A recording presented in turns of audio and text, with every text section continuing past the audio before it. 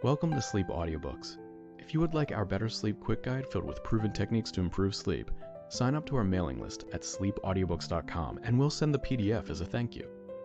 Subscribing and leaving a comment helps this channel more than you know, so please feel free to offer suggestions for future audiobooks or to just say hi.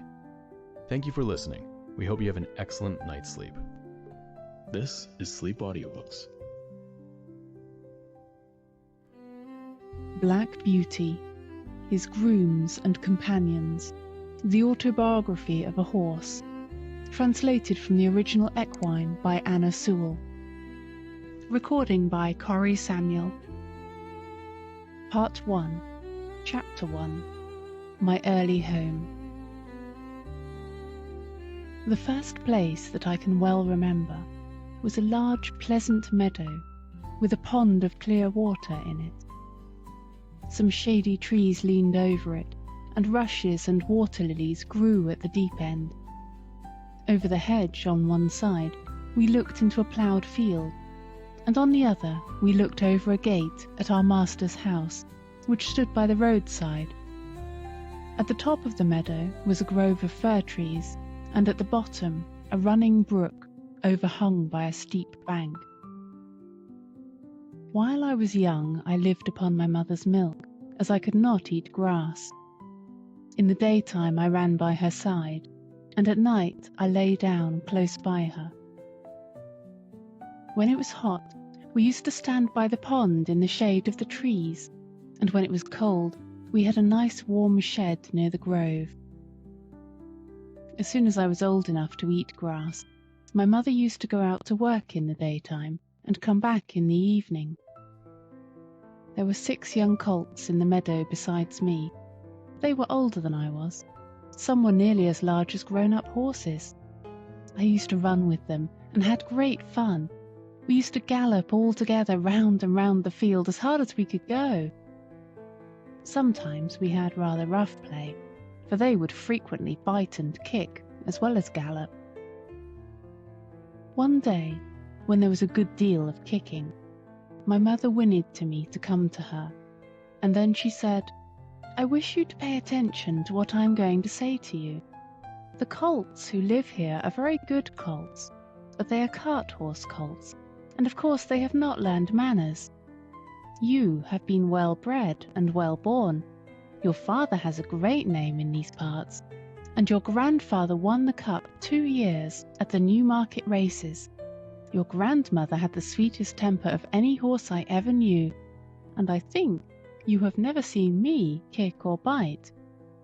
I hope you will grow up gentle and good, and never learn bad ways. Do your work with a good will, lift your feet up well when you trot, and never bite or kick, even in play."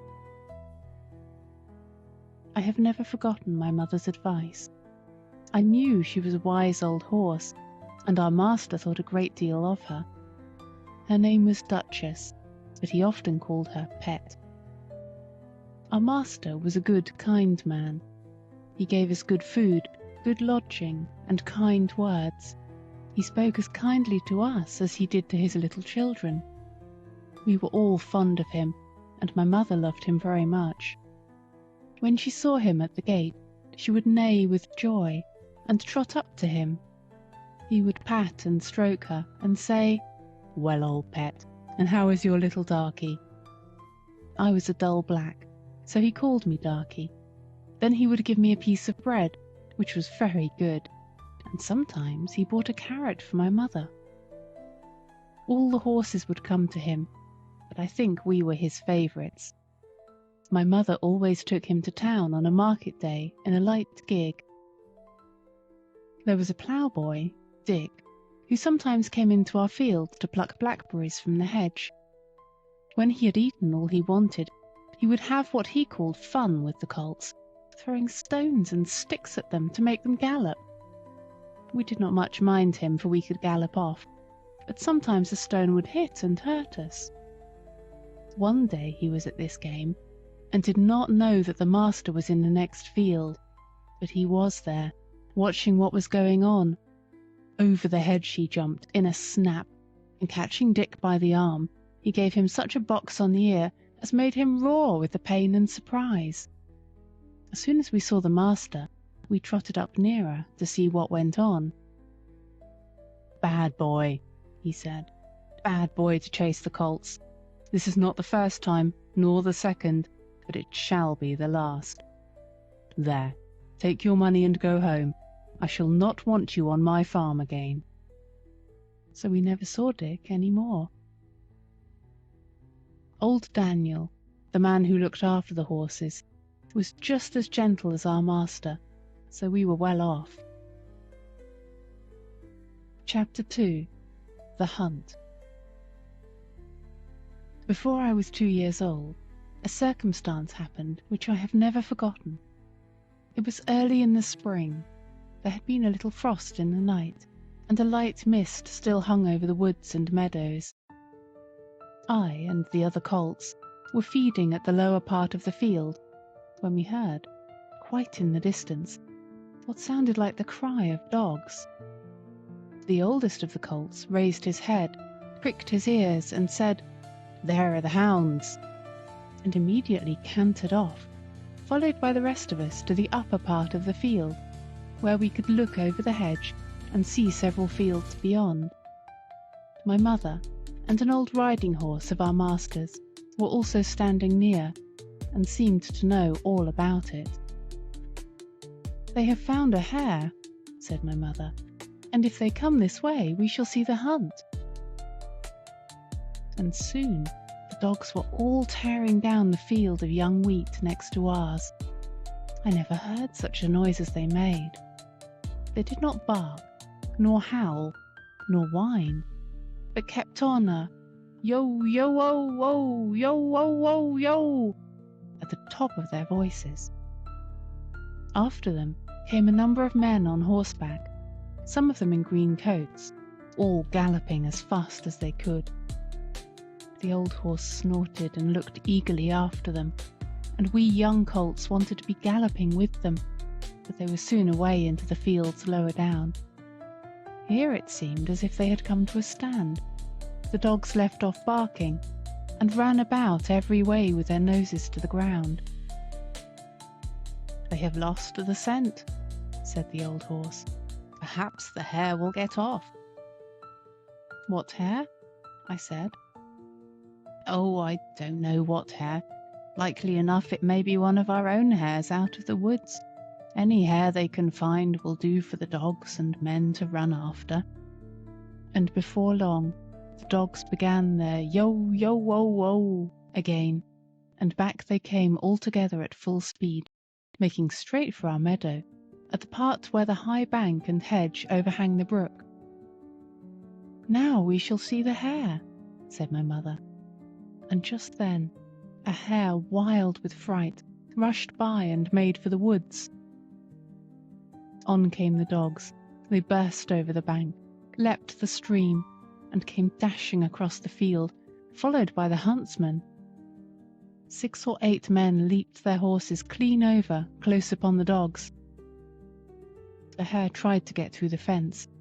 It was too thick, and she turned sharp round to make for the road, but it was too late.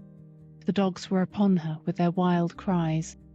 We heard one shriek, and that was the end of her. One of the huntsmen rode up and whipped off the dogs, who would soon have torn her to pieces.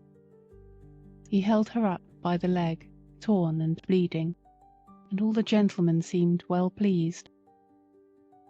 As for me, I was so astonished that I did not at first see what was going on by the brook, but when I did look, there was a sad sight. 2 fine horses were down. One was struggling in the stream, and the other was groaning on the grass. One of the riders was getting out of the water, covered with mud. The other lay quite still. "His neck is broke," said my mother. "And serve him right too," said one of the colts. I thought the same, but my mother did not join in with us. "Well, no," she said, "you must not say that. But though I am an old horse and have seen and heard a great deal, I never yet could make out why men are so fond of this sport. They often hurt themselves, often spoil good horses, and tear up the fields, and all for a hare, or a fox, or a stag, that they could get more easily some other way. But we are only horses, and don't know." While my mother was saying this, we stood and looked on. Many of the riders had gone to the young man, but my master, who had been watching what was going on, was the first to raise him. His head fell back, and his arms hung down, and everyone looked very serious. There was no noise now. Even the dogs were quiet, and seemed to know that something was wrong. They carried him to our master's house. I heard afterward that it was young George Gordon, the squire's only son, a fine, tall young man, and the pride of his family. There was now riding off in all directions, to the doctor's, to the farrier's, and no doubt to Squire Gordon's, to let him know about his son. When Mr. Bond, the farrier, came to look at the black horse that lay groaning on the grass, he felt him all over, and shook his head. One of his legs was broken. Then someone ran to our master's house, and came back with a gun. Presently there was a loud bang, and a dreadful shriek, and then all was still. The black horse moved no more. My mother seemed much troubled. She said she had known that horse for years, and that his name was Rob Roy. He was a good horse, and there was no vice in him. She would never go to that part of the field afterward.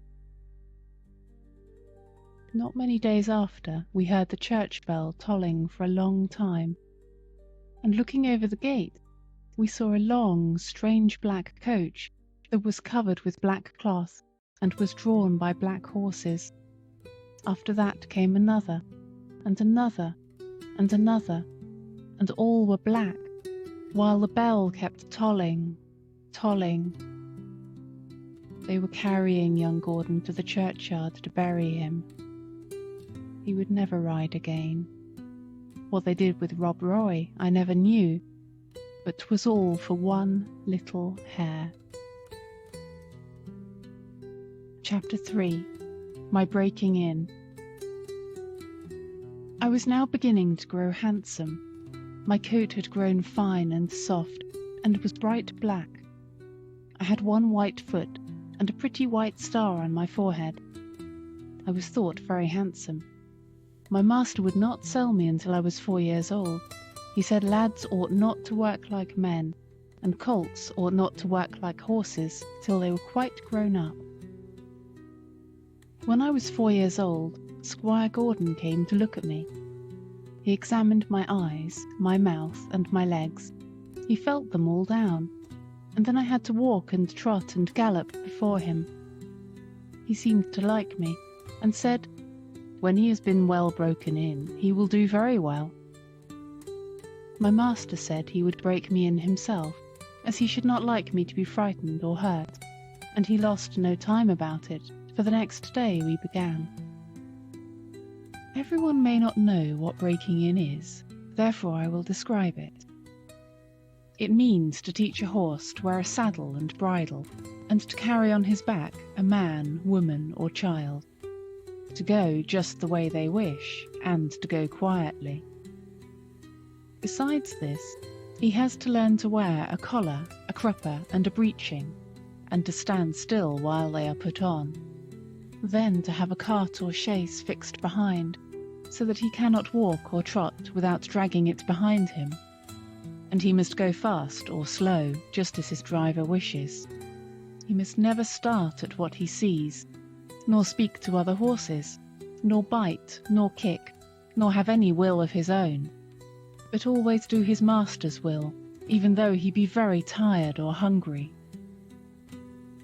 But the worst of all is, once his harness is on, he may neither jump for joy nor lie down for weariness. So you see, this breaking in is a great thing. I had of course long been used to a halter and a headstall, and to be led about in the fields and lanes quietly. But now I was to have a bit and bridle. My master gave me some oats as usual, and after a good deal of coaxing, he got the bit into my mouth and the bridle fixed, but it was a nasty thing. Those who have never had a bit in their mouths cannot think how bad it feels. A great piece of cold hard steel, as thick as a man's finger, to be pushed into one's mouth, between one's teeth and over one's tongue, with the ends coming out at the corner of your mouth, and held fast there by straps over your head, under your throat, round your nose, and under your chin, so that no way in the world can you get rid of the nasty hard thing. It is very bad. Yes, very bad. At least I thought so. But I knew my mother always wore one when she went out, and that all horses did when they were grown up. And so, what with the nice oats, and what with my master's pats, kind words and gentle ways, I got to wear my bit and bridle. Next came the saddle, but that was not half so bad. My master put it on my back very gently, while old Daniel held my head. He then made the girths fast under my body, patting and talking to me all the time. Then I had a few oats, then a little leading about, and this he did every day, till I began to look for the oats and the saddle. At length, one morning, my master got on my back and rode me round the meadow on the soft grass. It certainly did feel queer, but I must say I felt rather proud to carry my master, and, as he continued to ride me a little every day, I soon became accustomed to it. The next unpleasant business was putting on the iron shoes. That too was very hard at first. My master went with me to the smith's forge to see that I was not hurt or got any fright. The blacksmith took my feet in his hand, one after the other, and cut away some of the hoof. It did not pain me, so I stood still on 3 legs till he had done them all. Then he took a piece of iron the shape of my foot, and clapped it on, and drove some nails through the shoe quite into my hoof, so that the shoe was firmly on. My feet felt very stiff and heavy, but in time I got used to it. And now, having got so far, my master went on to break me to harness. There were more new things to wear. First, a stiff, heavy collar just on my neck, and a bridle with great side pieces against my eyes called blinkers. And blinkers indeed they were, for I could not see on either side, but only straight in front of me. Next, there was a small saddle with a nasty stiff strap that went right under my tail. That was the crupper. I hated the crupper. To have my long tail doubled up and poked through that strap was almost as bad as the bit. I never felt more like kicking, but of course I could not kick such a good master, and so in time I got used to everything, and could do my work as well as my mother. I must not forget to mention one part of my training which I have always considered a very great advantage.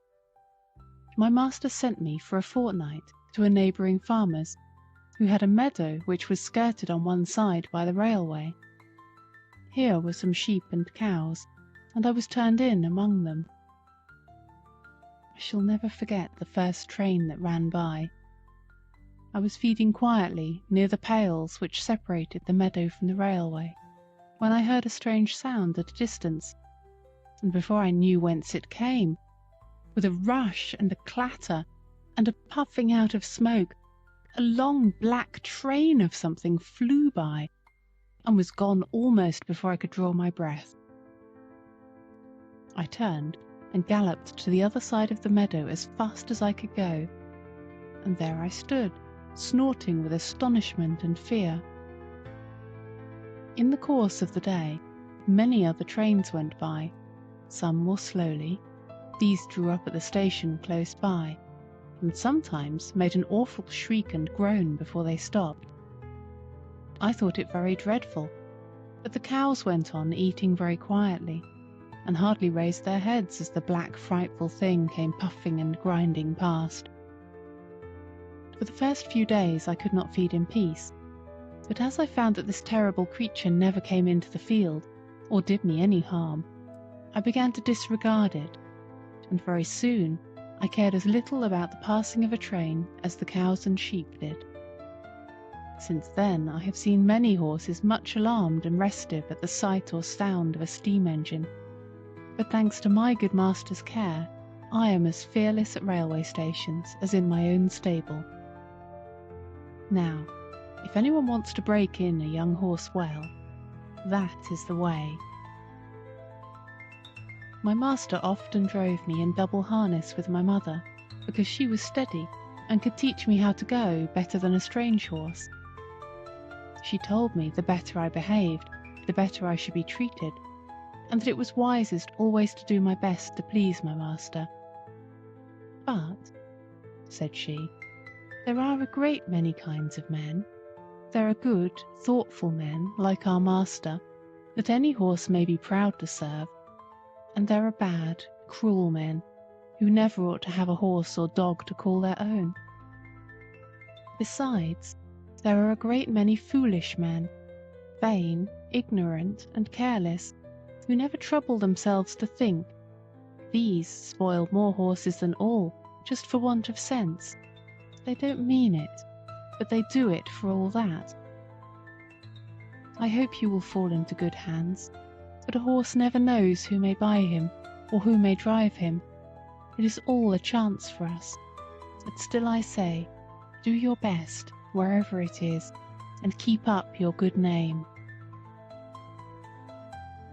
Chapter 4. Birtwick Park. At this time, I used to stand in the stable, and my coat was brushed every day until it shone like a rook's wing. It was early in May, when there came a man from Squire Gordon's, who took me away to the hall. My master said, "Goodbye, Darky. Be a good horse, and always do your best." I could not say goodbye, so I put my nose into his hand. He patted me kindly, and I left my first home. As I lived some years with Squire Gordon, I may as well tell something about the place. Squire Gordon's park skirted the village of Birtwick. It was entered by a large iron gate, at which stood the first lodge, and then you trotted along on a smooth road between clumps of large old trees, then another lodge and another gate, which brought you to the house and the gardens. Beyond this lay the home paddock, the old orchard, and the stables. There was accommodation for many horses and carriages, but I need only describe the stable into which I was taken. This was very roomy, with 4 good stalls. A large swinging window opened into the yard, which made it pleasant and airy. The first stall was a large square one, shut in behind with a wooden gate. The others were common stalls, good stalls, but not nearly so large. It had a low rack for hay and a low manger for corn. It was called a loose box, because the horse that was put into it was not tied up, but left loose to do as he liked. It is a great thing to have a loose box. Into this fine box the groom put me. It was clean, sweet, and airy. I never was in a better box than that, and the sides were not so high but that I could see all that went on through the iron rails that were at the top. He gave me some very nice oats. He patted me, spoke kindly, and then went away. When I had eaten my corn, I looked around.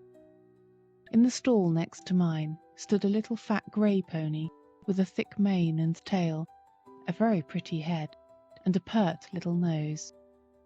I put my head up to the iron rails at the top of my box and said, "How do you do? What is your name?" He turned round as far as his halter would allow, held up his head, and said, "My name is Merrylegs. I am very handsome. I carry the young ladies on my back, and sometimes I take our mistress out in the low chair. They think a great deal of me, and so does James. Are you going to live next door to me in the box?" I said, "Yes." "Well then," he said, "I hope you are good-tempered. I do not like anyone next door who bites." Just then a horse's head looked over from the stall beyond. The ears were laid back, and the eye looked rather ill-tempered. This was a tall chestnut mare, with a long, handsome neck. She looked across to me and said, "So it is you who have turned me out of my box. It is a very strange thing for a colt like you to come and turn a lady out of her own home." "I beg your pardon," I said. "I have turned no one out. The man who brought me put me here, and I had nothing to do with it. And as to my being a colt, I am turned 4 years old, and am a grown-up horse. I never had words yet with horse or mare, and it is my wish to live at peace."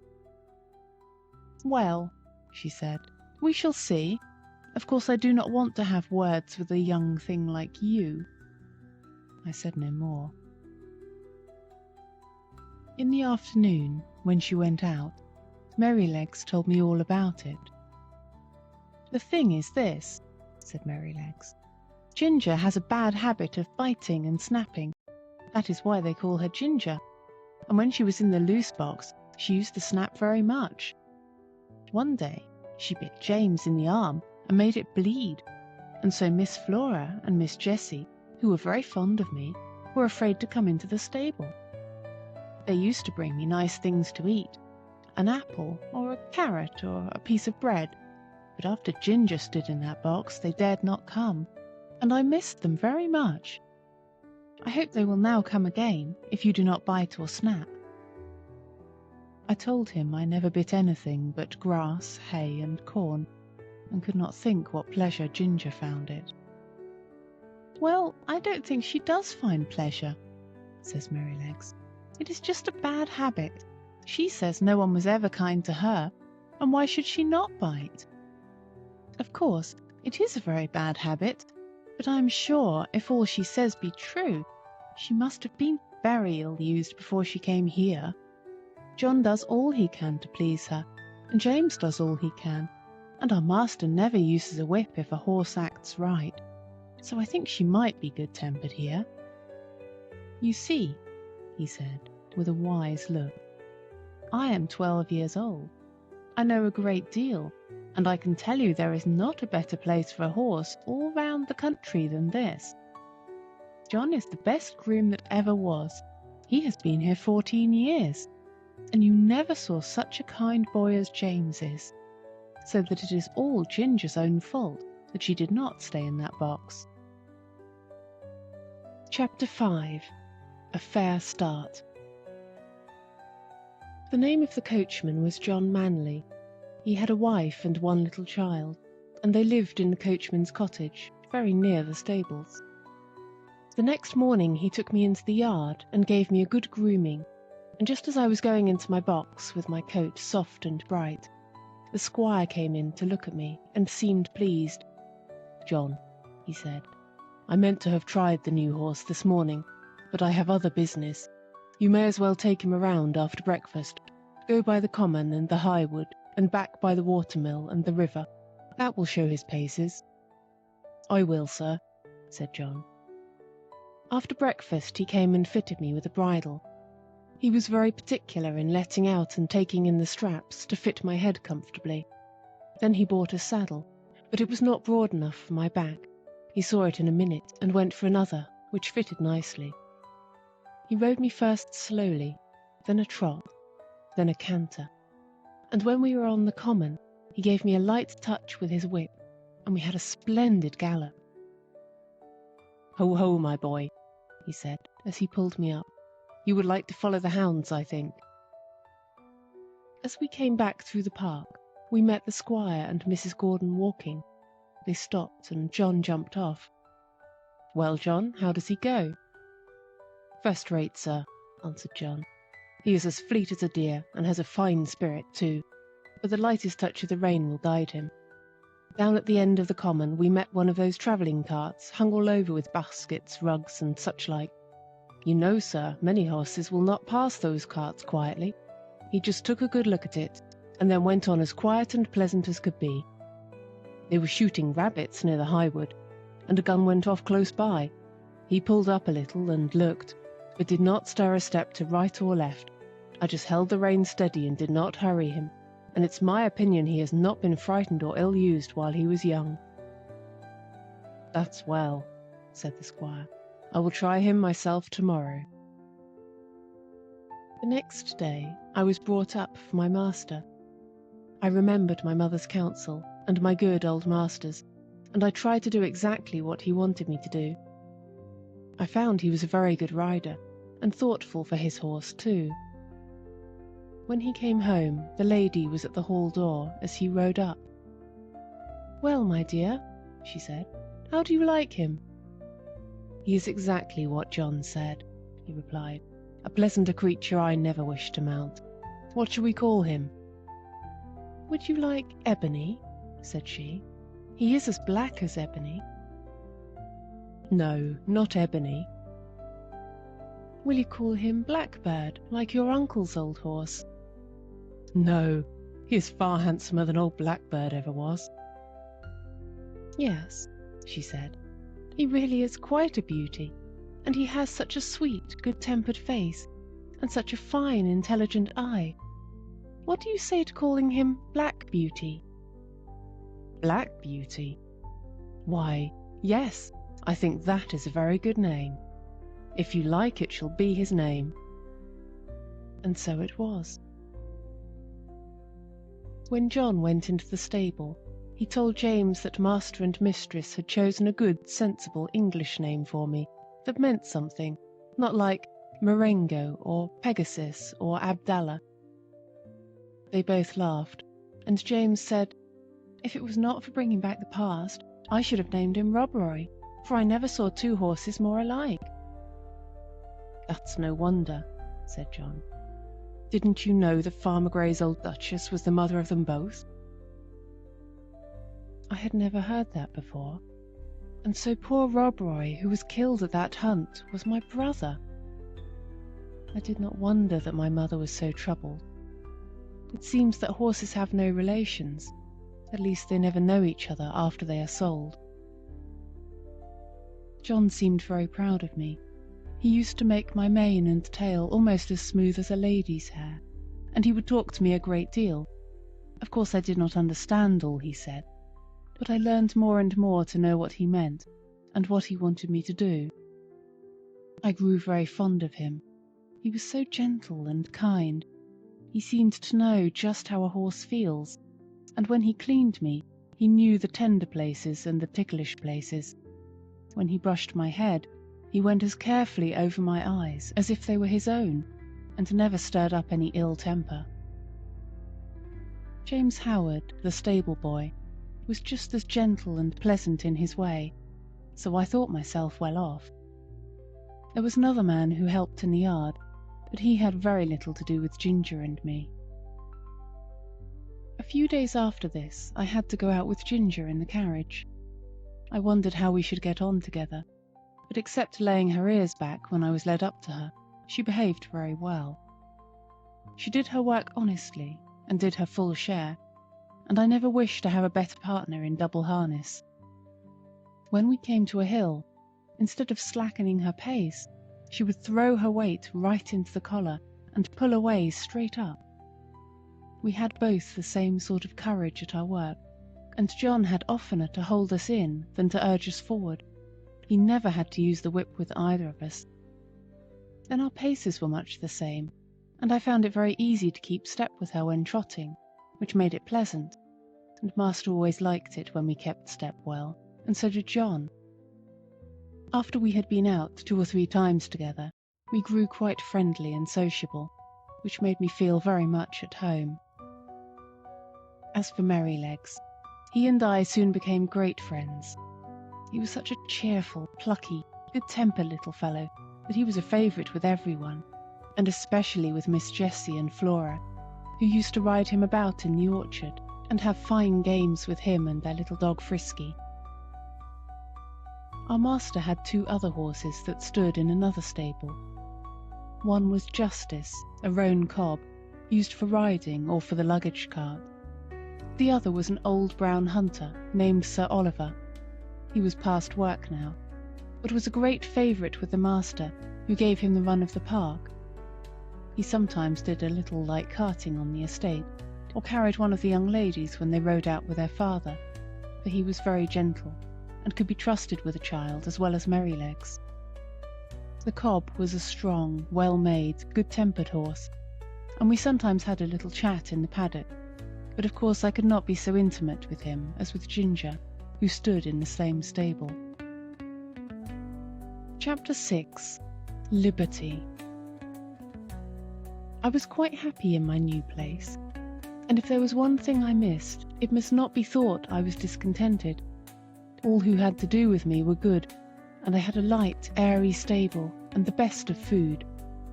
What more could I want? Why, liberty.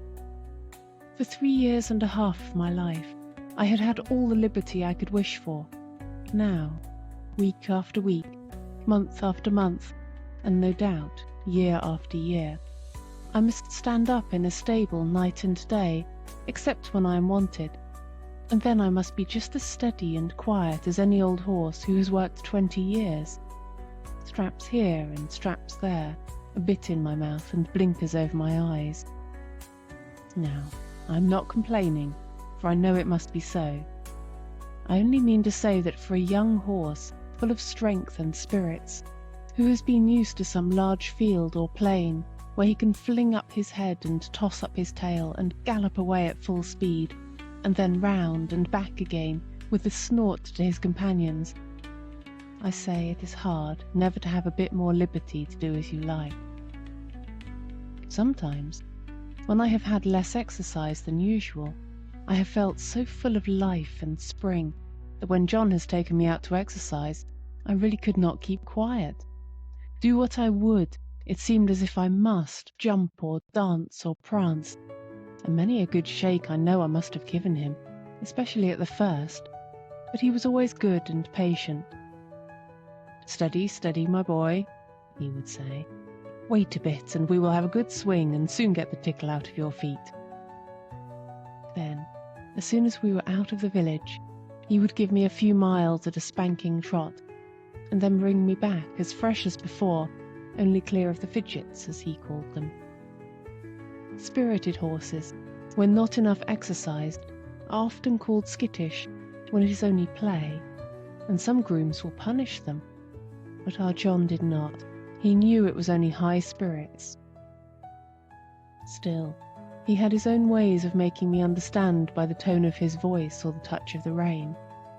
If he was very serious and quite determined, I always knew it by his voice, and that had more power with me than anything else, for I was very fond of him. I ought to say that sometimes we had our liberty for a few hours. This used to be on fine Sundays in the summer-time. The carriage never went out on Sundays, because the church was not far off. It was a great treat to us to be turned out into the home paddock or the old orchard. The grass was so cool and soft to our feet, the air so sweet, and the freedom to do as we liked was so pleasant. To gallop, to lie down and roll over on our backs, or to nibble the sweet grass. Then it was a very good time for talking, as we stood together under the shade of the large chestnut tree. Chapter 7. Ginger. One day, when Ginger and I were standing alone in the shade, we had a great deal of talk. She wanted to know all about my bringing up and breaking in, and I told her. "Well," said she, "if I had had your bringing up, I might have had as good a temper as you, but now I don't believe I ever shall." "Why not?" I said. "Because it has all been so different with me," she replied. "I never had anyone, horse or man, that was kind to me, or that I cared to please. For in the first place, I was taken from my mother as soon as I was weaned, and put in with a lot of other young colts. None of them cared for me, and I cared for none of them. There was no kind master like yours to look after me, and talk to me, and bring me nice things to eat. The man that had the care of us never gave me a kind word in my life. I do not mean that he ill-used me, but he did not care for us one bit further than to see that we had plenty to eat and shelter in the winter. A footpath ran through our field, and very often the great boys passing through would fling stones to make us gallop.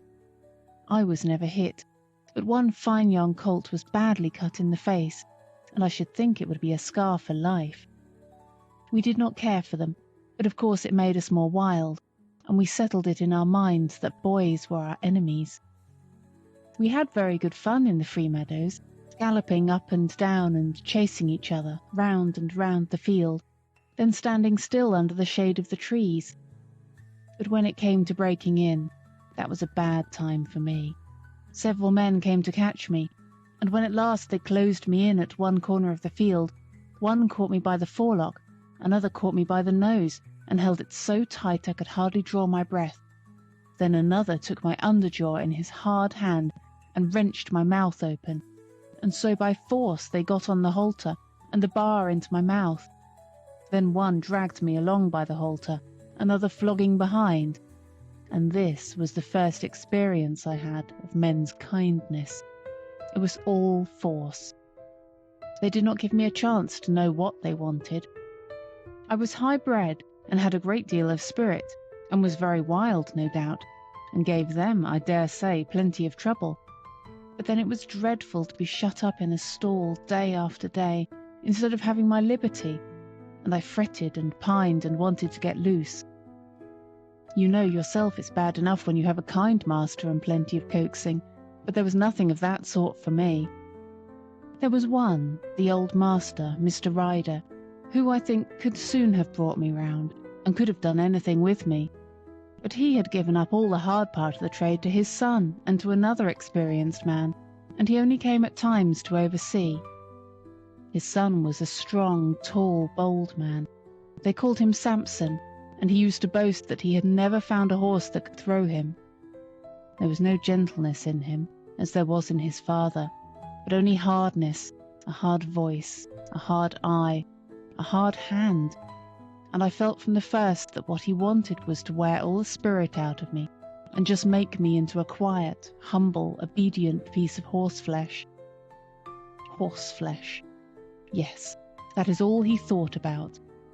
And Ginger stamped her foot, as if the very thought of him made her angry. Then she went on. If I did not do exactly what he wanted, he would get put out, and make me run round with that long rein in the training field till he had tired me out. I think he drank a good deal, and I am quite sure that the oftener he drank, the worse it was for me. One day he had worked me hard in every way he could, and when I lay down I was tired and miserable and angry. It all seemed so hard. The next morning he came for me early, and ran me round again for a long time. I had scarcely an hour's rest when he came again for me with a saddle and bridle and a new kind of bit. I could never quite tell how it came about. He had only just mounted me on the training ground when something I did put him out of temper, and he chucked me hard with the rein.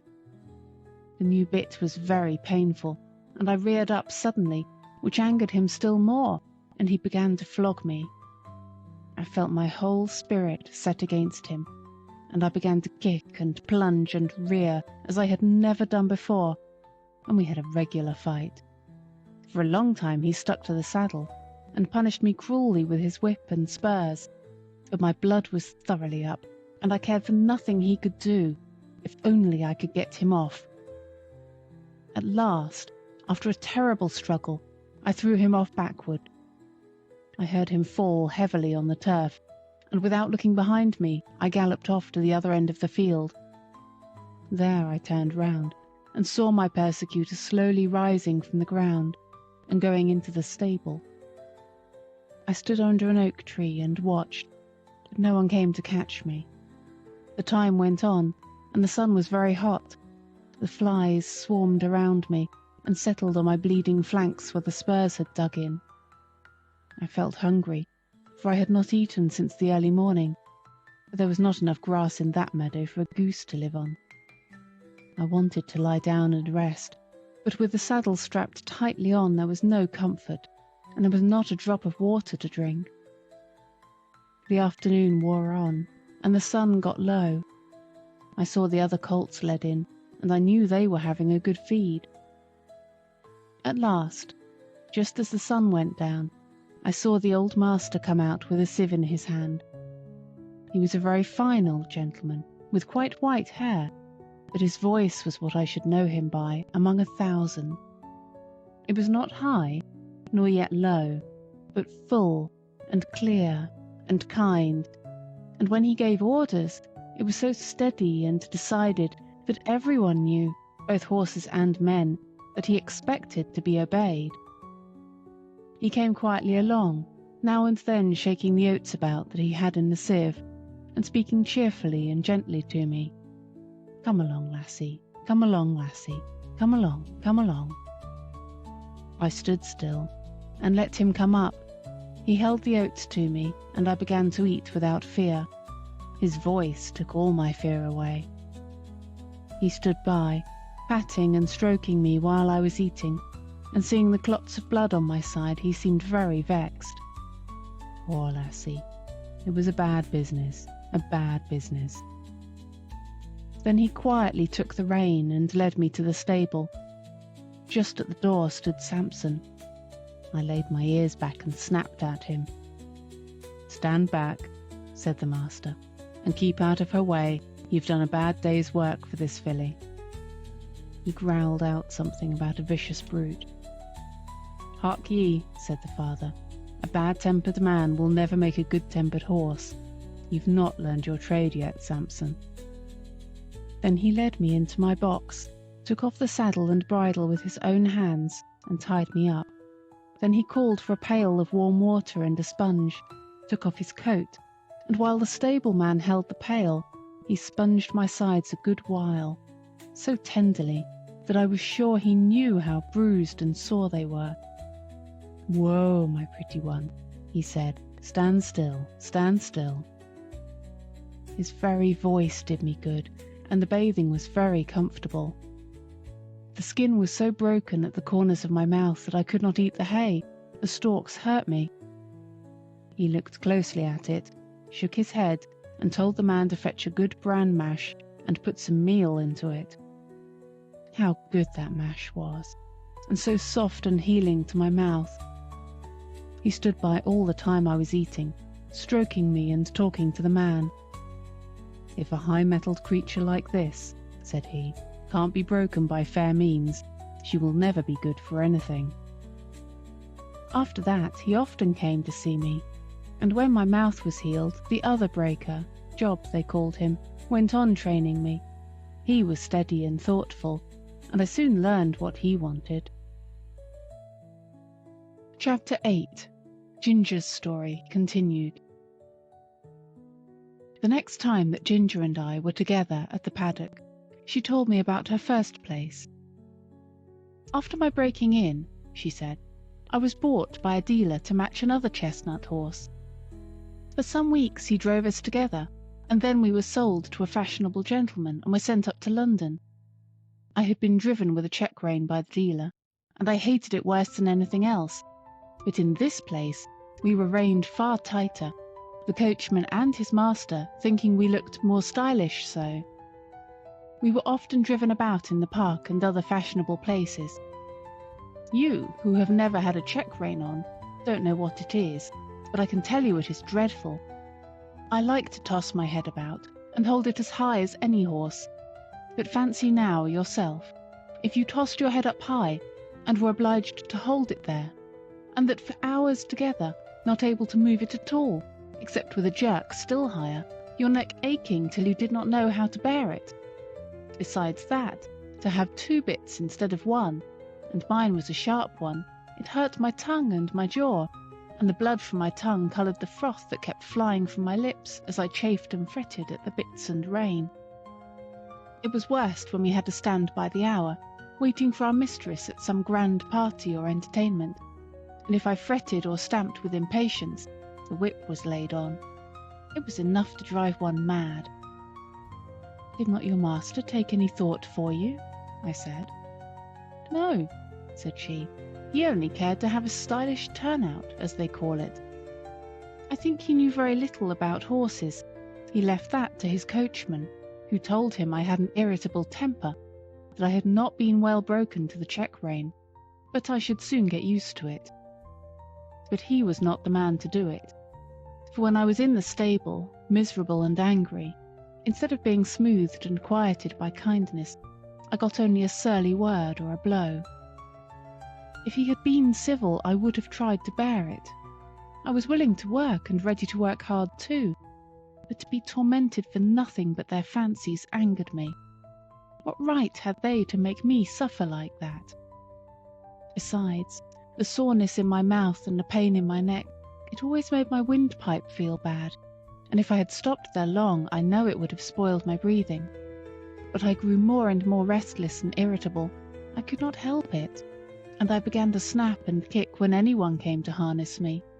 For this the groom beat me, and one day, as they had just buckled us into the carriage, and were straining my head up with that rein, I began to plunge and kick with all my might.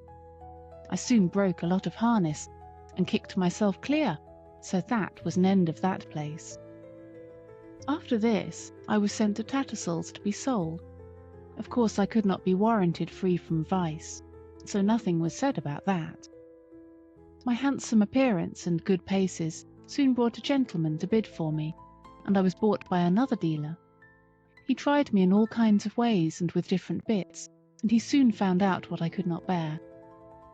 At last he drove me quite without a check rein, and then sold me as a perfectly quiet horse to a gentleman in the country. He was a good master, and I was getting on very well, but his old groom left him, and a new one came. This man was as hard-tempered and hard-handed as Samson. He always spoke in a rough, impatient voice, and if I did not move in the stall the moment he wanted me, he would hit me above the hocks with his stable broom or the fork, whichever he might have in his hand. Everything he did was rough, and I began to hate him. He wanted to make me afraid of him, but I was too high-mettled for that. And one day, when he had aggravated me more than usual, I bit him, which of course put him in a great rage, and he began to hit me about the head with a riding whip. After that, he never dared to come into my stall again. Either my heels or my teeth were ready for him, and he knew it. I was quite quiet with my master, but of course he listened to what the man said, and so I was sold again. The same dealer heard of me, and said he thought he knew one place where I should do well. It was a pity, he said, that such a fine horse should go to the bad, for want of a real good chance. And the end of it was that I came here not long before you did. But I had then made up my mind that men were my natural enemies, and that I must defend myself. Of course, it is very different here, but who knows how long it will last? I wish I could think about things as you do, but I can't, after all I have gone through. Well, I said, I think it would be a real shame if you were to bite or kick John or James. I don't mean to, she said, while they are good to me. I did bite James once pretty sharp, but John said, try her with kindness, and instead of punishing me as I expected, James came to me with his arm bound up and brought me a bran mash and stroked me, and I have never snapped at him since, and I won't either. I was sorry for Ginger, but of course I knew very little then, and I thought most likely she made the worst of it. However, I found that as the weeks went on she grew more gentle and cheerful, and had lost the watchful, defiant look that she used to turn on any strange person who came near her. And one day James said, I do believe that mare is getting quite fond of me. She quite whinnied after me this morning when I had been rubbing her forehead. Aye, aye, Jim, 'tis the Birtwick balls, said John. She'll be as good as Black Beauty by and by. Kindness is all the physic she wants, poor thing. Master noticed the change too, and one day when he got out of the carriage and came to speak to us, as he often did, he stroked her beautiful neck. Well, my pretty one, well, how do things go with you now? You are a good bit happier than when you came to us, I think. She put her nose up to him in a friendly, trustful way, while he rubbed it gently. We shall make a cure of her, John, he said. Yes, sir, she's wonderfully improved. She's not the same creature that she was. It's the Birtwick balls, sir, said John, laughing. This was a little joke of John's. he used to say that a regular course of the Birtwick horse balls would cure almost any vicious horse. These balls, he said, were made up of patience and gentleness, firmness and petting, 1 pound of each to be mixed up with half a pint of common sense and given to the horse every day. Chapter 9. Merrylegs. Mr. Bloomfield, the vicar, had a large family of boys and girls. Sometimes they used to come and play with Miss Jessie and Flora. One of the girls was as old as Miss Jessie. 2 of the boys were older, and there were several little ones.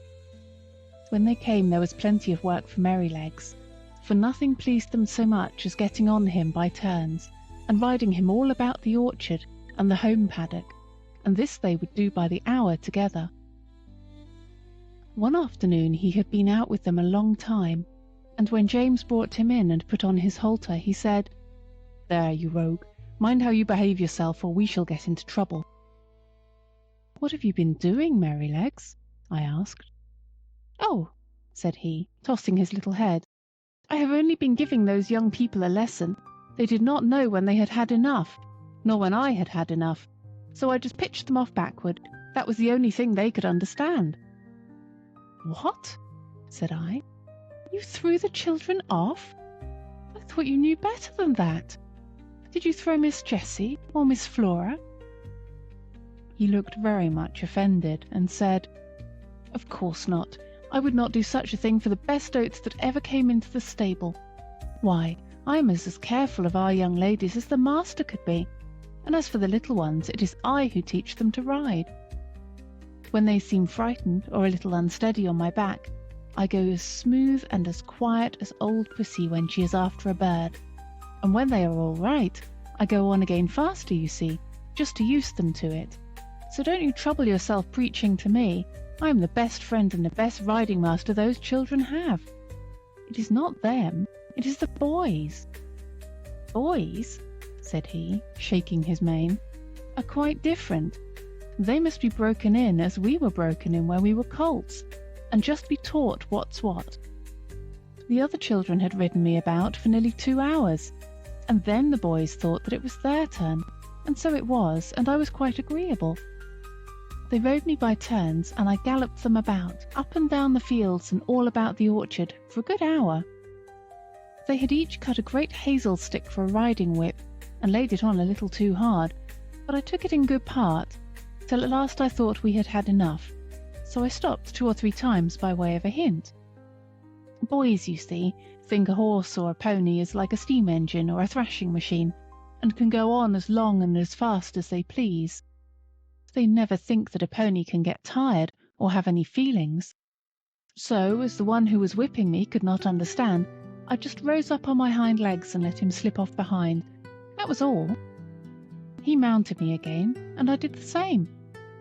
Then the other boy got on, and as soon as he began to use his stick, I laid him on the grass, and so on, till they were able to understand.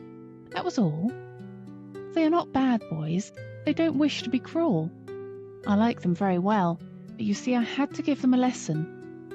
When they brought me to James and told him, I think he was very angry to see such big sticks. He said they were only fit for drovers or gypsies, and not for young gentlemen. Had I been you, said Ginger, I would have given those boys a good kick, and that would have given them a lesson. No doubt you would, said Merrylegs, but then I am not quite such a fool, begging your pardon, as to anger our master or make James ashamed of me. Besides, those children are under my charge when they are riding. I tell you they are entrusted to me. Why, only the other day I heard our master say to Mrs. Bloomfield, My dear madam, you need not be anxious about the children. My old Merrylegs will take as much care of them as you or I could. I assure you I would not sell that pony for any money. He is so perfectly good-tempered and trustworthy. And do you think I am such an ungrateful brute as to forget all the kind treatment I've had here for 5 years, and all the trust that they place in me, and turn vicious because a couple of ignorant boys used me badly? No, no. You never had a good place where they were kind to you, and so you don't know, and I'm sorry for you. But I can tell you good places make good horses. I wouldn't vex our people for anything. I love them, I do," said Merrylegs, and he gave a low ho-ho-ho through his nose, as he used to do in the morning when he heard James's footstep at the door. "Besides," he went on, "if I took to kicking, where should I be? Why, sold off in a jiffy, and no character, and I might find myself slaved about under a butcher's boy, or worked to death at some seaside place where no one cared for me, except to find out how fast I could go, or be flogged along in some cart with 3 or 4 great men in it going out for a Sunday spree, as I have often seen in the place I lived in before I came here. No," said he, shaking his head, "I hope I shall never come to that." Chapter 10. A Talk in the Orchard. Ginger and I were not of the regular tall carriage horse breed. We had more of the racing blood in us. We stood about 15½ hands high. We were therefore just as good for riding as we were for driving, and our master used to say that he disliked either horse or man that could do but one thing, and as he did not want to show off in London parks, he preferred a more active and useful kind of horse. As for us, our greatest pleasure was when we were saddled for a riding party, the master on Ginger, the mistress on me, and the young ladies on Sir Oliver and Merrylegs. It was so cheerful to be trotting and cantering all together that it always put us in high spirits. I had the best of it, for I always carried the mistress. Her weight was little, her voice was sweet, and her hand was so light on the rein that I was guided almost without feeling it. Oh, if people knew what a comfort to horses a light hand is, and how it keeps a good mouth and a good temper, they surely would not chuck and drag and pull at the rein as they often do.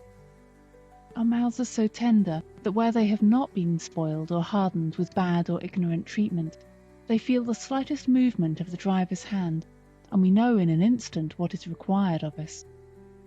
My mouth has never been spoiled, and I believe that was why the mistress preferred me to Ginger, although her paces were certainly quite as good.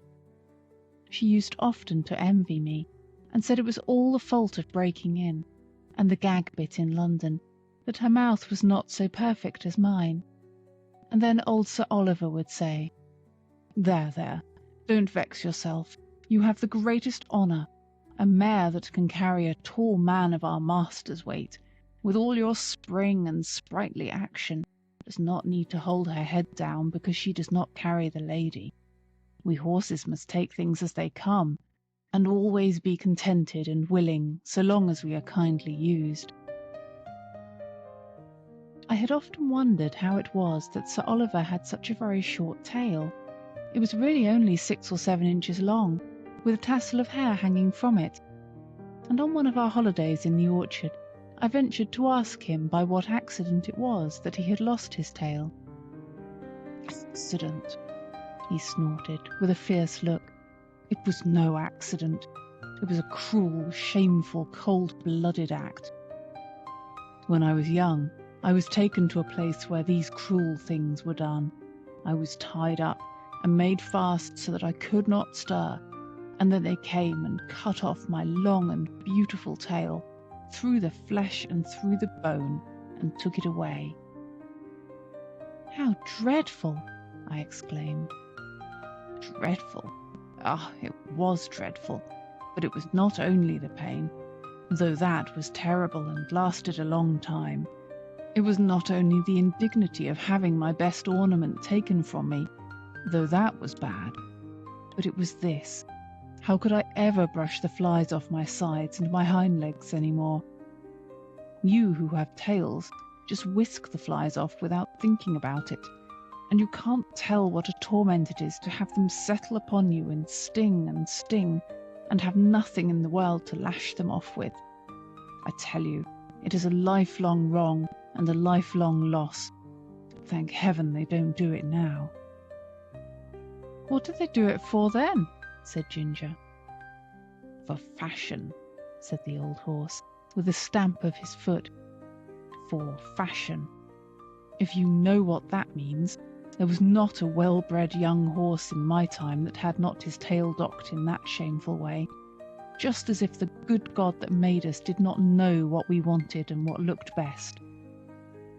I suppose it is fashion that makes them strap our heads up with those horrid bits that I was tortured with in London, said Ginger. Of course it is, said he. To my mind, fashion is one of the wickedest things in the world. Now look, for instance, at the way they serve dogs, cutting off their tails to make them look plucky, and shearing up their pretty little ears to a point to make them both look sharp, forsooth. I had a dear friend once, a brown terrier, Skye they called her. She was so fond of me that she would never sleep out of my stall. She made her bed under the manger, and there she had a litter of 5 as pretty little puppies as need be. None were drowned, for they were a valuable kind, and how pleased she was with them. And when they got their eyes open and crawled about, it was a real pretty sight. But one day the man came and took them all away. I thought he might be afraid I should tread upon them. But it was not so. In the evening poor Skye brought them back again, one by one, in her mouth, not the happy little things that they were, but bleeding and crying pitifully. They had all had a piece of their tails cut off, and the soft flap of their pretty little ears was cut quite off. How their mother licked them, and how troubled she was, poor thing. I never forgot it. They healed in time, and they forgot the pain. But the nice soft flap, that of course was intended to protect the delicate part of their ears from dust and injury, was gone forever. Why don't they cut their own children's ears into points to make them look sharp? Why don't they cut the end off their noses to make them look plucky? One would be just as sensible as the other. What right have they to torment and disfigure God's creatures? Sir Oliver, though he was so gentle, was a fiery old fellow, and what he said was all so new to me and so dreadful that I found a bitter feeling towards men rise up in my mind that I had never had before. Of course, Ginger was very much excited. She flung up her head with flashing eyes and distended nostrils, declaring that men were both brutes and blockheads. Who talks about blockheads?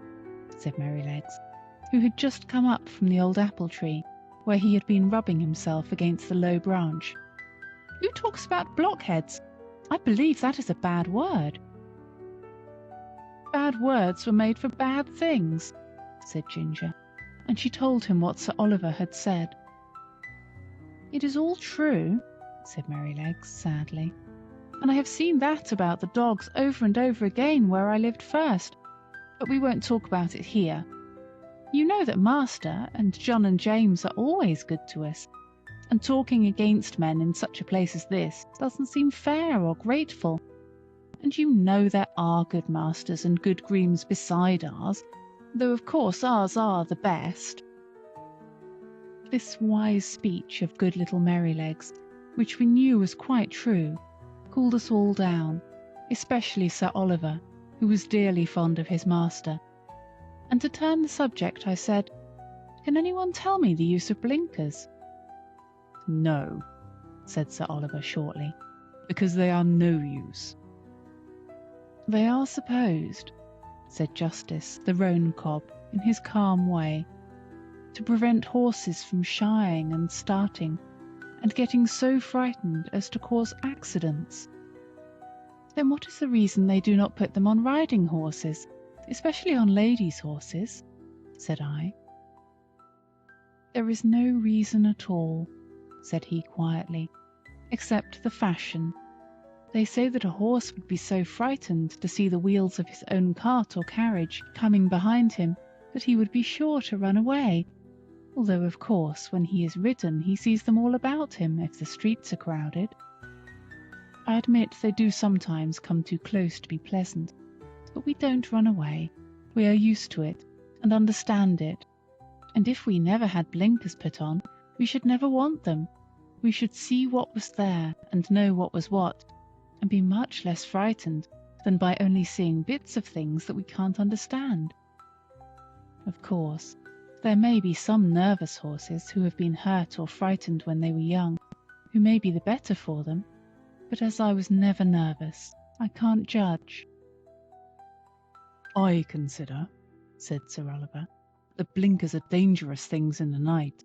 We horses can see much better in the dark than men can, and many an accident would never have happened if horses might have had the full use of their eyes. Some years ago, I remember, there was a hearse with 2 horses returning one dark night, and just by Farmer Sparrow's house, where the pond is close to the road, the wheels went too near the edge, and the hearse was overdrowned into the water. Both the horses were drowned, and the driver hardly escaped.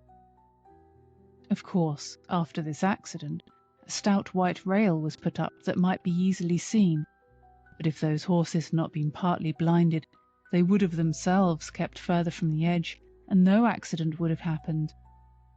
When our master's carriage was overturned, before you came here, it was said that if the lamp on the left side had not gone out, John would have seen the great hole that the road-makers had left. And so he might, but if old Colin had not had blinkers on, he would have seen it, lamp or no lamp, for he was far too knowing an old horse to run into danger. As it was, he was very much hurt. The carriage was broken, and how John escaped nobody knew." "I should say," said Ginger, curling her nostril, "that these men, who are so wise, had better give orders that in the future all foals should be born with their eyes set just in the middle of their foreheads, instead of on the side. They always think they can improve upon nature and mend what God has made." Things were getting rather sore again, when Merrylegs held up his knowing little face and said, "I'll tell you a secret. I believe John does not approve of blinkers. I heard him talking with Master about it one day. The Master said that if horses had been used to them, it might be dangerous in some cases to leave them off. And John said he thought it would be a good thing if all colts were broken in without blinkers, as was the case in some foreign countries. So let us cheer up and have a run to the other end of the orchard. I believe the wind has blown down some apples, and we might just as well eat them as the slugs." Merrylegs could not be resisted, so we broke off our long conversation and got up our spirits by munching some very sweet apples, which lay scattered on the grass. Chapter 11. Plain Speaking. The longer I lived at Birtwick, the more proud and happy I felt at having such a place. Our master and mistress were respected and beloved by all who knew them. They were good and kind to everybody and everything, not only men and women, but horses and donkeys, dogs and cats, cattle and birds. There was no oppressed or ill-used creature that had not a friend in them, and their servants took the same tone. If any of the village children were known to treat any creature cruelly, they soon heard about it from the hall. The squire and Farmer Grey had worked together, as they said, for more than 20 years to get check reins on the cart horses done away with, and in our parts you seldom saw them, and sometimes, if mistress met a heavily laden horse with his head strained up, she would stop the carriage and get out, and reason with the driver in her sweet, serious voice, and try to show him how foolish and cruel it was. I don't think any man could withstand our mistress. I wish all ladies were like her. Our master, too, used to come down very heavy sometimes. I remember he was riding me towards home one morning, when we saw a powerful man driving towards us in a light pony chaise, with a beautiful little bay pony, with slender legs and a high-bred sensitive head and face. Just as he came to the park gates, the little thing turned toward them. The man, without word or warning, wrenched the creature's head round with such a force and suddenness that he nearly threw it on its haunches. Recovering itself, it was going on, when he began to lash it furiously. The pony plunged forward, but the strong, heavy hand held the pretty creature back with force almost enough to break its jaw, while the whip still cut into him. It was a dreadful sight to me, for I knew what fearful pain it gave that delicate little mouth, but master gave me the word, and we were up with him in a second. "Sawyer," he cried in a stern voice. "Is that pony made of flesh and blood?" "Flesh and blood and temper," he said. "He's too fond of his own will, and that won't suit me." He spoke as if he was in a strong passion. He was a builder who had often been to the park on business. "And do you think," said Master sternly, "that treatment like this will make him fond of your will?" "He had no business to make that turn. His road was straight on," said the man roughly. "You have often driven that pony up to my place," said Master. "It only shows the creature's memory and intelligence. How did he know that you were not going there again? But that has little to do with it. I must say, Mr. Sawyer, that a more unmanly, brutal treatment of a little pony it was never my painful lot to witness, and by giving way to such passion you injure your own character as much, nay more than you injure your horse. And remember, we shall all have to be judged according to our works, whether they be toward man or toward beast." Master rode me home slowly, and I could tell by his voice how the thing had grieved him. He was just as free to speak to gentlemen of his own rank as to those below him. For another day, when we were out, we met a Captain Langley, a friend of our master's. He was driving a splendid pair of greys in a kind of brake. After a little conversation, the captain said, "What do you think of my new team, Mr. Douglas? You know, you are the judge of horses in these parts, and I should like your opinion." The master backed me a little, so as to get a good view of them. "They are an uncommonly handsome pair," he said, "and if they are as good as they look, I am sure you need not wish for anything better. But I see you still hold that pet scheme of yours for worrying your horses and lessening their power." "What do you mean?" said the other. "The check reins? Oh, I know that's a hobby of yours. Well, the fact is I like to see my horses hold their head up." "So do I," said Master, "as well as any man, but I don't like to see them held up. That takes all the shine out of it. Now, you are a military man, Langley, and no doubt like to see your regiment look well on parade, heads up and all that. But you would not take much credit for your drill if all your men had their heads tied to a backboard. It might not be much harm on parade, except to worry and fatigue them, but how would it be in a bayonet charge against the enemy, when they want the free use of every muscle, and all their strength thrown forward? I would not give much for their chance of victory. And it is just the same with horses. You fret and worry their tempers, and decrease their power. You will not let them throw their weight against their work, and so they have to do too much with their joints and muscles, and of course it wears them up faster. You may depend upon it, horses were intended to have their heads free as men's are, and if we could all act a little more according to common sense, and a good deal less according to fashion, we should find many things work easier. Besides, you know as well as I that if a horse makes a false step, he has much less chance of recovering himself if his head and neck are fastened back. And now," said the master, laughing, "I have given my hobby a good trot out. Can't you make up your mind to mount him too, Captain? Your example would go a long way." "I believe you are right in theory," said the other, "and that's rather a hard hit about the soldiers. But, well, I'll think about it." And so they parted. Chapter 12. A Stormy Day. One day, late in the autumn, my master had a long journey to go on business. I was put into the dog cart, and John went with his master. I always liked to go in the dog cart. It was so light, and the high wheels ran along so pleasantly. There had been a great deal of rain, and now the wind was very high and blew the dry leaves across the road in a shower. We went along merrily till we came to the toll bar and the low wooden bridge. The river banks were rather high, and the bridge, instead of rising, went across just level, so that in the middle, if the river was full, the water would be nearly up to the woodwork and planks. But as there were good substantial rails on each side, people did not mind it. The man at the gate said the river was rising fast, and he feared it would be a bad night. Many of the meadows were under water, and in one low part of the road the water was halfway up to my knees. The bottom was good, and Master drove gently, so it was no matter. When we got to the town, of course, I had a good bait, but as the Master's business engaged him a long time, we did not start for home until rather late in the afternoon.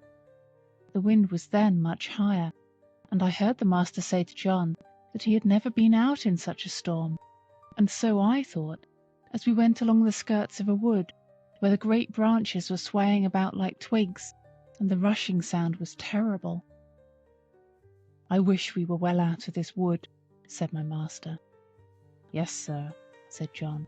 "It would be rather awkward if one of these branches came down on us." The words were scarcely out of his mouth when there was a groan and a crack and a splitting sound, and tearing, crashing down among the other trees came an oak torn up by the roots, and it fell right across the road just before us. I will never say I was not frightened, for I was. I stopped still, and I believe I trembled. Of course I did not turn round or run away. I was not brought up to that. John jumped out, and was in a moment at my head. "That was a very near touch," said my Master. "What's to be done now?" "Well, sir, we can't drive over that tree, nor yet get round it. There will be nothing for it but to go back to the 4 crossways, and that will be a good 6 miles before we get round to the wooden bridge again. It will make us late, but the horse is fresh." So back we went and round by the crossroads, but by the time we got to the bridge it was very nearly dark. We could just see that the water was over the middle of it, but as that happened sometimes when the floods were out, Master did not stop. We were going along at a good pace, but the moment my feet touched the first part of the bridge, I felt sure there was something wrong. I dare not go forward, and I made a dead stop. "Go on, Beauty," said my Master, and he gave me a touch with the whip, but I dare not stir. He gave me a sharp cut. I jumped, but I dare not go forward. "There's something wrong, sir," said John, and he sprang out of the dog-cart and came to my head, and looked all about. He tried to lead me forward. "Come on, Beauty, what's the matter?" Of course I could not tell him, but I knew very well that the bridge was not safe. Just then, the man at the toll gate on the other side ran out of the house, tossing a torch about like one mad. "Hoi, hoi, hoi! Halloo! Stop!" he cried. "What's the matter?" shouted my Master. "The bridge is broken in the middle, and part of it is carried away. If you come on, you'll be into the river." "Thank God," said my Master. "You beauty," said John, and took the bridle and gently turned me round to the right-hand road by the riverside. The sun had set some time. The wind seemed to have lulled off since that furious blast which tore up the tree. It grew darker and darker, stiller and stiller. I trotted quietly along, the wheels hardly making a sound on the soft road. For a good while neither Master nor John spoke, and then Master began, in a serious voice. I could not understand much of what they said, but I found they thought if I had gone on as the Master wanted me, most likely the bridge would have given way under us, and horse, chaise, Master and man would have fallen into the river, and as the current was flowing very strongly, and there was no light and no help at hand, it was more than likely we should all have been drowned.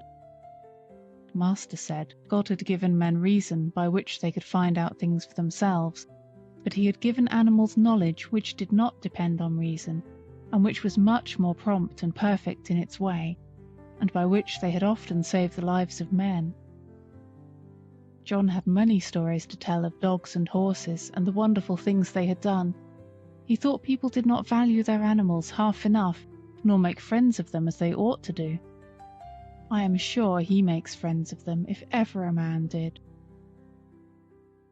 At last we came to the park gates, and found the gardener looking out for us. He said that mistress had been in a dreadful way ever since dark, fearing some accident had happened, and that she had sent James off on Justice, the roan cob, toward the wooden bridge to make inquiry after us. We saw a light at the hall door and at the upper windows, and as we came up, mistress ran out, saying, "Are you really safe, my dear? Oh, I've been so anxious, fancying all sorts of things. Have you had no accident?" "No, my dear, but if your black beauty had not been wiser than we were, we should all have been carried down the river at the wooden bridge." I heard no more as they went into the house, and John took me to the stable. Oh, what a good supper he gave me that night, a good bran mash and some crushed beans with my oats, and such a thick bed of straw, and I was glad of it, for I was tired. Chapter 13. The Devil's Trademark. One day, when John and I had been out on some business of our master's, and were returning gently on a long straight road, at some distance we saw a boy trying to leap a pony over a gate. The pony would not take the leap, and the boy cut him with the whip, but he only turned off on one side. He whipped him again, but the pony turned off on the other side. Then the boy got off and gave him a hard thrashing, and knocked him about the head. Then he got up again and tried to make him leap the gate, kicking him all the time shamefully, but still the pony refused. When we were nearly at the spot, the pony put down his head and threw up his heels, and sent the boy neatly over into a broad, quick-set hedge, and with the rein dangling from his head, he set off home at a full gallop. John laughed out quite loud. "Served him right," he said. "Oh, oh, oh!" cried the boy as he struggled about among the thorns. "I say, come and help me out." "Thank ye," said John. "I think you are quite in the right place, and maybe a little scratching will teach you not to leap a pony over a gate that is too high for him." And so with that John rode off. "It may be," said he to himself. "That young feller is a liar as well as a cruel one. We'll just go home by Farmer Bushby's, Beauty, and then if anyone wants to know, you and I can tell him, you see." So we turned off to the right, and soon came up to the stackyard, and within sight of the house. The farmer was hurrying out into the road, and his wife was standing at the gate, looking very frightened. "Have you seen my boy?" said Mr. Busby as we came up. "He went out an hour ago on my black pony, and the creature has just come back without a rider." "I should think, sir," said John, "he had better be without a rider, unless he can be ridden properly." "What do you mean?" said the farmer. "Well, sir, I saw your son whipping and kicking and knocking that good little pony about shamefully, because he would not leap a gate that was too high for him. The pony behaved well, sir, and showed no vice, but at last he just threw up his heels and tipped the young gentleman into the thorn hedge.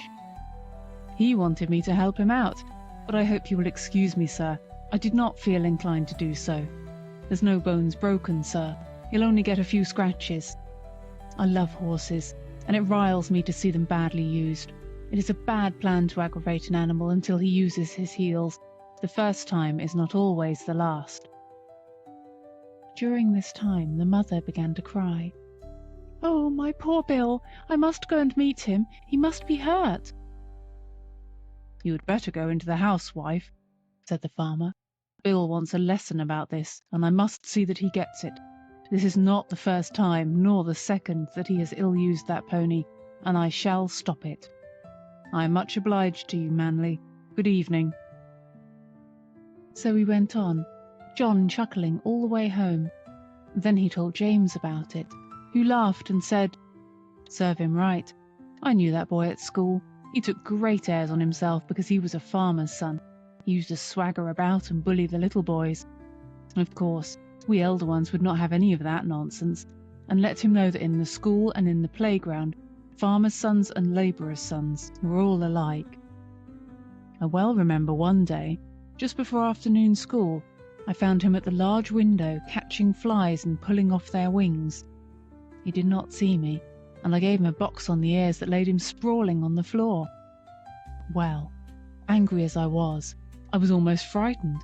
He roared and bellowed in such a style. The boys rushed in from the playground, and the master ran in from the road to see who was being murdered. Of course I said fair and square at once what I had done and why. Then I showed the master the flies, some crushed and some crawling about helpless, and I showed him the wings on the windowsill. I never saw him so angry before. But as Bill was still howling and whining, like the coward that he was, he did not give him any more punishment of that kind, but set him up on a stool for the rest of the afternoon, and said that he should not go out to play for that week. Then he talked to all the boys very seriously about cruelty, and said how hard-hearted and cowardly it was to hurt the weak and the helpless. But what stuck in my mind was this. He said that cruelty was the devil's own trademark, and if we saw anyone who took pleasure in cruelty, we might know who he belonged to, for the devil was a murderer from the beginning and a tormentor to the end. On the other hand, where we saw people who loved their neighbours and were kind to man and beast, we might know that was God's mark. "Your master never taught you a truer thing," said John. "There is no religion without love, and people may talk as much as they like about their religion, but if it does not teach them to be good and kind to man and beast, it is all a sham. All a sham, James, and it won't stand when things come to be turned inside out." Chapter 14. James Howard.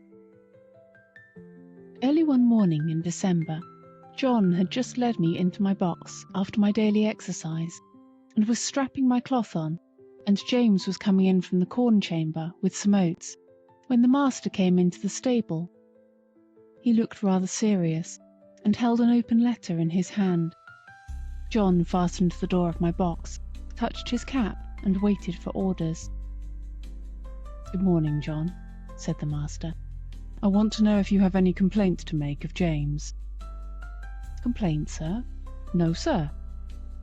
"Is he industrious at his work and respectful to you?" "Yes, sir, always." "You never find he slights his work when your back is turned?" "Never, sir." "That's well. But I must put another question. Have you no reason to suspect, when he goes out with the horses to exercise them, or to take a message, that he stops about talking to his acquaintances, or goes into houses where he has no business, leaving the horses outside?" "No, sir, certainly not. And if anybody has been saying that about James, I don't believe it. And I don't mean to believe it unless I have it fairly proved before witnesses. It's not for me to say who has been trying to take away James's character, but I will say this, sir, that a steadier, pleasanter, honester, smarter young fellow I never had in this stable. I can trust his word, and I can trust his work. He is gentle and clever with the horses, and I would rather have them in charge with him than with half the young fellows I know of in laced hats and liveries, and whoever wants a character of James Howard," said John, with a decided jerk of his head, "let them come to John Manley." The master stood all this time grave and attentive, but as John finished his speech, a broad smile spread over his face, and looking kindly across at James, who all this time had stood still at the door, he said, "James, my lad, set down the oats and come here. I'm very glad to find that John's opinion of your character agrees so exactly with my own. John is a cautious man," he said with a droll smile, "and it is not always easy to get his opinion about people. So I thought if I beat the bush on this side, the birds would fly out, and I should learn what I wanted to know quickly. So now we will come to business. I have a letter from my brother-in-law, Sir Clifford Williams, of Clifford Hall. He wants me to find him a trustworthy young groom, about 20 or 21, who knows his business. His old coachman, who has lived with him 30 years, is getting feeble, and he wants a man to work with him and get into his ways, who would be able, when the old man was pensioned off, to step into his place. He would have 18 shillings a week at first, a stable suit, a driving suit, a bedroom over the coach-house, and a boy under him. Sir Clifford is a good master, and if you could get the place, it would be a good start for you. I don't want to part with you, and if you left us, I know John would lose his right hand." "That I should, sir," said John, "but I would not stand in his light for all the world." "How old are you, James?" said master. 19 next May, sir." "That's young. What do you think, John?" "Well, sir, it is young, but he is as steady as a man and is strong and well grown, and though he has not had much experience in driving, he has a light, firm hand and a quick eye, and he is very careful, and I am quite sure no horse of his will be ruined for want of leaving his feet and shoes looked after." "Your word will go the furthest, John," said the master, for Sir Clifford adds in a postscript, "If I could find a man trained by your John, I should like him better than any other. So, James, lad, think it over, talk to your mother at dinner time, and then let me know what you wish."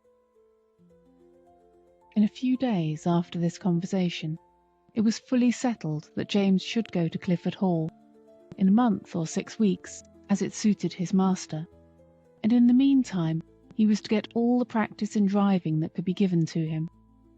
I never knew the carriage to go out so often before. When the mistress did not go out, the master drove himself in the 2-wheeled chaise. But now, whether it was the master or the young ladies, or only an errand, Ginger and I were put in the carriage, and James drove us. At the first, John rode with him on the box, telling him this and that, and after that, James drove alone. Then it was wonderful what a number of places the master would go to in the city on Saturday, and what queer streets we were driven through. He was sure to go to the railway station, just as the train was coming in, and cabs and carriages, carts and omnibuses were all trying to get over the bridge together. That bridge wanted good horses and good drivers when the railway bell was ringing, for it was narrow, and there was a very sharp turn up to the station, where it would not have been at all difficult for people to run into each other if they did not look sharp and keep their wits about them. Chapter 15. The Old Ostler. After this, it was decided by my master and mistress to pay a visit to some friends who lived about 46 miles from our home, and James was to drive them. The first day we travelled 32 miles. There were some long, heavy hills, but James drove so carefully and thoughtfully that we were not at all harassed. He never forgot to put on the brake as we went downhill, nor to take it off at the right place. He kept our feet on the smoothest part of the road, and if the uphill was very long, he set the carriage wheels a little across the road, so as not to run back, and gave us a breathing. All these little things help a horse very much, particularly if he gets kind words into the bargain.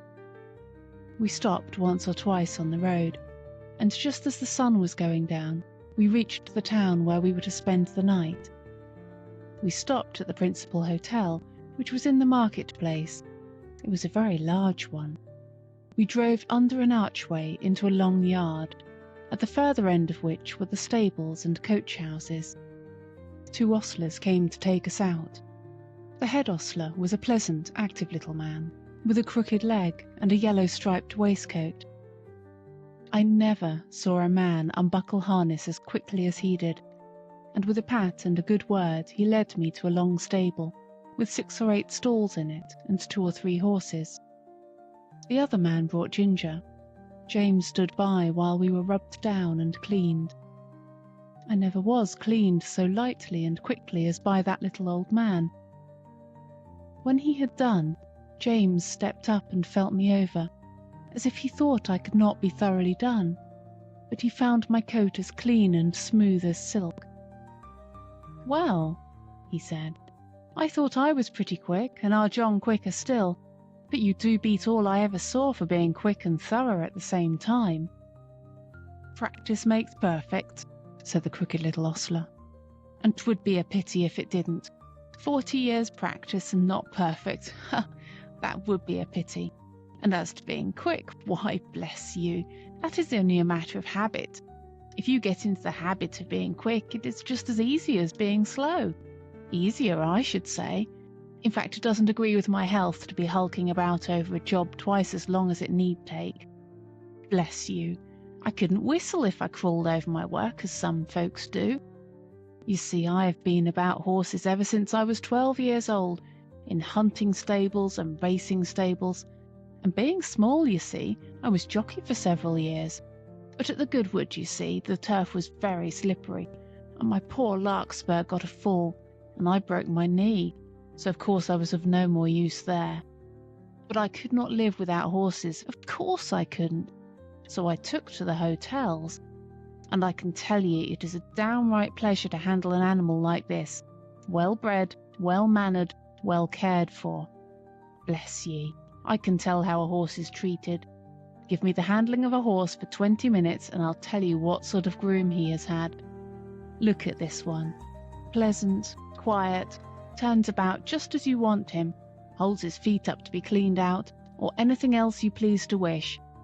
Then you'll find another fidgety, fretty, won't move the right way, or starts across the stall, tosses up his head as soon as you come near him, lays his ears and seems afraid of you, or else squares about at you with his heels.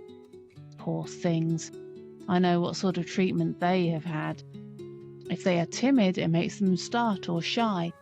If they are high-mettled, it makes them vicious or dangerous. Their tempers are mostly made when they are young. Bless you, they are like children. Train them up in the way they should go, as the good book says, and when they are old they will not depart from it if they have a chance. I like to hear you talk, said James. That's the way we lay it down at home at our master's. Who is your master, young man, if it be a proper question? I should judge he is a good one from what I see.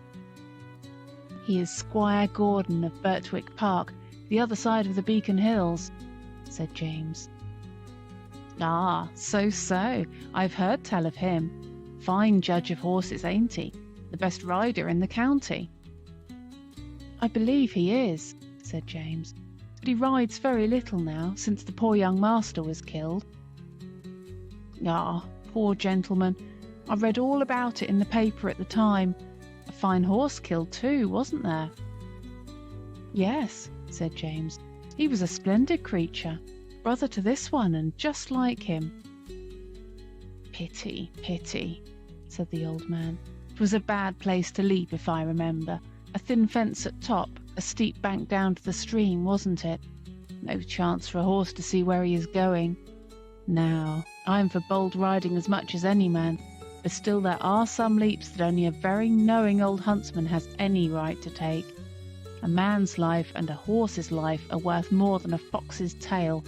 At least I should say they ought to be.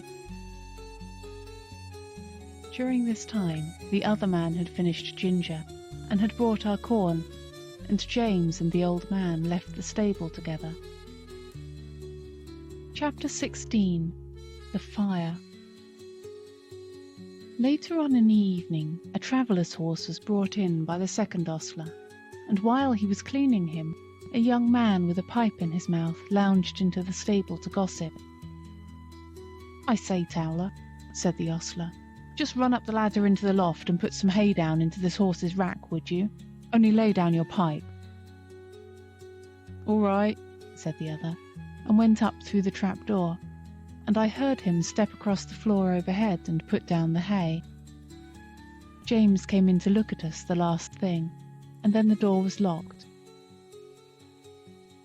I cannot say how long I had slept, nor what time in the night it was, but I woke up very uncomfortable, though I hardly knew why. I got up. The air seemed all thick and choking. I heard Ginger coughing, and one of the other horses seemed very restless. It was quite dark, and I could see nothing, but the stable seemed full of smoke, and I hardly knew how to breathe. The trapdoor had been left open, and I thought that was the place it came through. I listened, and heard a soft rushing sort of noise, and a low crackling and snapping. I did not know what it was, but there was something in the sound so strange that it made me tremble all over. The other horses were all awake. Some were pulling at their halters, others stamping. At last I heard steps outside, and the ostler who had put up the traveller's horse burst into the stable with a lantern and began to untie the horses and try to lead them out. But he seemed in such a hurry and so frightened himself that he frightened me still more. The first horse would not go with him. He tried the second and third, and they too would not stir. He came to me next and tried to drag me out of the stall by force. Of course that was no use. He tried us all by turns, and then left the stable. No doubt we were very foolish, but danger seemed to be all round, and there was nobody we knew to trust in, and all was strange and uncertain. The fresh air that had come in through the open door made it easier to breathe, but the rushing sound overhead grew louder, and as I looked upward through the bars of my empty rack, I saw a red light flickering on the wall. Then I heard a cry of "Fire!" outside, and the old ostler quietly and quickly came in. He got one horse out and went to another, but the flames were playing round the trap door, and the roaring overhead was dreadful. The next thing I heard was James's voice, quiet and cheery as it always was. "Come, my beauties, it is time for us to be off, so wake up and come along." I stood nearest the door, so he came to me first, patting me as he came in. "Come, Beauty, on with your bridle, my boy. We'll soon be out of this smother." It was on in no time. Then he took the scarf off his neck and tied it lightly over my eyes, and patting and coaxing he led me out of the stable. Safe in the yard, he slipped the scarf off my eyes and shouted, "Here, somebody, take this horse while I go back for the other." A tall, broad man stepped forward and took me, and James darted back into the stable. I set up a shrill whinny as I saw him go. Ginger told me afterward that whinny was the best thing I could have done for her, for had she not heard me outside, she would never have had courage to come out. There was much confusion in the yard, the horses being got out of other stables, and the carriages and gigs being pulled out of houses and sheds, lest the flames should spread further. On the other side, the yard windows were thrown up, and people were shouting all sorts of things, but I kept my eye fixed on the stable door, where the smoke poured out thicker than ever, and I could see flashes of red light. Presently I heard above all the stir and din a loud, clear voice, which I knew was Master's. "James Howard! James Howard! Are you there?" There was no answer, but I heard a crash of something falling in the stable, and the next moment I gave a loud, joyful neigh, for I saw James coming through the smoke leading Ginger with him. She was coughing violently, and he was not able to speak. "My brave lad," said Master, laying his hand on his shoulder. "Are you hurt?" James shook his head, for he could not yet speak. "Ah," said the big man who held me, "he is a brave lad, and no mistake." "And now," said Master, "when you have got your breath, James, we'll get out of this place as quickly as we can." And we were moving towards the entry, when from the marketplace there came a sound of galloping feet and loud rumbling wheels. "'Tis the fire engine! The fire engine!" shouted 2 or 3 voices. "Stand back! Make way!" And clattering and thundering over the stones, 2 horses dashed into the yard with a heavy engine behind them. The fireman leaped to the ground. There was no need to ask where the fire was. It was rolling up in a great blaze from the roof. We got out as fast as we could into the broad, quiet marketplace. The stars were shining, and except the noise behind us, all was still. Master led the way to a large hotel on the other side, and as soon as the ostler came, he said, "James, I must now hasten to your mistress. I trust the horses entirely to you. Order whatever you think is needed." And with that, he was gone. The master did not run, but I never saw mortal man walk so fast as he did that night. There was a dreadful sound before we got into our stalls, the shrieks of those poor horses that were left burning to death in the stable. It was very terrible, and made both Ginger and me feel very bad. We, however, were taken in and well done by. The next morning the master came to see how we were, and to speak to James. I did not hear much, for the ostler was rubbing me down, but I could see that James looked very happy, and I thought the master was proud of him. Our mistress had been so much alarmed in the night that the journey was put off till the afternoon, so James had the morning on hand, and went first to the inn to see about our harness and the carriage, and then to hear more about the fire. When he came back, we heard him tell the ostler about it. At first, no one could guess how the fire had been caused, but at last a man said he saw Dick Towler go into the stable with a pipe in his mouth, and when he came out he had not one, and went to the tap for another. Then the under-ostler said that he had asked Dick to go up the ladder to put down some hay, but told him to lay down his pipe first. Dick denied taking the pipe with him, but no one believed him. I remember our John Manley's rule never to allow a pipe in the stable, and thought it ought to be the rule everywhere. James said the roof and floor had all fallen in, and that only the black walls were standing. The two poor horses that could not be got out were buried under the burnt rafters and tiles. Chapter 17. John Manley's Talk. The rest of our journey was very easy, and a little after sunset we reached the house of my master's friend. We were taken into a clean, snug stable. There was a kind coachman who made us very comfortable, and who seemed to think a great deal of James when he heard about the fire. "There is one thing quite clear, young man," he said. "Your horses know who they can trust. It is one of the hardest things in the world to get horses out of a stable when there is either fire or flood. I don't know why they won't come out, but they won't, not 1 in 20. We stopped 2 or 3 days at this place, and then returned home. All went well on the journey. We were glad to be in our own stable again, and John was equally glad to see us.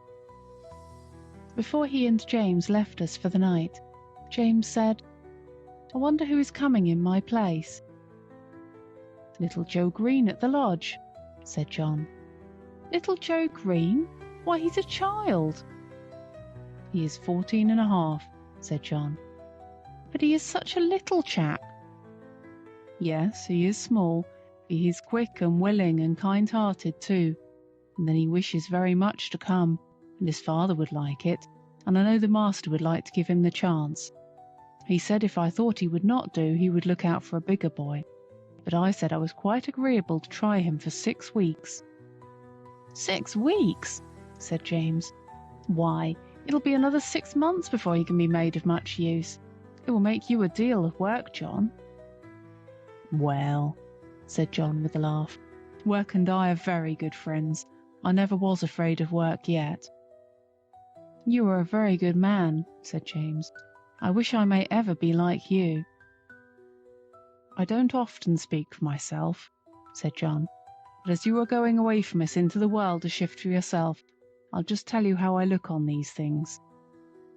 I was just as old as Joseph when my father and mother died of the fever within 10 days of each other, and left me and my crippled sister Nellie alone in the world, without a relation we could look to for help. I was a farmer's boy, not earning enough to keep myself, much less both of us, and she must have gone to the workhouse, but for our mistress. Nellie calls her angel, and she has good right to do so. She went and hired a room for her with old Willow Mallet, and she gave her knitting and needlework to do when she was able to do it, and when she was ill, she sent her dinners and many nice comfortable things, and was like a mother to her. Then the master, he took me into the stable under old Norman, the coachman that was then. I had my food at the house and my bed in the loft, and a suit of clothes and 3 shillings a week so that I could help Nellie. Then there was Norman. He might have turned around and said at his age he could not be troubled with a raw boy from the plough tail, but he was like a father to me and took no end of pains with me. When the old man died some years after, I stepped into his place, and now of course I have top wages and can lay by for a rainy day or a sunny day as it may happen, and Nellie is as happy as a bird. So you see, James, I am not the man that should turn up his nose at a little boy and vex a good, kind master. No, no, I shall miss you very much, James, but we shall pull through, and there's nothing like doing a kindness when 'tis put in your way, and I am glad I can do it. Then, said James, you don't hold with that saying, everybody look after himself and take care of number one? No, indeed, said John. Where should I and Nellie be if master and mistress and old Norman had only taken care of number one? Why, she in the workhouse and I hoeing turnips. Where would Black Beauty and Ginger be if you had only thought of number one? Why, roasted to death. No, Jim, no. That is a selfish, heathenish saying, whoever uses it. And any man who thinks he has nothing to do but take care of number one, why, it's a pity but what he had been drowned like a kitten or a puppy before he got his eyes open. That's what I think, said John, with a very decided jerk of his head. James laughed at this, but there was a thickness in his voice when he said, You have been my best friend except my mother. I hope you won't forget me. No, lad, no, said John, and if ever I can do you a good turn, I hope you won't forget me. The next day, Joe came to the stables to learn all he could before James left. He learned to sweep the stable, to bring in the straw and hay. He began to clean the harness and helped wash the carriage. As he was quite too short to do anything in the way of grooming Ginger and me, James taught him upon Merrylegs, for he was to have full charge of him under John. He was a nice little bright fellow, and always came whistling to his work. Merrylegs was a good deal put out at being mauled about, as he said, by a boy who knows nothing. But toward the end of the second week, he told me confidentially that he thought the boy would turn out well. At last the day came when James had to leave us. Cheerful as he always was, he looked quite downhearted that morning. You see, he said to John, I'm leaving a great deal behind. My mother and Betsy and you, and a good master and mistress, and then the horses, and my old Merrylegs. At the new place there will not be a soul that I shall know.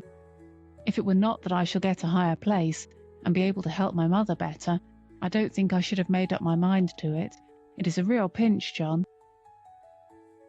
Aye, James, lad, that it is, but I should not think so much of you if you could leave your home for the first time and not feel it.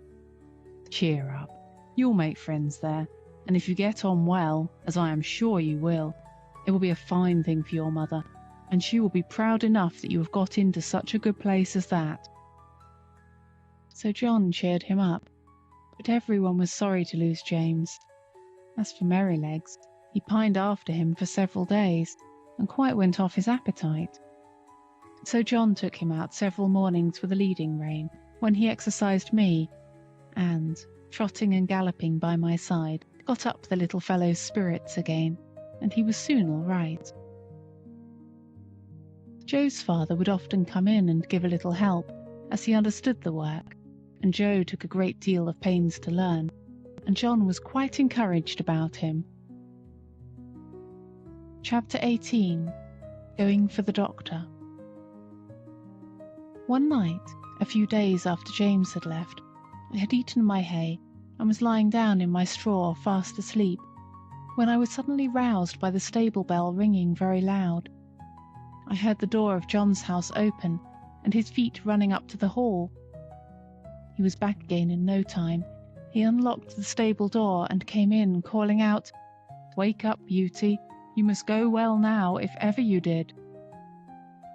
And almost before I could think, he had got the saddle on my back and the bridle on my head. He just ran round for his coat, and then took me at a quick trot up to the hall door. The squire stood there with a lamp in his hand. "Now, John," he said, "ride for your life, that is, for your mistress's life. There is not a moment to lose. Give this note to Dr. White, give your horse a rest at the inn, and be back as soon as you can." John said, "Yes, sir," and was on my back in a minute. The gardener who lived at the lodge had heard the bell ring and was ready with the gate open, and away we went through the park and through the village, and down the hill till we came to the toll gate. John called very loud and thumped upon the door. The man was soon out and flung open the gate. "Now," said John, "do you keep the gate open for the doctor. Here's the money." And off he went again. There was before us a long piece of level road by the riverside. John said to me, "Now, Beauty, do your best." And so I did. I wanted no whip nor spur, and for 2 miles I galloped as fast as I could lay my feet to the ground. I don't believe that my old grandfather, who won the race at Newmarket, could have gone faster. When we came to the bridge, John pulled me up a little and patted my neck. "Well done, Beauty. Good old fellow," he said. He would have let me go slower, but my spirit was up, and I was off again as fast as before.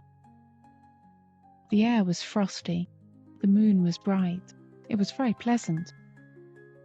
We came through a village, then through a dark wood, then uphill, then downhill, till after 8 miles' run we came to the town, through the streets and into the marketplace. It was all quite still except the clatter of my feet on the stones. Everybody was asleep. The church clock struck 3 as we drew up at Dr. White's door. John rang the bell twice, and then knocked at the door like thunder. A window was thrown up, and Dr. White, in his nightcap, put his head out and said, "What do you want?" "Mrs. Gordon is very ill, sir. Master wants you to go at once. He thinks she will die if you cannot get there. Here is a note." "Wait," he said, "I will come." He shut the window and was soon at the door. "The worst of it is," he said, "that my horse has been out all day and is quite done up. My son has just been sent for, and he has taken the other. What is to be done? Can I have your horse?" "He has come at a gallop nearly all the way, sir, and I was to give him a rest here, but I think my master would not be against it, if you think fit, sir." "All right," he said, "I will soon be ready." John stood by me and stroked my neck. I was very hot. The doctor came out with his riding whip. "You need not take that, sir," said John. "Black Beauty will go until he drops. Take care of him, sir, if you can. I should not like any harm to come to him."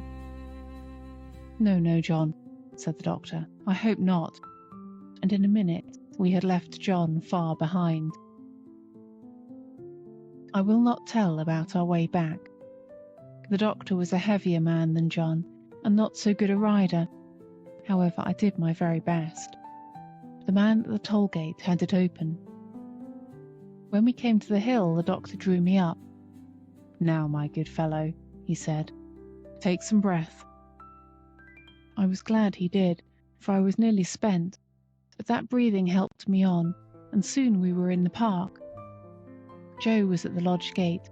My master was at the hall door, for he had heard us coming. He spoke not a word. The doctor went into the house with him, and Joe led me to the stable. I was glad to get home. My legs shook under me, and I could only stand and pant. I had not a dry hair on my body. The water ran down my legs, and I steamed all over, Joe used to say, like a pot on the fire. Poor Joe.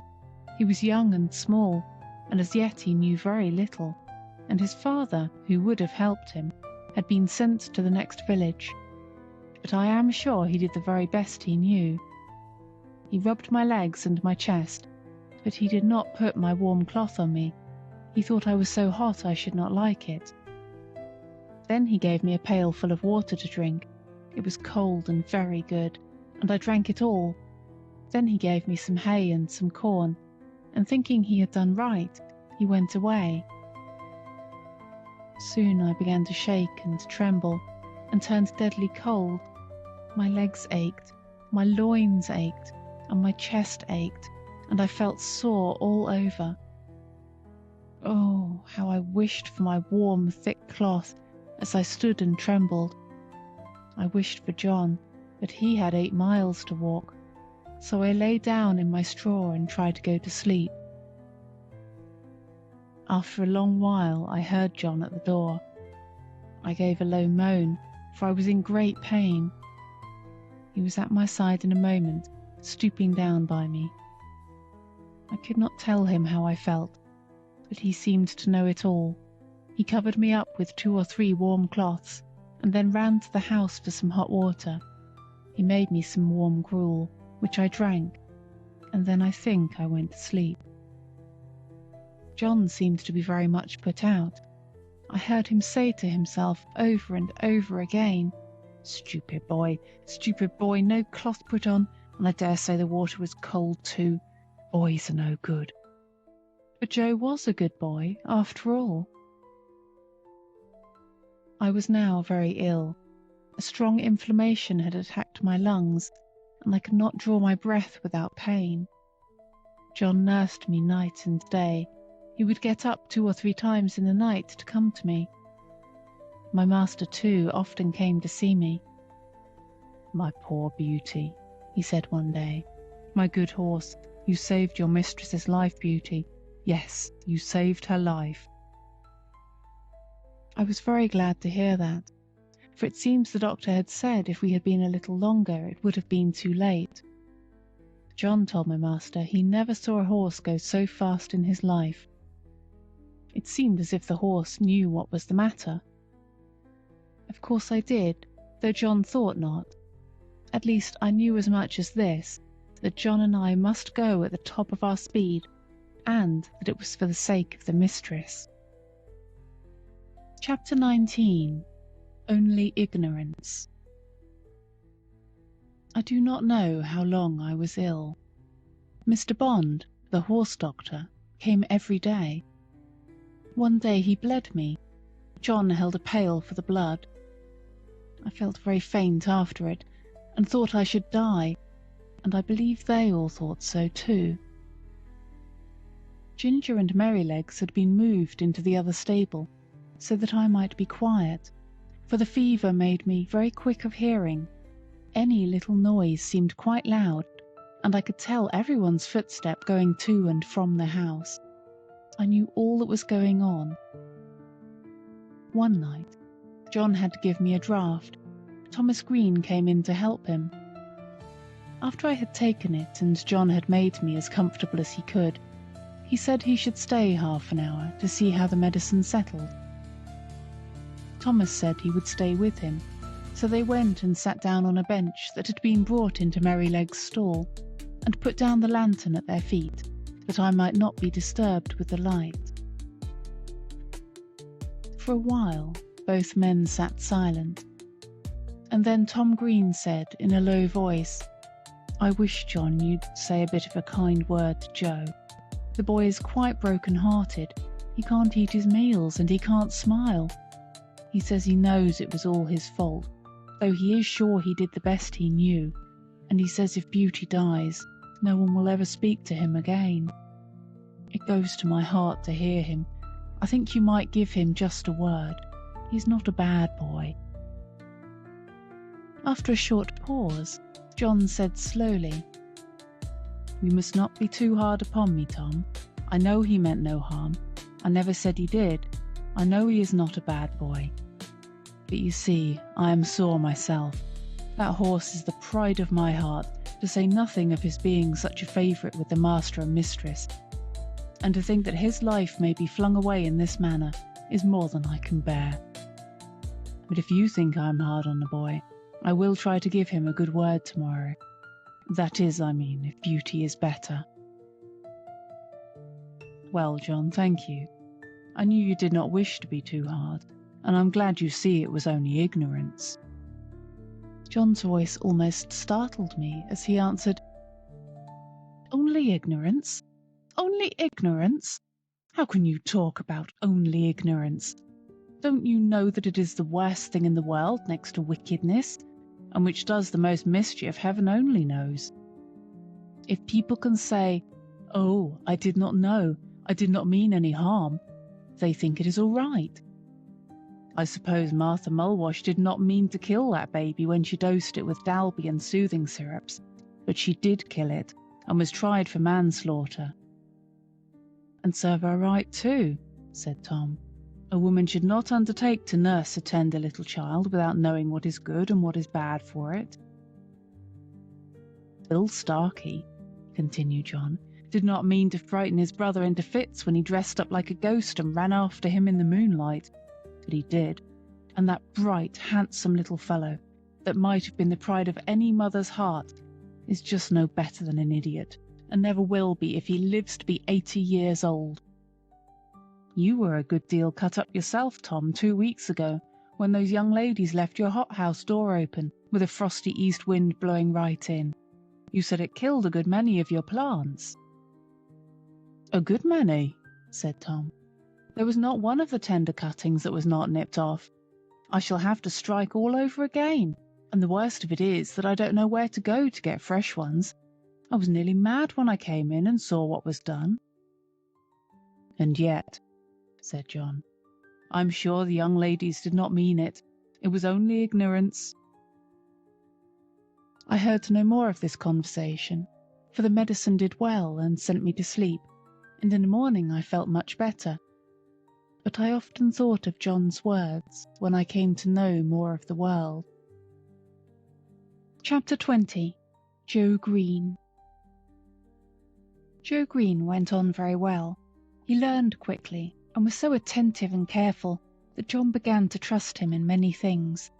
But, as I have said, he was small of his age, and it was seldom that he was allowed to exercise either Ginger or me. But it so happened one morning that John was out with Justice in the luggage cart, and the master wanted a note to be taken immediately to a gentleman's house about 3 miles distant, and sent his orders for Joe to saddle me and take it, adding the caution that he was to ride steadily.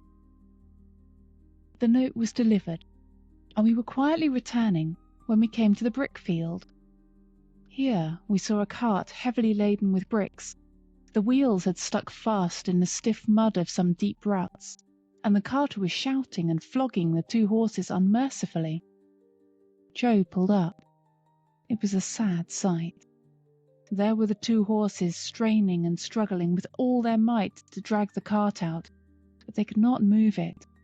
The sweat streamed from their legs and flanks, the sides heaved, and every muscle was strained, while the man, fiercely pulling at the head of the 4-horse, swore and lashed most brutally.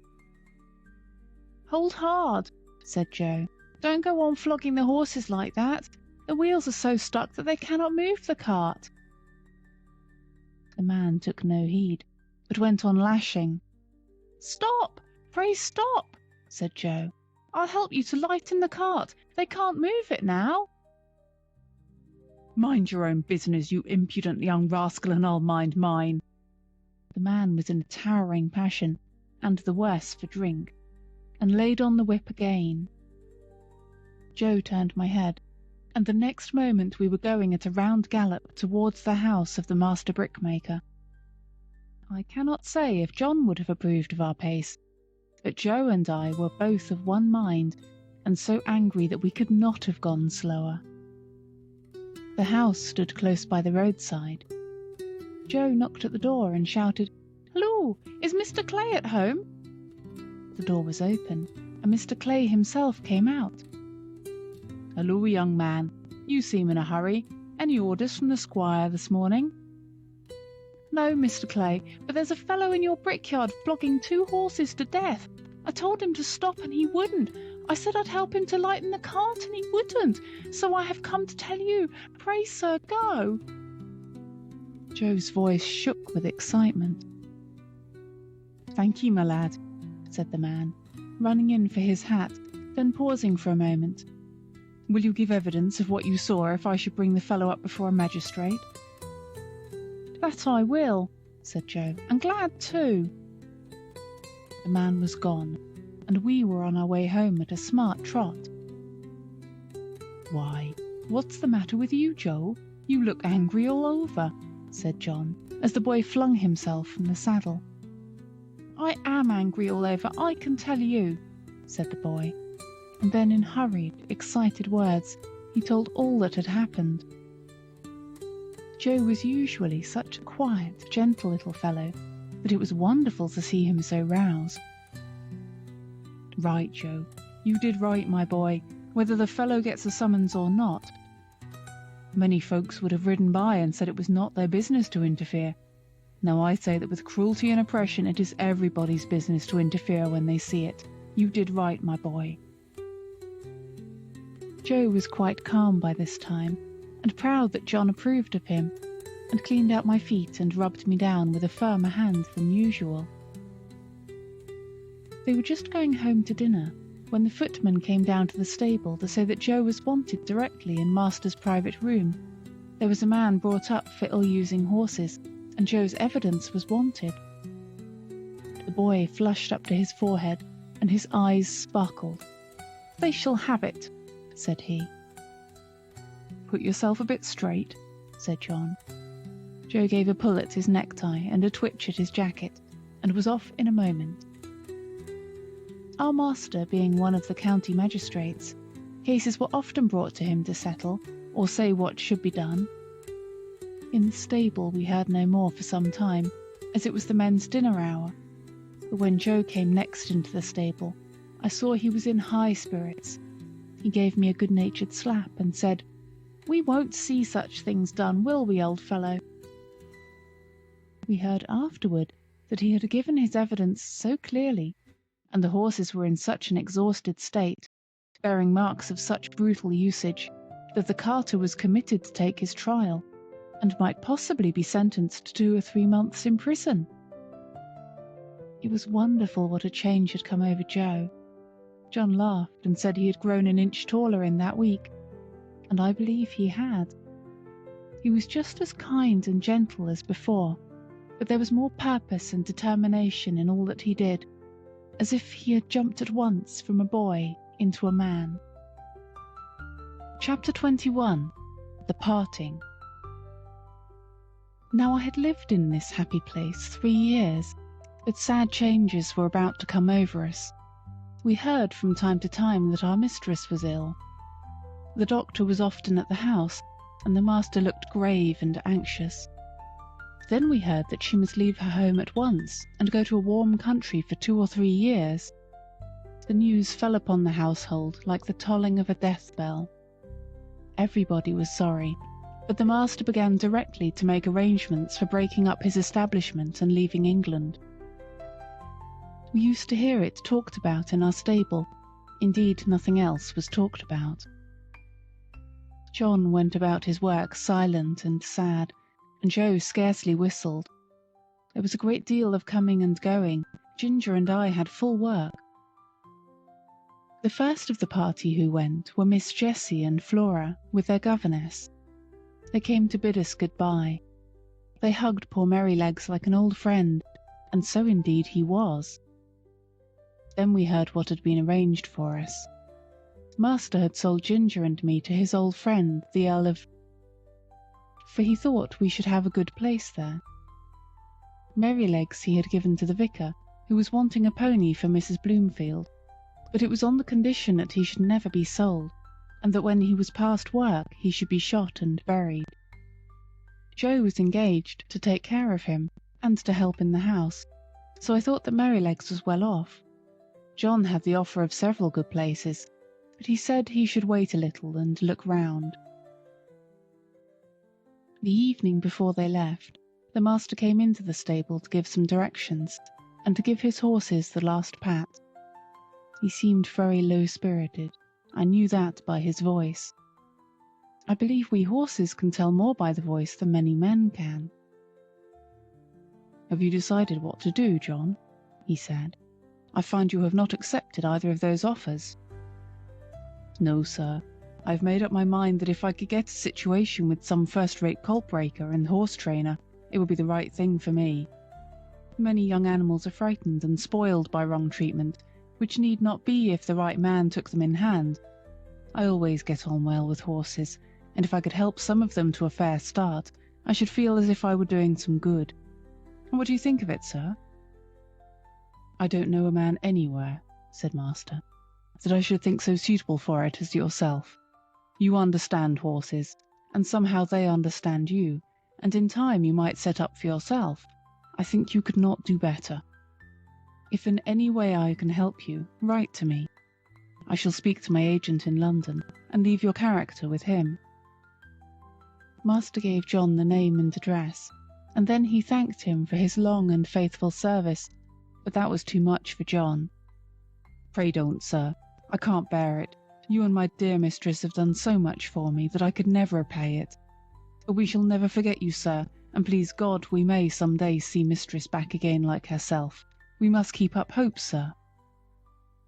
Master gave John his hand, but he did not speak, and they both left the stable. The last sad day had come.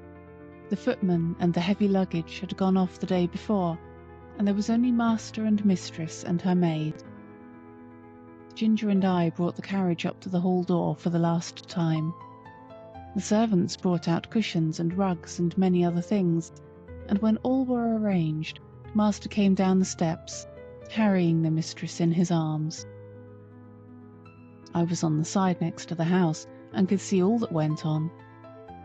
He placed her carefully in the carriage, while the house servants stood round crying.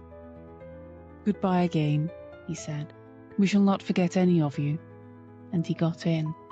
"Drive on, John." Joe jumped up, and we trotted slowly through the park and through the village, where the people were standing on their doors to have a last look and to say, "God bless them." When we reached the railway station, I think Mistress walked from the carriage to the waiting room. I heard her say in her own sweet voice, "Goodbye, John. God bless you." I felt the rein twitch, but John made no answer. Perhaps he could not speak. As soon as Joe had taken the things out of the carriage, John called him to stand by the horses while he went on the platform. Poor Joe. He stood close up to our heads to hide his tears. Very soon the train came puffing up into the station, then 2 or 3 minutes, and the doors were slammed to. The guard whistled, and the train glided away, leaving behind it only clouds of white smoke and some very heavy hearts. When it was quite out of sight, John came back. "We shall never see her again," he said. "Never." He took the reins, mounted the box, and with Joe drove slowly home, but it was not our home now. Chapter 22. Earl's Hall. The next morning after breakfast, Joe put Merrylegs into the mistress's low chaise to take him to the vicarage. He came first and said goodbye to us, and Merrylegs neighed to us from the yard. Then John put the saddle on Ginger and the leading rein on me, and rode us across the country about 15 miles to Earl's Hall Park, where the Earl of lived. There was a very fine house and a great deal of stabling. We went into the yard through a stone gateway, and John asked for Mr. York. It was some time before he came. He was a fine-looking, middle-aged man, and his voice said at once that he expected to be obeyed. He was very friendly and polite to John, and after giving us a slight look, he called a groom to take us to our boxes, and invited John to take some refreshment. We were taken to a light, airy stable, and placed in boxes adjoining each other, where we were rubbed down and fed. In about half an hour, John and Mr. York, who was to be our new coachman, came in to see us.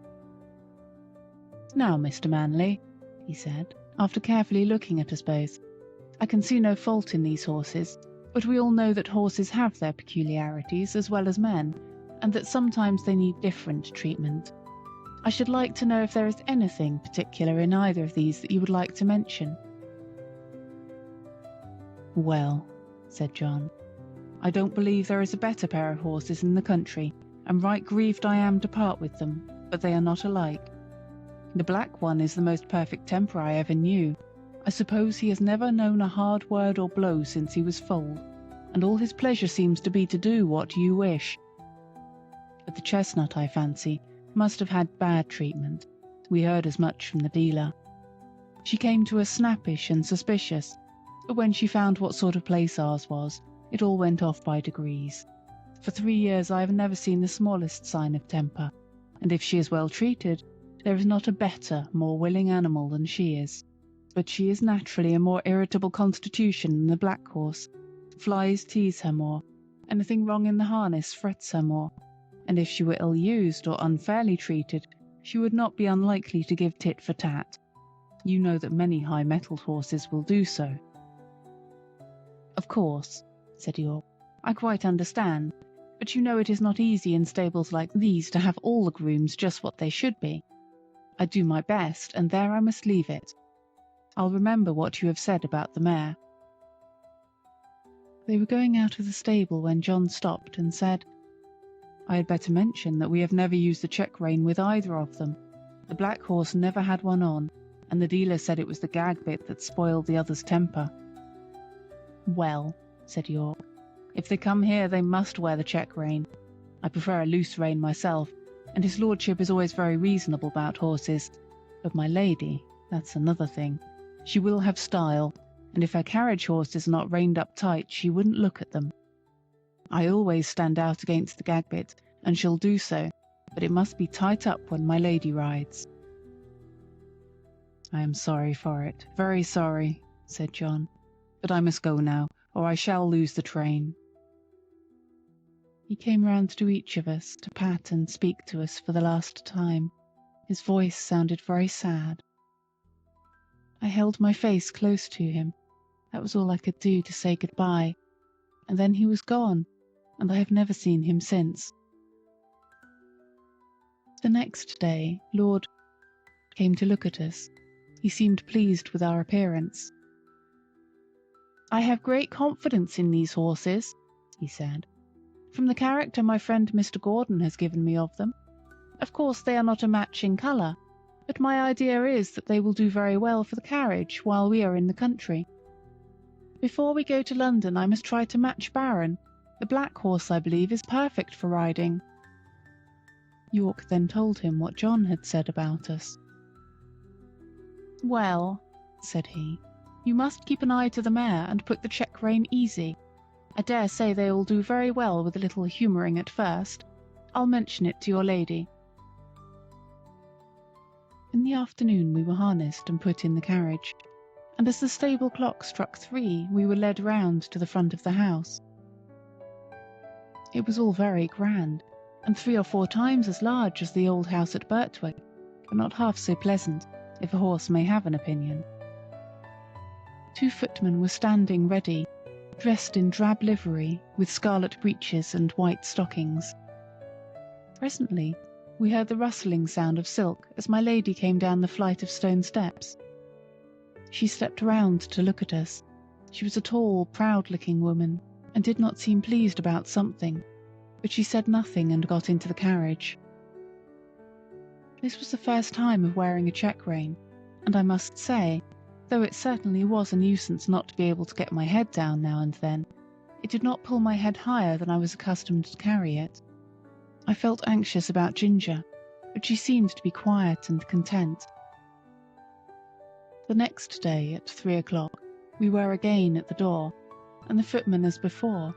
We heard the silk dress rustle, and the lady came down the steps, and, in an imperious voice, she said, York, you must put those horses' heads higher. They are not fit to be seen.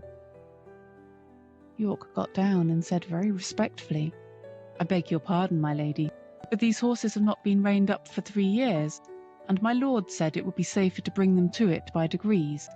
But if your ladyship pleases, I can take them up a little more. Do so, she said. York came round to our heads and shortened the rein himself, 1 hole, I think.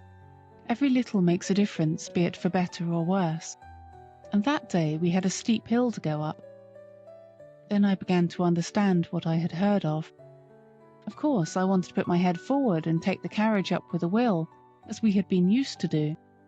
But no, I had to pull with my head up now, and that took all the spirit out of me, and the strain came on my back and legs.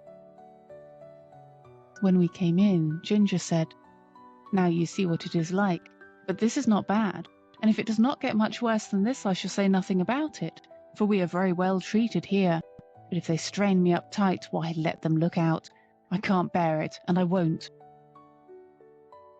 Day by day, hole by hole, our bearing reins were shortened, and instead of looking forward with pleasure to having my harness put on, as I used to do, I began to dread it. Ginger too seemed restless, though she said very little. At last I thought the worst was over. For several days there was no more shortening, and I determined to make the best of it and do my duty, though it was now a constant harass instead of a pleasure. But the worst was not yet come. Chapter 23. A Strike for Liberty. One day my lady came down later than usual, and the silk rustled more than ever. "Drive to the Duchess of B.'s," she said, and then, after a pause, "Are you never going to get those horses' heads up, York? Raise them at once, and let us have no more of this humouring and nonsense." York came to me first, while the groom stood at Ginger's head. He drew my head back and fixed the rein so tight that it was almost intolerable. Then he went to Ginger, who was impatiently jerking her head up and down against the bit, as was her way now. She had a good idea of what was coming, and the moment York took the rein off the terret in order to shorten it, she took her opportunity and reared up so suddenly that York had his nose roughly hit and his hat knocked off. The groom was nearly thrown off his legs. At once they both flew to her head, but she was a match for them, and went on plunging, rearing, and kicking in a most desperate manner. At last she kicked right over the carriage pole and fell down, after giving me a severe blow on my near quarter. There is no knowing what further mischief she might have done, had not York promptly sat himself down flat on her head to prevent her struggling, at the same time calling out, "Unbuckle the black horse! Run for the winch and unscrew the carriage pole! Cut the trace here, somebody, if you can't unhitch it!" One of the footmen ran for the winch, and another brought a knife from the house. The groom soon set me free from Ginger and the carriage, and led me to my box. He just turned me in as I was, and ran back to York. I was much excited by what had happened, and if I had ever been used to kick or rear, I am sure I should have done it then, but I never had, and there I stood, angry, sore in my leg, my head still strained up to the terret on the saddle, and no power to get it down. I was very miserable, and felt much inclined to kick the first person who came near me. Before long, however, Ginger was led in by two grooms, a good deal knocked about and bruised. York came with her and gave his orders, and then came to look at me. In a moment he let down my head. "Confound these check reins," he said to himself. "I thought we should have some mischief soon. Master will be sorely vexed. But there, if a woman's husband can't rule her, of course a servant can't, so I wash my hands of it. And if she can't get to the Duchess's garden party, I can't help it." York did not say this before the men. He always spoke respectfully when they were by. Now he felt me all over, and soon found the place above my hock where I had been kicked. It was swelled and painful. He ordered it to be sponged with hot water, and then some lotion was put on. Lord was much put out when he learned what had happened. He blamed York for giving way to his mistress, to which he replied that in future he should much prefer to receive his orders only from his lordship. But I think nothing came of it, for things went on the same as before. I thought York might have stood up better for his horses, but perhaps I am no judge. Ginger was never put into the carriage again, but when she was well of her bruises, one of the lord's younger sons said he would like to have her. He was sure she would make a good hunter. As for me, I was obliged still to go in the carriage, and had a fresh partner called Max. He had always been used to the tight rein. I asked him how he bore it. "Well," he said, "I bear it because I must, but it is shortening my life, and it will shorten yours too if you have to stick to it." "Do you think," I said, "that our masters know how bad it is for us?"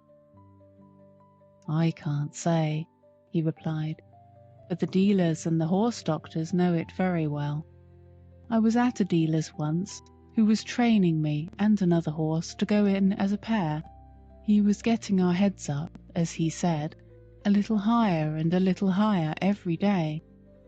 A gentleman who was there asked him why he did so. "Because," said he, "people won't buy them unless we do. The London people always want their horses to carry their heads high and to step high. Of course it is very bad for the horses, but then it is good for trade.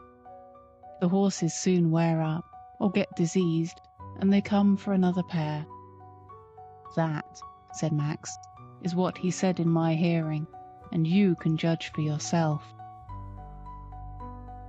What I suffered with that rain for 4 long months in my lady's carriage, it would be hard to describe, but I am quite sure that, had it lasted much longer, either my health or my temper would have given way.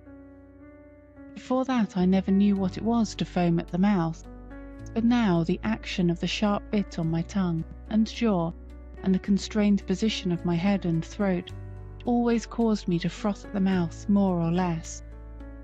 Some people think it very fine to see this, and say, "What fine, spirited creatures!"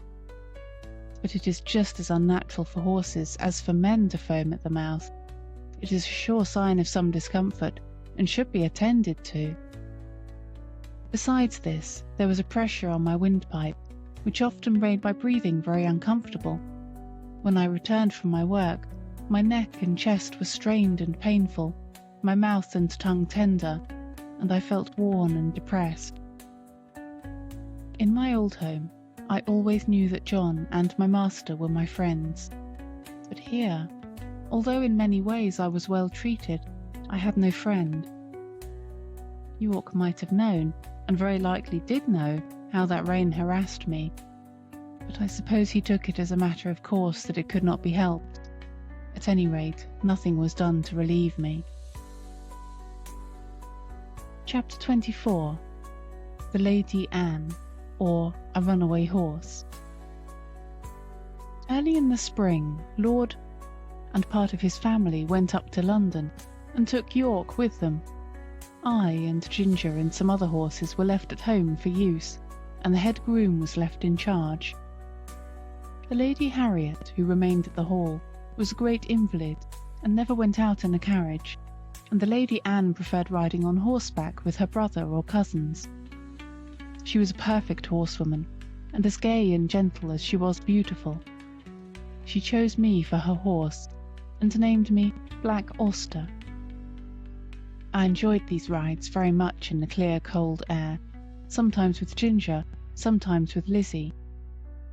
This Lizzie was a bright bay mare, almost thoroughbred, and a great favourite with a gentleman, on account of her fine action and lively spirit. But Ginger, who knew more of her than I did, told me she was rather nervous. There was a gentleman of the name of Blantyre staying at the Hall. He always rode Lizzie, and praised her so much that one day Lady Anne ordered the side saddle to be put on her, and the other saddle on me. When we came to the door, the gentleman seemed very uneasy. "How is this?" he said. "Are you tired of your good Black Auster?" "Oh, no, no, not at all," she replied, "but I am amiable enough to let you ride him for once, and I will try your charming Lizzie. You must confess that in size and appearance she is far more like a lady's horse than my own favourite." "Do let me advise you not to mount her," he said. "She is a charming creature, but she is too nervous for a lady. I assure you, she is not perfectly safe. Let me beg you to have the saddles changed." "My dear cousin," said Lady Anne, laughing, "pray do not trouble your good careful head about me. I have been a horsewoman ever since I was a baby, and I have followed the hounds a great many times, though I know you do not approve of ladies hunting. But still, that is the fact, and I intend to try this Lizzie that you gentlemen are all so fond of, so please help me to mount, like a good friend as you are." There was no more to be said.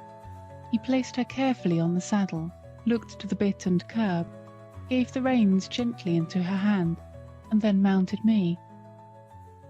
Just as we were moving off, a footman came out with a slip of paper and message from the Lady Harriet. Would they ask this question for her at Dr. Ashley's and bring the answer? The village was about a mile off, and the doctor's house was the last in it. We went along gaily enough till we came to his gate.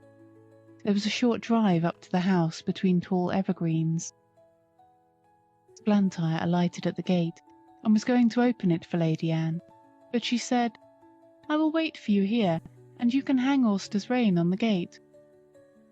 He looked at her doubtfully. "I will not be 5 minutes," he said. "Oh, do not hurry yourself. Lizzie and I shall not run away from you." He hung my rein on one of the iron spikes, and was soon hidden among the trees. Lizzie was standing by the side of the road a few paces off, with her back to me. My young mistress was sitting easily with a loose rein, humming a little song. I listened to my rider's footsteps until they reached the house, and heard him knock at the door. There was a meadow on the opposite side of the road, the gate of which stood open. Just then some cart horses and several young colts came trotting out in a very disorderly manner, while a boy behind was cracking a great whip. The colts were wild and frolicsome, and one of them bolted across the road and blundered up against Lizzie's hind legs, and whether it was the stupid colt, or the loud cracking of the whip, or both together, I cannot say, but she gave a violent kick and dashed off into a headlong gallop. It was so sudden that Lady Anne was nearly unseated, but she soon recovered herself. I gave a loud shrill neigh for help. Again and again I neighed, pawing the ground impatiently, and tossing my head to get the rein loose. I had not long to wait. Blantyre came running to the gate. He looked anxiously about, and just caught sight of the flying figure, now far away on the road. In an instant he sprang to the saddle. I needed no whip, no spur, for I was as eager as my rider. He saw it, and giving me a free rein and leaning a little forward, we dashed after them. For about 1.5 miles the road ran straight, and then bent to the right, after which it divided into 2 roads. Long before we came to the bend, she was out of sight. Which way had she turned? A woman was standing at her garden gate, shading her eyes with her hand and looking eagerly up the road. Scarcely drawing the rein, Blantyre shouted, "Which way?" "To the right," cried the woman, pointing with her hand, and away we went up the right-hand road. Then for a moment we caught sight of her. Another bend, and she was hidden again. Several times we caught glimpses and then lost them. We scarcely seemed to gain ground upon them at all. An old road mender was standing near a heap of stones, his shovel dropped and his hands raised. As we came near, he made a sign to speak. Blantyre drew the rein a little. To the common, sir. She has turned off there." I knew this common very well. It was for the most part very uneven ground, covered with heather and dark green furze bushes, with here and there a scrubby old thorn tree. There were also open spaces of fine short grass, with ant-hills and mole-turns everywhere, the worst place I ever knew for a headlong gallop. We had hardly turned on to the common, when we caught sight again of the green habit flying on before us. My lady's hat was gone, and her long brown hair was streaming behind her. Her head and body were thrown back, as if she were pulling with all her remaining strength, and as if that strength were nearly exhausted. It was clear that the roughness of the ground had very much lessened Lizzie's speed, and there seemed a chance that we might overtake her.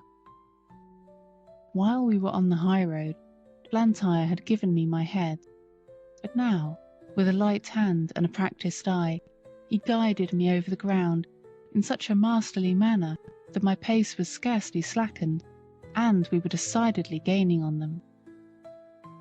About halfway across the heath, there had been a wide dyke recently cut, and the earth from the cutting was cast up roughly on the other side. Surely this would stop them.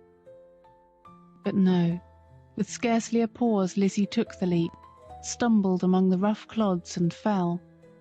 Blantyre groaned. "Now, Auster, do your best." He gave me a steady rein. I gathered myself well together, and with one determined leap cleared both dyke and bank. Motionless among the heather, with her face to the earth, lay my poor young mistress. Blantyre kneeled down and called her name. There was no sound. Gently he turned her face upward. It was ghastly white, and the eyes were closed. "Annie, dear Annie, do speak." But there was no answer. He unbuttoned her habit, loosened her collar, felt her hands and wrist, then started up and looked wildly round him for help. At no great distance there were two men cutting turf, who, seeing Lizzie running wild without a rider, had left their work to catch her. Blantyre's halloo soon brought them to the spot. The foremost man seemed much troubled at the sight, and asked what he could do. "Can you ride?" "Well, sir, I ain't much of a horseman, but I'd risk my neck for the Lady Anne. She was uncommon good to my wife in the winter." "Then mount this horse, my friend. Your neck will be quite safe, and ride to the doctor's and ask him to come instantly. Then on to the hall, tell them all that you know, and bid them send me the carriage with Lady Anne's maid and help. I shall stay here." "All right, sir, I'll do my best, and I pray God the dear young lady may open her eyes soon." Then, seeing the other man, he called out, "Here, Joe, run for some water, and tell my missus to come as quick as she can to the Lady Anne." He then somehow scrambled into the saddle, and with a "Gee up!" and a clap on my sides with both his legs, he started on his journey, making a little circuit to avoid the dyke. He had no whip, which seemed to trouble him, but my pace soon cured that difficulty, and he found the best thing he could do was to stick to the saddle and hold me in, which he did manfully. I shook him as little as I could help, but once or twice on the rough ground he called out, "Steady! Whoa, steady!" On the high road we were all right, and at the doctor's and the hall he did his errand like a good man and true. They asked him in to take a drop of something. "No, no," he said. "I'll be back to 'em again by a short cut through the fields, and be there afore the carriage." There was a great deal of hurry and excitement after the news became known. I was just turned into my box, the saddle and bridle were taken off, and a cloth thrown over me. Ginger was saddled and sent off in great haste for Lord George, and I soon heard the carriage roll out of the yard. It seemed a long time before Ginger came back, and before we were left alone, and then she told me all that she had seen. "I can't tell much," she said. "We went a gallop nearly all the way, and got there just as the doctor rode up. There was a woman sitting on the ground with a lady's head in her lap. The doctor poured something into her mouth, but all that I heard was, 'She is not dead.' Then I was led off by a man to a little distance. After a while, she was taken to the carriage, and we came home together. I heard my master say to a gentleman who stopped him to inquire that he hoped no bones were broken, but that she had not spoken yet. When Lord George took Ginger for hunting, York shook his head.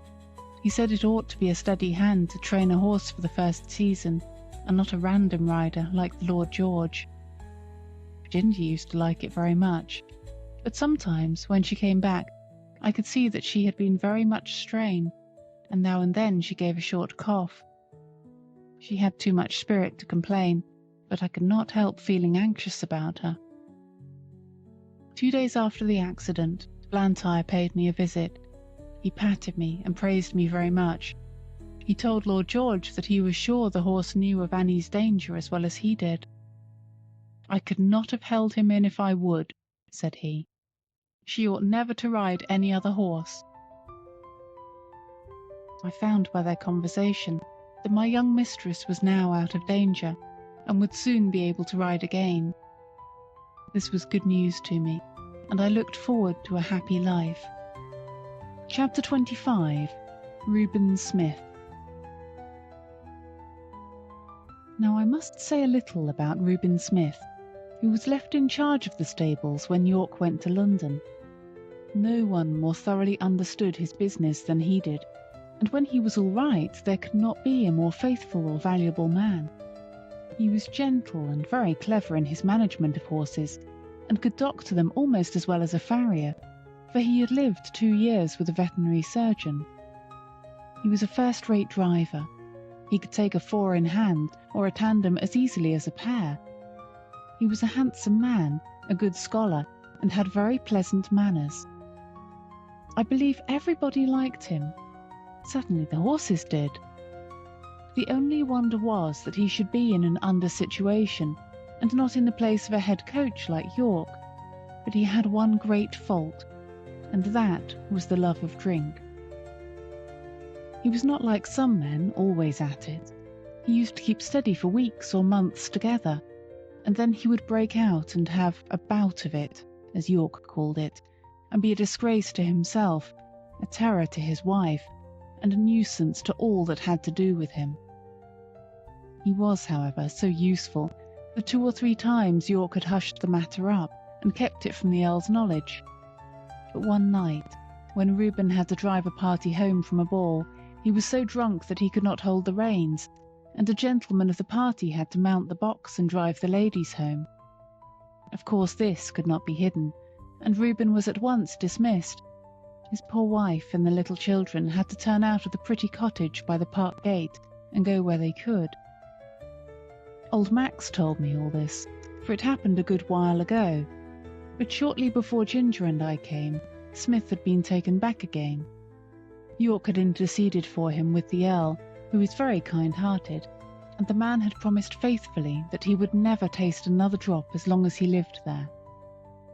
He had kept his promise so well that York thought he might safely be trusted to fill his place while he was away, and he was so clever and honest that no one else seemed so well fitted for it. It was now early in April, and the family was expected home sometime in May. The light brown was to be fresh done up, and as Colonel Blantyre was obliged to return to his regiment, it was arranged that Smith would drive him to the town in it and ride back. For this purpose he took the saddle with him, and I was chosen for the journey. At the station, the Colonel put some money into Smith's hand and bid him goodbye, saying, "Take care of your young mistress, Reuben, and don't let Black Auster be hacked about by any random young prig that wants to ride him. Keep him for the lady." We left the carriage at the maker's, and Smith rode me to the White Lion, and ordered the hostler to feed me well, and have me ready for him at 4 o'clock. A nail in one of my front shoes had started as I came along, but the hostler did not notice it till just about 4 o'clock. Smith did not come into the yard till 5, and then he said he should not leave till 6, as he had met with some old friends. The man then told him of the nail, and asked if he should have the shoe looked to. "No," said Smith, "that will be all right until we get home." He spoke in a very loud, off-hand way, and I thought it very unlike him not to see about the shoe, as he was generally wonderfully particular about loose nails in our shoes. He did not come at 6, nor 7, nor 8, and it was nearly 9 o'clock before he called for me, and then it was with a loud, rough voice. He seemed in a very bad temper, and abused the hostler, though I could not tell what for. The landlord stood at the door and said, "Have a care, Mr. Smith." But he answered angrily with an oath, and almost before he was out of the town he began to gallop, frequently giving me a sharp cut with his whip, though I was going at full speed. The moon had not yet risen, and it was very dark. The roads were stony, having been recently mended. Going over them at this pace, my shoe became looser, and as we neared the turnpike gate, it came off. If Smith had been in his right senses, he would have been sensible of something wrong in my pace, but he was too drunk to notice. Beyond the turnpike was a long piece of road, upon which fresh stones had just been laid, large, sharp stones, over which no horse could be driven quickly without risk of danger. Over this road, with one shoe gone, I was forced to gallop at my utmost speed, my rider meanwhile cutting into me with his whip, and with wild curses urging me to go still faster. Of course, my shoeless foot suffered dreadfully. The hoof was broken and split down to the very quick, and the inside was terribly cut by the sharpness of the stones. This could not go on. No horse could keep his footing under such circumstances. The pain was too great. I stumbled and fell with violence on both my knees. Smith was flung off by my fall, and owing to the speed I was going at, he must have fallen with great force. I soon recovered my feet and limped to the side of the road, where it was free from stones. The moon had just risen above the hedge, and by its light I could see Smith lying a few yards beyond me. He did not rise. He made one slight effort to do so, and then there was a heavy groan. I could have groaned too, for I was suffering intense pain, both from my feet and knees, but horses are used to bear their pain in silence. I uttered no sound, but I stood there and listened. One more heavy groan from Smith, but though he now lay in the full moonlight, I could see no motion. I could do nothing for him nor myself, but oh, how I listened for the sound of horse or wheels or footsteps. The road was not much frequented, and at this time of the night we might stay for hours before help came to us. I stood watching and listening. It was a calm, sweet April night.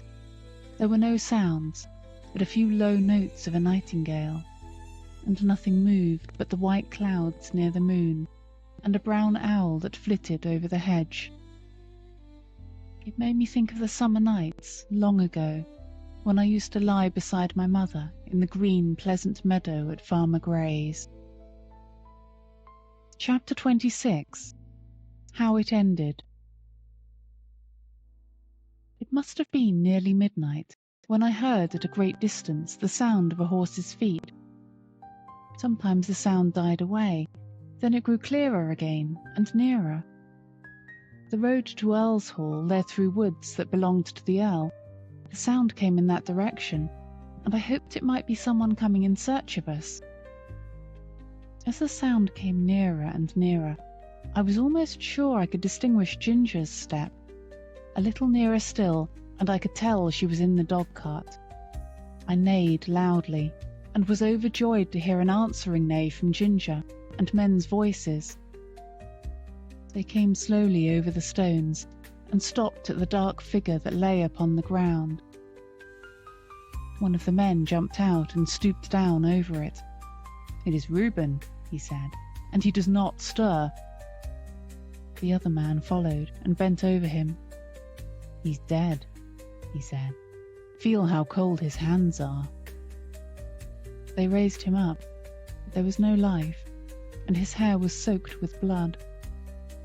They laid him down again and came and looked at me. They soon saw my cut knees. "Why, the horse has been down and thrown him. Who would have thought the black horse would have done that? Nobody thought he could fall. Reuben must have been lying here for hours. Odd, too, that the horse has not moved from the place." Robert then attempted to lead me forward. I made a step, but almost fell again. "Hello, he's bad in his foot as well as his knees. Look here, his hoof is cut all to pieces. He might well come down, poor fellow." I tell you what, Ned, I'm afraid it hasn't been all right with Reuben. Just think of his riding a horse over these stones without a shoe. Why, if he had been in his right senses, he would just as soon have tried to ride him over the moon. I'm afraid it has been the old thing over again. Poor Susan. She looked awfully pale when she came to my house to ask if he had not come home. She made believe she was not a bit anxious, and talked of a lot of things that might have kept him. But for all that, she begged me to go and meet him. But what must we do? There's the horse to get home as well as the body, and that will be no easy matter. Then followed a conversation between them, till it was agreed that Robert, as the groom, should lead me, and that Ned must take the body. It was a hard job to get it into the dog-cart, for there was no one to hold Ginger, but she knew as well as I did what was going on, and stood as still as a stone. I noticed that because, if she had a fault, it was that she was impatient in standing. Ned started off very slowly with his sad load, and Robert came and looked at my foot again.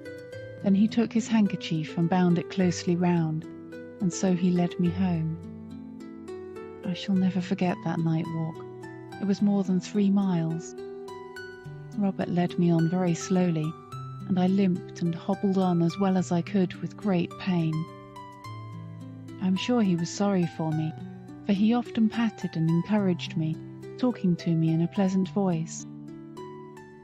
At last I reached my own box and had some corn, and after Robert had wrapped up my knees in wet cloths, he tied up my foot in a bran poultice to draw out the heat and cleanse it before the horse doctor saw it in the morning, and I managed to get myself down on the straw and slept in spite of the pain.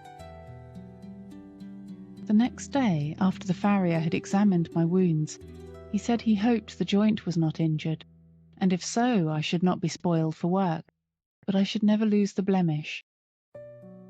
I believe they did the best to make a good cure, but it was a long and painful one. Proud flesh, as they called it, came up in my knees and was burned out with caustic, and when at last it was healed, they put a blistering fluid over the front of both knees to bring all the hair off. They had some reason for this, and I suppose it was all right. As Smith's death had been so sudden, and no one was there to see it, there was an inquest held. The landlord and hostler at the White Lion, with several other people, gave evidence that he was intoxicated when he started from the inn. The keeper of the toll gate said he rode at a hard gallop through the gate, and my shoe was picked up among the stones, so that the case was quite plain to them, and I was cleared of all blame. Everybody pitied Susan. She was nearly out of her mind. She kept saying over and over again, "Oh, he was so good, so good. It was all that cursed drink. Why will they sell that cursed drink? Oh, Reuben, Reuben." So she went on till after he was buried, and then, as she had no home or relations, she, with her 6 little children, was obliged once more to leave the pleasant home by the tall oak trees, and go into that great, gloomy Union House. Chapter 27.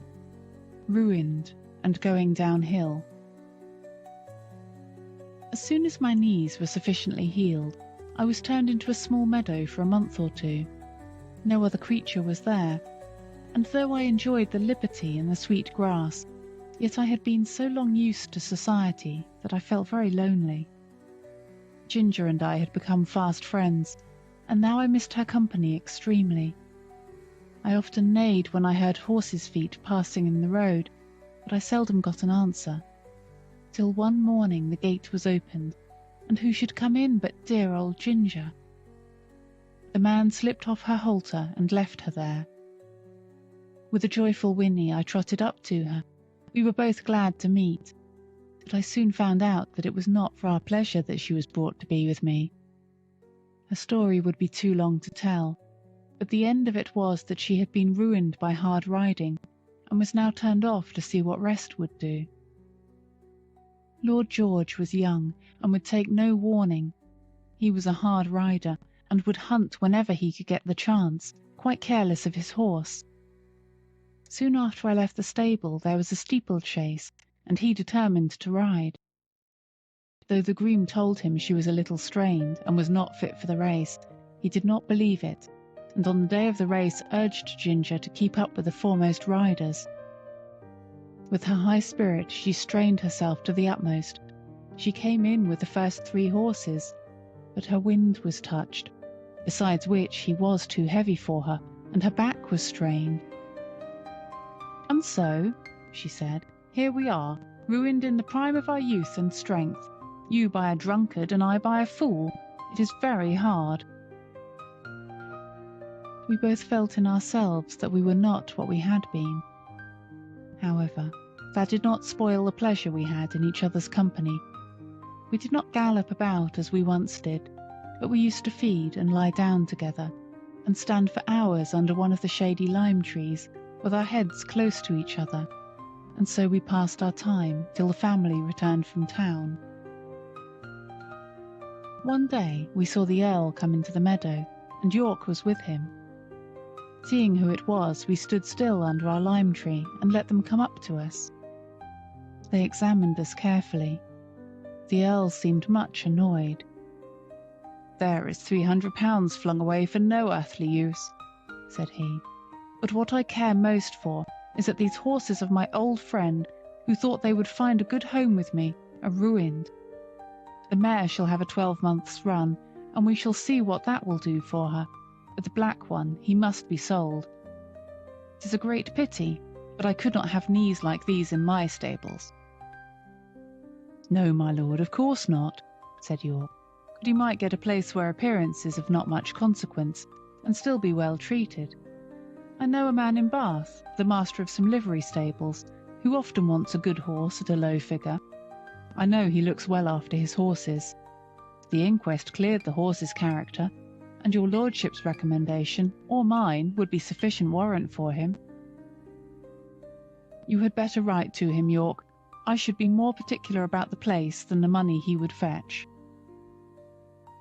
After this they left us. "They'll soon take you away," said Ginger, "and I shall lose the only friend I have, and most likely we shall never see each other again. It is a hard world." About a week after this, Robert came into the field with a halter, which he slipped over my head and led me away. There was no leave-taking of Ginger. We neighed to each other as I was led off, and she trotted anxiously along by the hedge, calling to me as long as she could hear the sound of my feet. Through the recommendation of York, I was bought by the master of the livery stables. I had to go by train, which was new to me, and required a good deal of courage the first time, but as I found the puffing, rushing, whistling, and more than all the trembling of the horse box in which I stood did me no real harm, I soon took it quietly. When I reached the end of my journey, I found myself in a tolerably comfortable stable, and well attended to. These stables were not so airy and pleasant as those I had been used to. The stalls were laid on a slope instead of being level, and as my head was kept tied to the manger, I was obliged always to stand on the slope, which was very fatiguing. Men do not seem to know yet that horses can do more work if they can stand comfortably and can turn about. However, I was well fed and well cleaned, and on the whole, I think our master took as much care of us as he could. He kept a good many horses and carriages of different kinds for hire. Sometimes his own men drove them.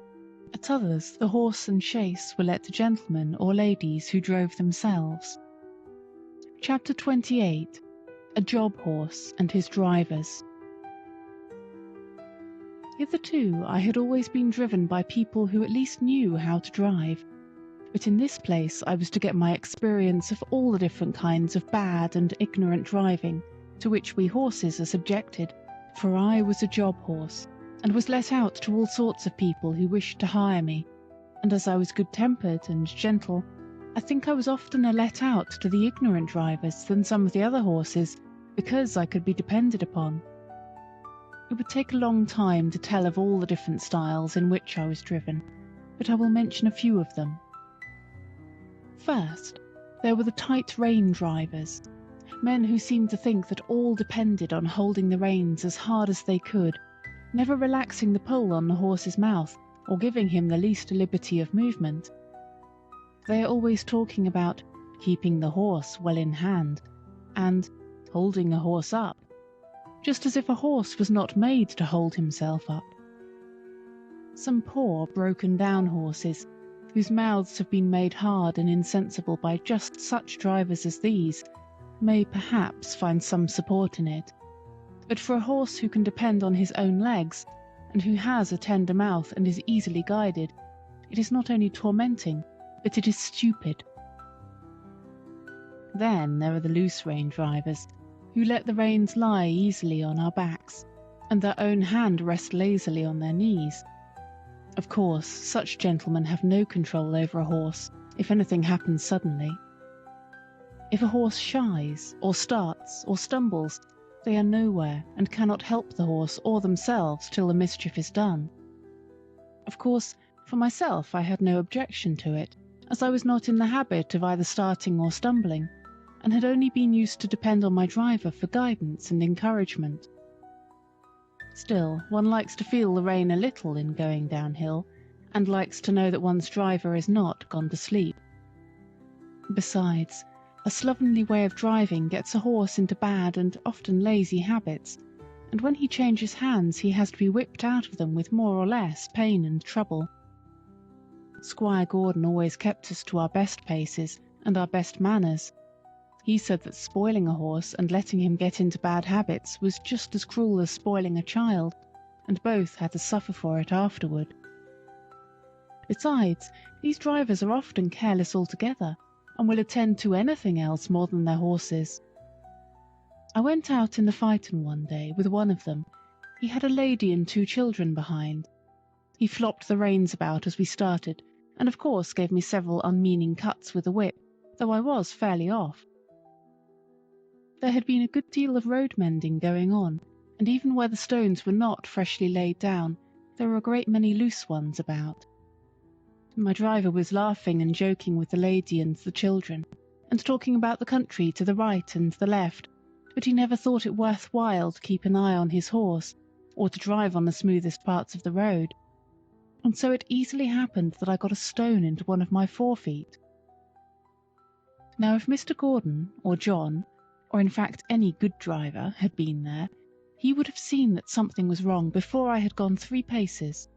Or even if it had been dark, a practised hand would have felt by the rain that there was something wrong in the step, and they would have got down and picked out the stone.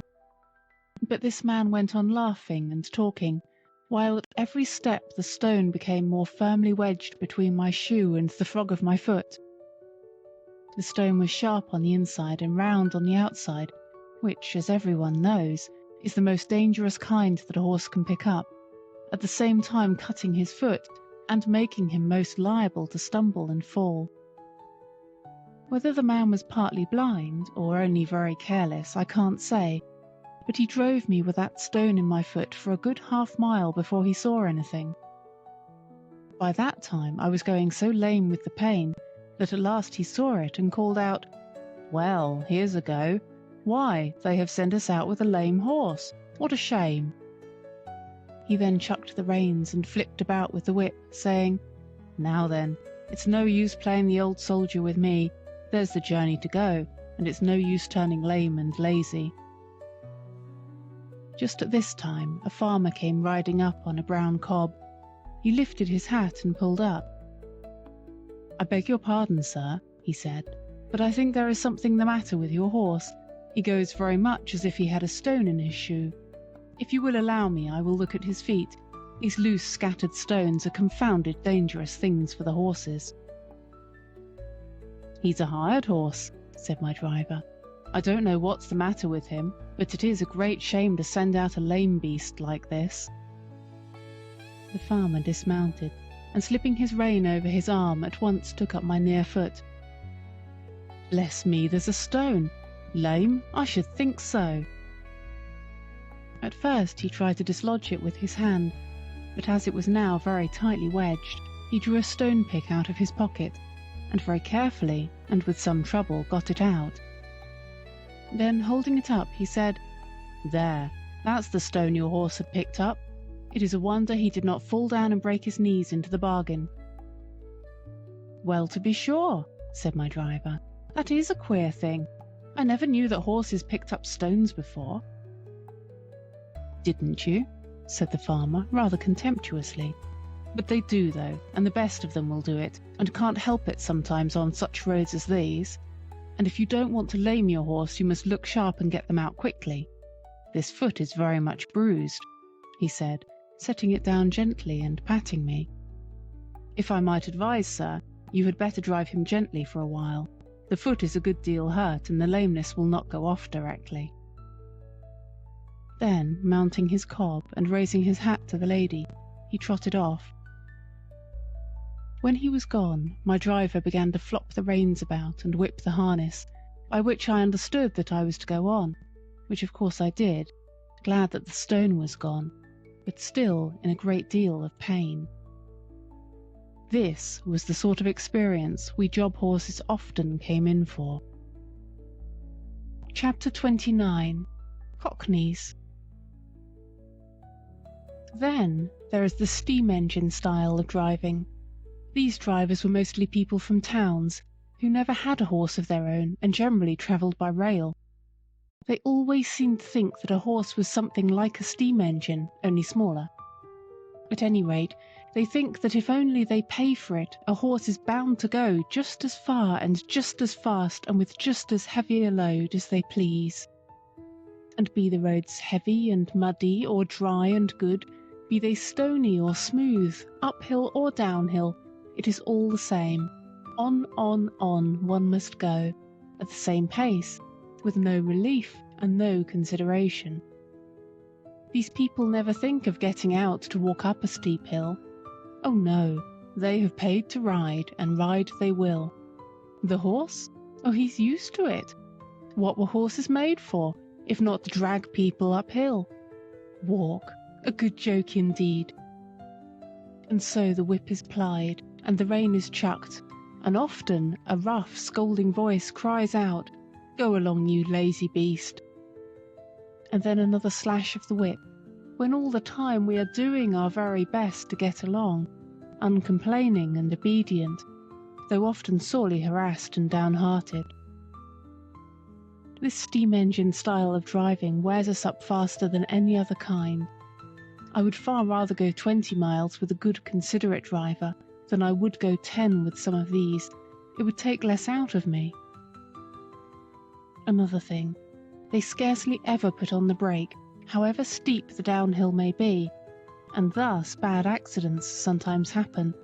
Or if they do put it on, they often forget to take it off at the bottom of the hill, and more than once I have had to pull halfway up the next hill, with one of the wheels held by the brake, before my driver chose to think about it, and that is a terrible strain on a horse. Then these Cockneys, instead of starting at an easy pace, as a gentleman would do, generally set off at full speed from the very stable yard, and when they want to stop, they first whip us, then pull up so suddenly that we are nearly thrown on our haunches, and our mouths jagged with the bit. They call that pulling up with a dash, and when they turn a corner, they do it as sharply as if there were no right side or wrong side of the road. I well remember one spring evening I and Rory had been out for the day. Rory was the horse that mostly went with me when a pair was ordered, and a good honest fellow he was. We had our own driver, and as he was always considerate and gentle with us, we had a very pleasant day. We were coming home at a good smart pace about twilight. Our road turned sharp to the left, but as we were close to the hedge on our own side, and there was plenty of room to pass, our driver did not pull us in. As we neared the corner, I heard a horse and 2 wheels coming rapidly down the hill toward us. The hedge was high and I could see nothing, but the next moment we were upon each other. Happily for me, I was on the side next the hedge. Rory was on the left side of the pole, and had not even a shaft to protect him. The man who was driving was making straight for the corner, and when he came in sight of us, he had no time to pull over to his own side. The whole shock came upon Rory. The gig shaft ran right into the chest, making him stagger back with a cry that I shall never forget. The other horse was thrown upon his haunches and one shaft broken. It turned out that it was a horse from our own stables, with the high-wheeled gig that the young men were so fond of. The driver was one of those random, ignorant fellows who don't even know which is their own side of the road, or if they know, don't care. And there was poor Rory, with his flesh torn open and bleeding, and the blood streaming down. They said if it had been a little more to one side, it would have killed him, and a good thing for him, poor fellow, if it had. As it was a long time before the wound healed, and then he was sold for coal carting, and what that is, up and down those steep hills, only horses know. Some of the sights I saw there, where a horse had to come downhill with a heavily loaded two-wheel cart behind him, on which no brake could be placed, make me sad even now to think of. After Rory was disabled, I often went in the carriage with a mare named Peggy, who stood in the next stall to mine. She was a strong, well-made animal, of a bright dun colour, beautifully dappled, and with a dark brown mane and tail. There was no high breeding about her, but she was very pretty and remarkably sweet-tempered and willing. Still, there was an anxious look about her eyes, by which I knew she had some trouble. The first time we went out together, I thought she had a very odd pace. She seemed to go partly a trot, partly a canter, 3 or 4 paces, and then a little jump forward. It was very unpleasant for any horse who pulled with her, and made me quite fidgety. When we got home, I asked her what made her go in that odd, awkward way. "Ah," she said in a troubled manner, "I know my paces are very bad, but what can I do? It is really not my fault. It is just because my legs are so short. I stand nearly as high as you, but your legs are a good 3 inches longer above your knee than mine, and of course you can take a much longer step and go much faster. You see, I did not make myself. I wish I could have done so. I would have had long legs then. All my troubles come from my short legs," said Peggy in a desponding tone. "But how is it," I said, "when you were so strong and good-tempered and willing?" "Why, you see," said she, "men will go so fast, and if one can't keep up to other horses it is nothing but whip, whip, whip all the time. And so I have had to keep up as I could, and have got into this ugly shuffling pace. It was not always so. When I lived with my first master I always went a good regular trot, but then he was not in such a hurry. He was a young clergyman in the country, and a good, kind master he was. He had 2 churches, a good way apart, and a great deal of work, but he never scolded or whipped me for not going faster. He was very fond of me. I only wish I was with him now, but he had to leave and go to a large town, and then I was sold to a farmer. Some farmers, you know, are capital masters, but I think this one was a low sort of man. He cared nothing about good horses or good driving. He only cared for going fast. I went as fast as I could, but that would not do, and he was always whipping, so I got into this way of making a spring forward to keep up.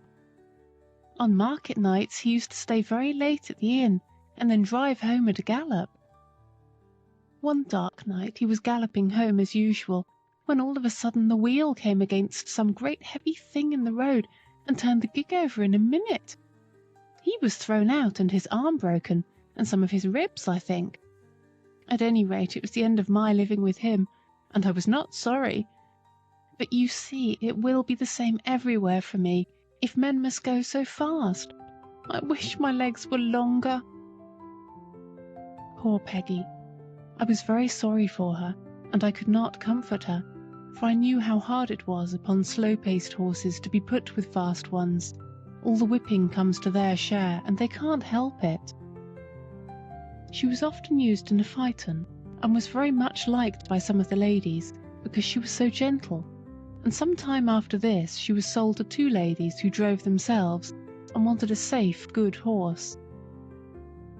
I met her several times out in the country, going a good steady pace and looking as gay and contented as a horse could be. I was very glad to see her, for she deserved a good place. After she left us, another horse came in her stead. He was young and had a bad name for shying and starting, by which he had lost a good place. I asked him what made him shy. "Well, I hardly know," he said. "I was timid when I was young, and was a good deal frightened several times, and if I saw anything strange I used to turn and look at it. You see, with our blinkers, one can't see or understand what a thing is unless one looks round, and then my master always gave me a whipping, which of course made me start on, and did not make me less afraid. I think if he would have let me just look at things quietly and see that there was nothing to hurt me, it would have been all right, and I should have got used to them." One day, an old gentleman was riding with him, and a large piece of white paper or rag blew across just on one side of me. I shied and started forward. My master, as usual, whipped me smartly, but the old man cried out, "You're wrong! You're wrong! You should never whip a horse for shying. He shies because he is frightened, and you only frighten him more and make the habit worse. So I suppose all men don't do so. I am sure I don't want to shy for the sake of it, but how should one know what is dangerous and what is not, if one is never allowed to get used to anything? I'm never afraid of what I know. Now, I was brought up on a park where there were deer. Of course I knew them as well as I did a sheep or a cow, but they are not common, and I know many sensible horses who are frightened at them, and who kick up quite a shindy before they will pass a paddock where there are deer." I knew what my companion said was true, and I wished that every young horse had as good masters as Farmer Grey and Squire Gordon. Of course, we sometimes come in for good driving here. I remember one morning I was put into the light gig and taken to a house in Pulteney Street. Two gentlemen came out. The taller of them came round to my head. He looked at the bit and bridle, and just shifted the collar with his hand to see if it fitted comfortably. "Do you consider this horse wants a curb?" he said to the hostler. "Well," said the man, "I should say he would go just as well without. He has an uncommon good mouth, and though he has a fine spirit he has no vice, but we generally find people like the curb." "I don't like it," said the gentleman. "Be so good as to take it off, and put the rein in at the cheek. An easy mouth is a great thing on a long journey, is it not, old fellow?" he said, patting my neck. Then he took the reins, and they both got up. I can remember now how quietly he turned me round, and then, with a light feel of the rein, and drawing the whip gently across my back, we were off. I arched my neck and set off at my best pace. I found I had someone behind me who knew how a good horse ought to be driven. It seemed like the old times again, and made me feel quite gay. This gentleman took a great liking to me, and after trying me several times with the saddle, he prevailed upon my master to sell me to a friend of his, who wanted a safe, pleasant horse for riding. And so it came to pass that in the summer I was sold to Mr. Barry. Chapter 30. A Thief. My new master was an unmarried man. He lived at Bath and was much engaged in business. His doctor advised him to take horse exercise, and for this purpose he bought me. He hired a stable a short distance from his lodgings, and engaged a man named Filcher as groom. My master knew very little about horses, but he treated me well, and I should have had a good and easy place, but for circumstances of which he was ignorant. He ordered the best hay with plenty of oats, crushed beans and bran, with vetches or ryegrass as the man might think needful. I heard the master give the order, so I knew there was plenty of good food, and I thought I was well off. For a few days all went on well. I found that my groom understood his business. He kept the stable clean and airy, and he groomed me thoroughly and was never otherwise than gentle. He had been a hostler in one of the great hotels in Bath. He had given that up, and now cultivated fruit and vegetables for the market, and his wife bred and fattened poultry and rabbits for sale. After a while it seemed to me that my oats came very short. I had the beans, but bran was mixed with them instead of oats, of which there were very few, certainly not more than a quarter of what there should have been. In 2 or 3 weeks this began to tell upon my strength and spirits. The grass food, though very good, was not the thing to keep up my condition without corn. However, I could not complain, nor make known my wants. So it went on for about 2 months, and I wondered that my master did not see that something was the matter. However, one afternoon he rode out into the country to see a friend of his, a gentleman farmer, who lived on the road to Wells. This gentleman had a very quick eye for horses, and after he had welcomed his friend, he said, casting his eye over me, "It seems to me, Barry, that your horse does not look so well as he did when you first had him. Has he been well?" "Yes, I believe so," said my master, "but he is not nearly so lively as he was. My groom tells me that horses are always dull and weak in the autumn, and that I must expect it." "Autumn, fiddlesticks," said the farmer. "Why, this is only August, and with your light work and good food, he ought not to go down like this, even if it was autumn. How do you feed him?" My master told him. The other shook his head slowly, and began to feel me over. "I can't say who eats your corn, my dear fellow, but I am much mistaken if your horse gets it. Have you ridden very fast?" "No, very gently." "Then just put your hand here," said he, passing his hand over my neck and shoulder. "He is as warm and damp as a horse just come up from grass. I advise you to look into your stable a little more. I hate to be suspicious, and thank heaven I have no cause to be, for I can trust my men, present or absent, but there are mean scoundrels, wicked enough to rob a dumb beast of his food. You must look into it." And turning to his man, who had come to take me, "Give this horse a right good feed of bruised oats, and don't stint him." Dumb beasts. Yes, we are, but if I could have spoken, I could have told my master where his oats went to. My groom used to come every morning about 6 o'clock, and with him a little boy, who always had a covered basket with him. He used to go with his father into the harness room where the corn was kept, and I could see them, when the door stood ajar, fill a little bag with oats out of the bin, and then he used to be off. 5 or 6 mornings after this, just as the boy had left the stable, the door was pushed open, and a policeman walked in, holding the child tight by the arm. Another policeman followed, and locked the door on the inside, saying, "Show me the place where your father keeps his rabbit's food." The boy looked very frightened, and began to cry, but there was no escape, and he led the way to the corn bin. Here the policeman found another empty bag like that which was found full of oats in the boy's basket. Filcher was cleaning my feet at the time, but they soon saw him, and though he blustered a good deal, they walked him off to the lock-up, and his boy with him. I heard afterward that the boy was not held to be guilty, but the man was sentenced to prison for 2 months. Chapter 31. A Humbug. My master was not immediately suited, but in a few days my new groom came. He was a tall, good-looking fellow enough, but if ever there was a humbug in the shape of a groom, Alfred Smirk was the man. He was very civil to me, and never used me ill. In fact, he did a great deal of stroking and patting when his master was there to see it. He always brushed my mane and tail with water, and my hooves with oil, before he brought me to the door, to make me look smart. But as to cleaning my feet, or looking to my shoes, or grooming me thoroughly, He thought no more of that than if I had been a cow.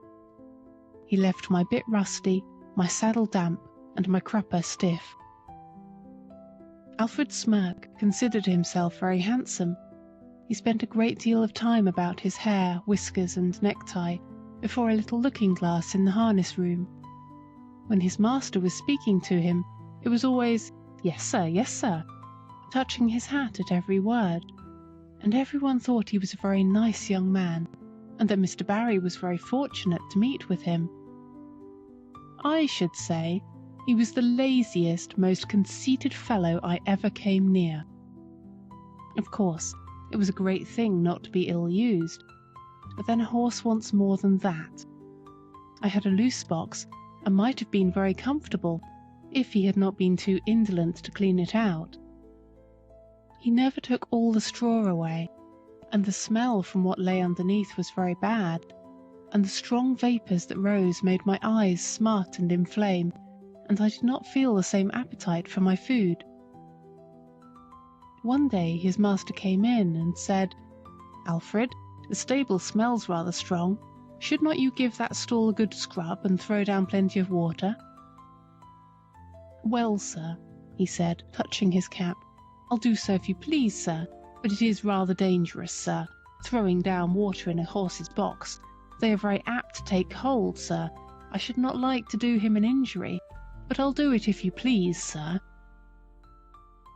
"Well," said his master, "I should not like him to take cold, but I don't like the smell of this stable. Do you think the drains are all right?" "Well, sir, now you mention it, I think the drain does sometimes send back a smell. There may be something wrong, sir." "Then send for the bricklayer and have it seen to," said his master. "Yes, sir, I will." The bricklayer came and pulled up a great many bricks, but found nothing amiss, so he put down some lime and charged the master 5 shillings, and the smell in my box was as bad as ever. But that was not all. Standing as I did on a quantity of moist straw, my feet grew unhealthy and tender, and a master used to say, "I don't know what is the matter with this horse. He goes very fumble-footed. I am sometimes afraid he will stumble." "Yes, sir," said Alfred. "I have noticed the same myself when I have exercised him." Now, the fact was that he hardly ever did exercise me, and when the master was busy, I often stood for days together without stretching my legs at all, and yet being fed just as high as if I were at hard work. This often disordered my health, and made me sometimes heavy and dull, but more often restless and feverish. He never even gave me a meal of green food or a bran mash, which would have cooled me, for he was altogether as ignorant as he was conceited. And then, instead of exercise or change of food, I had to take horse balls and draughts, which, besides the nuisance of having them poured down my throat, used to make me feel ill and uncomfortable. One day, my feet were so tender that, trotting over some fresh stones with my master on my back, I made 2 such serious stumbles that, as he came down Lansdowne into the city, he stopped at the farrier's and asked him to see what was the matter with him. The man took up my feet one by one and examined them. Then, standing up and dusting his hands one against the other, he said, "Your horse has got the thrush, and badly too. His feet are very tender. It is fortunate that he has not been down. I wonder your groom has not seen to it before. This is the sort of thing we find in fowl stables, where the litter is never properly cleaned out. If you will send him here tomorrow, I will attend to the hoof, and I will direct your man how to apply the liniment which I will give him." The next day I had my feet thoroughly cleaned, and stuffed with tow soaked in some strong lotion, and an unpleasant business it was. The farrier ordered all the litter to be taken out of my box day by day, and the floor kept very clean. Then I was to have bran mashes, a little green food, and not so much corn, till my feet were well again. With this treatment I soon regained my spirits, but Mr. Barry was so much disgusted at being twice deceived by his grooms that he determined to give up keeping a horse, and to hire when he wanted one. I was therefore kept till my feet were quite sound, and was then sold again. Part 3, Chapter 32. A Horse Fair. No doubt a horse fair is a very amusing place to those who have nothing to lose. At any rate, there is plenty to see. Long strings of young horses out of the country, fresh from the marshes, and droves of shaggy little Welsh ponies, no higher than Merrylegs, and hundreds of cart horses of all sorts, some of them with their long tails braided up and tied with scarlet cord, and a good many like myself, handsome and high-bred, but fallen into the middle class through some accident or blemish, unsoundness of wind, or some other complaint. There were some splendid animals quite in their prime and fit for anything. They were throwing out their legs and showing off their paces in high style as they were trotted out with the leading rein, the groom running by the side. But round in the background there were a number of poor things, sadly broken down with hard work, with their knees knuckling over and their hind legs swinging out at every step. And there were some very dejected-looking old horses, with the underlip hanging down and the ears lying back heavily, as if there were no more pleasure in life and no more hope. There were some so thin that you might see all their ribs, and some with old sores on their backs and hips. These were sad sights for a horse to look upon, who knows not but he may come to the same state. There was a great deal of bargaining, a running up and beating down, and if a horse may speak his mind so far as he understands, I should say there were more lies told and more trickery at that horse fair than a clever man could give an account of. I was put with 2 or 3 other strong, useful-looking horses, and a good many people came to look at us. The gentlemen always turned away from me when they saw my broken knees, though the man who had me swore it was only a slip in the stall. The first thing was to pull my mouth open, then to look at my eyes, then to feel all the way down my legs, and give me a hard feel of the skin and flesh, and then try my paces. It was wonderful what a difference there was in the way these things were done. Some did it in a rough, off-hand way, as if one was only a piece of wood, while others would take their hands gently over one's body, with a pat now and then, as much as to say, "By your leave." Of course, I judged a good deal of the buyers by their manners to myself. There was one man, I thought, if he would buy me, I should be happy. He was not a gentleman, nor yet one of the loud flashy sort that call themselves so. He was rather a small man, but well made, and quick in all his motions. I knew in a moment by the way he handled me that he was used to horses. He spoke gently, and his grey eye had a kindly, cheery look in it. It may seem strange to say, but it is true all the same, that the clean, fresh smell there was about him made me take to him. No smell of old beer and tobacco, which I hated, but a fresh smell, as if he had come out of a hayloft. He offered £23 for me, but that was refused, and he walked away. I looked after him, but he was gone, and a very hard-looking, loud-voiced man came. I was dreadfully afraid he would have me, but he walked off. 2 or 3 more came who did not mean business. Then the hard-faced man came back again, and offered £23. A very close bargain was being driven, for my salesman began to think he should not get all he asked, and must come down. But just then the grey-eyed man came back again. I could not help reaching out my head toward him. He stroked my face kindly. "Well, old chap," he said, "I think we should suit each other. I'll give 24 for him." "Say 25 and you shall have him." 24.10, said my friend, in a very decided tone, "and not another 6pence. Yes or no?" "Done," said the salesman, "and you may depend upon it there's a monstrous deal of quality in that horse, and if you want him for cab work, he's a bargain." The money was paid on the spot, and my new master took my halter and led me out of the fair to an inn, where he had a saddle and bridle ready. He gave me a good feed of oats, and stood by while I ate it, talking to himself and talking to me.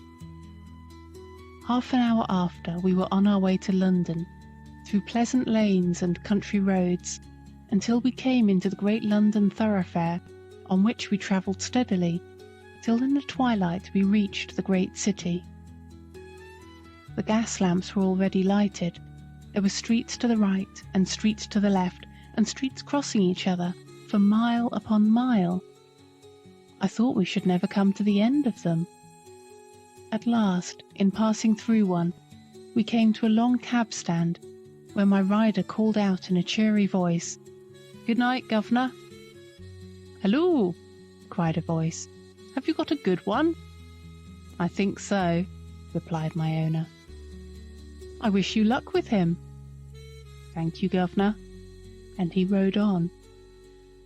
We soon turned up one of the side streets, and about halfway up that we turned into a very narrow street, with rather poor-looking houses on one side, and what seemed to be coach houses and stables on the other. My owner pulled up at one of the houses and whistled. The door flew open, and a young woman, followed by a little girl and boy, ran out. There was a very lively greeting as my rider dismounted. "Now then, Harry, my boy, open the gates, and mother will bring us the lantern." The next minute they were all standing round me in a small stable yard. "Is he gentle, father?" "Yes, Dolly, as gentle as your own kitten. Come and pat him."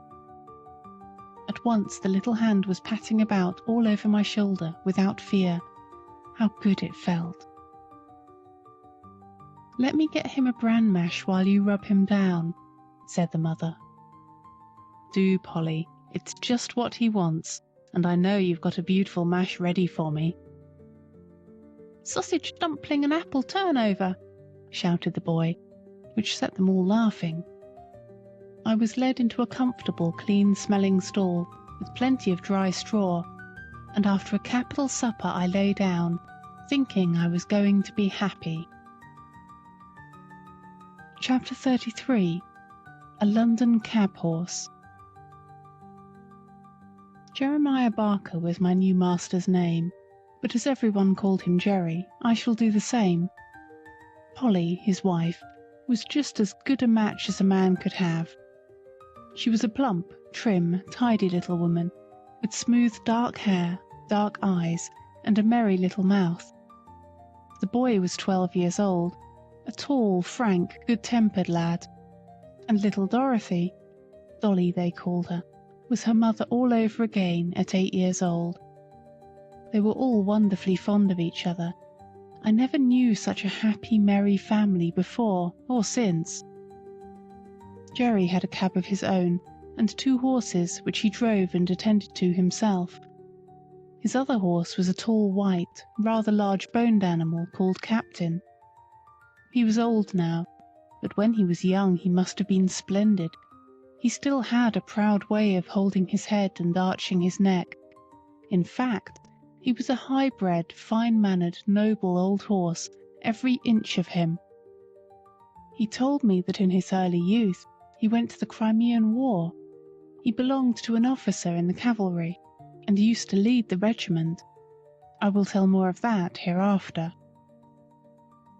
The next morning, when I was well groomed, Polly and Dolly came into the yard to see me and make friends.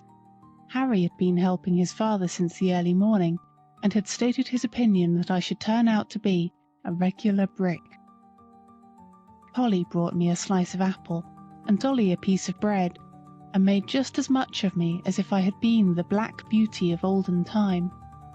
It was a great treat to be petted again, and talked to in a gentle voice, and I let them see as well as I could that I wished to be friendly. Polly thought I was very handsome, and a great deal too good for a cab, if it were not for the broken knees. "Of course, there's no one to tell us whose fault that was," said Jerry, "and as long as I don't know, I shall give him the benefit of the doubt, for a firmer, neater stepper I never rode. We'll call him Jack, after the old one, shall we, Polly?" "Do," she said, "for I like to keep a good name going." Captain went out in a cab all morning. Harry came in after school to feed me and give me water.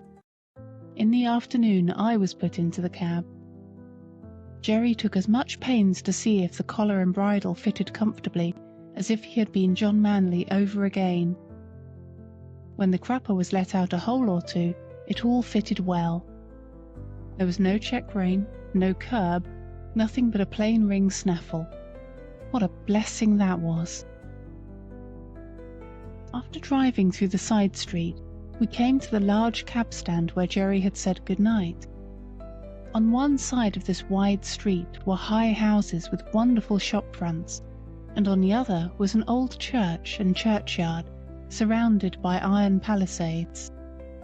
Alongside these iron rails, a number of cabs were drawn up, waiting for passengers.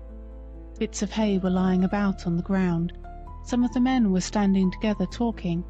Some were sitting on their boxes reading the newspaper, and one or two were feeding their horses with bits of hay and giving them a drink of water. We pulled up in the rank at the back of the last cab. 2 or 3 men came round and began to look at me and pass their remarks. "Very good for a funeral," said one. "Too smart looking," said another, shaking his head in a very wise way. "You'll find out something wrong one of these fine mornings, or my name isn't Jones." "Well," said Jerry pleasantly, "I suppose I need not find it out until it finds me out, eh? And if so, I'll keep up my spirits a little longer."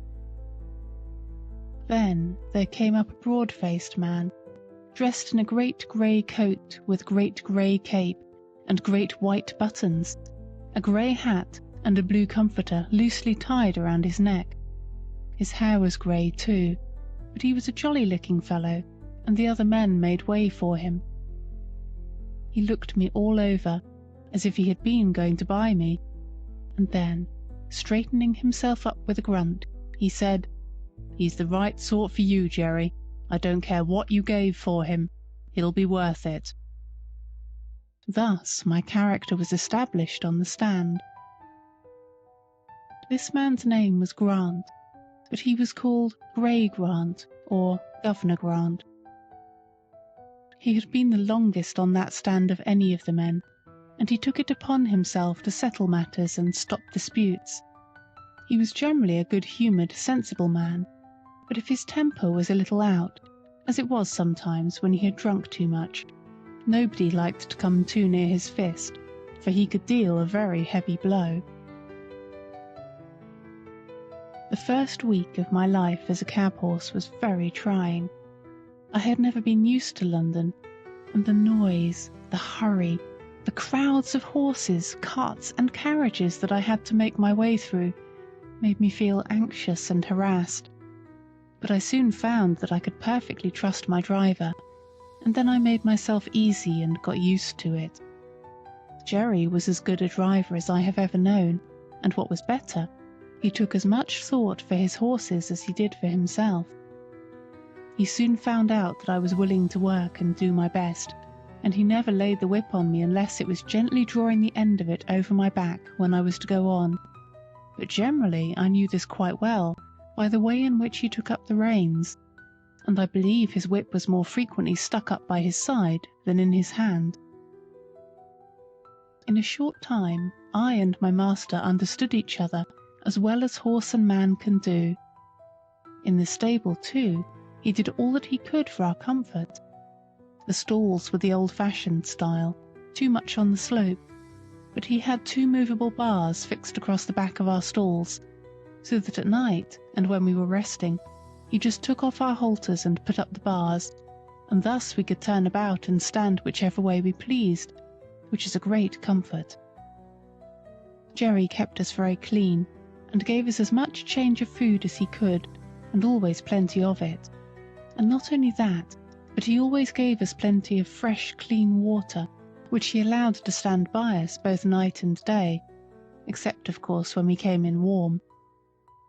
Some people say that a horse ought not to drink all he likes, but I know if we are allowed to drink when we want, we drink only a little at a time, and it does us a good deal more good than swallowing down half a bucketful at a time, because we have been left without till we are thirsty and miserable. Some grooms will go home to their beer and leave us for hours with our dry hay and oats and nothing to moisten them. Then, of course, we gulp down too much at once, which helps to spoil our breathing and sometimes chills our stomachs. But the best thing we had here was our Sundays for rest. We worked so hard in the week that I do not think we could have kept up to it but for that day. Besides, we had then time to enjoy each other's company. It was on these days that I learned my companion's history. Chapter 34. An Old Warhorse. Captain had been broken in and trained for an army horse. His first owner was an officer of cavalry going out to the Crimean War. He said he quite enjoyed the training with all the other horses, trotting together, turning together to the right hand or the left, halting at the word of command, or dashing forward at full speed at the sound of the trumpet or signal of the officer. He was, when young, a dark, dappled iron grey, and considered very handsome. His master, a young, high-spirited gentleman, was very fond of him, and treated him from the first with the greatest care and kindness. He told me he thought the life of an army horse was very pleasant, but when it came to being sent abroad over the sea in a great ship, he almost changed his mind. "That part of it," said he, "was dreadful. Of course we could not walk off the land into the ship, so they were obliged to put strong straps under our bodies, and then we were lifted off our legs in spite of our struggles, and were swung through the air over the water to the deck of the great vessel. There we were placed in small, close stalls, and never for a long time saw the sky or were able to stretch our legs. The ship sometimes rolled about in high winds, and we were knocked about and felt bad enough. However, at last it came to an end, and we were hauled up and swung over again to the land. We were very glad, and snorted and neighed for joy when we once more felt firm ground under our feet. We soon found that the country we had come to was very different from our own, and that we had many hardships to endure besides the fighting. But many of the men were so fond of their horses that they did everything they could to make them comfortable, in spite of snow, wet, and all things out of order.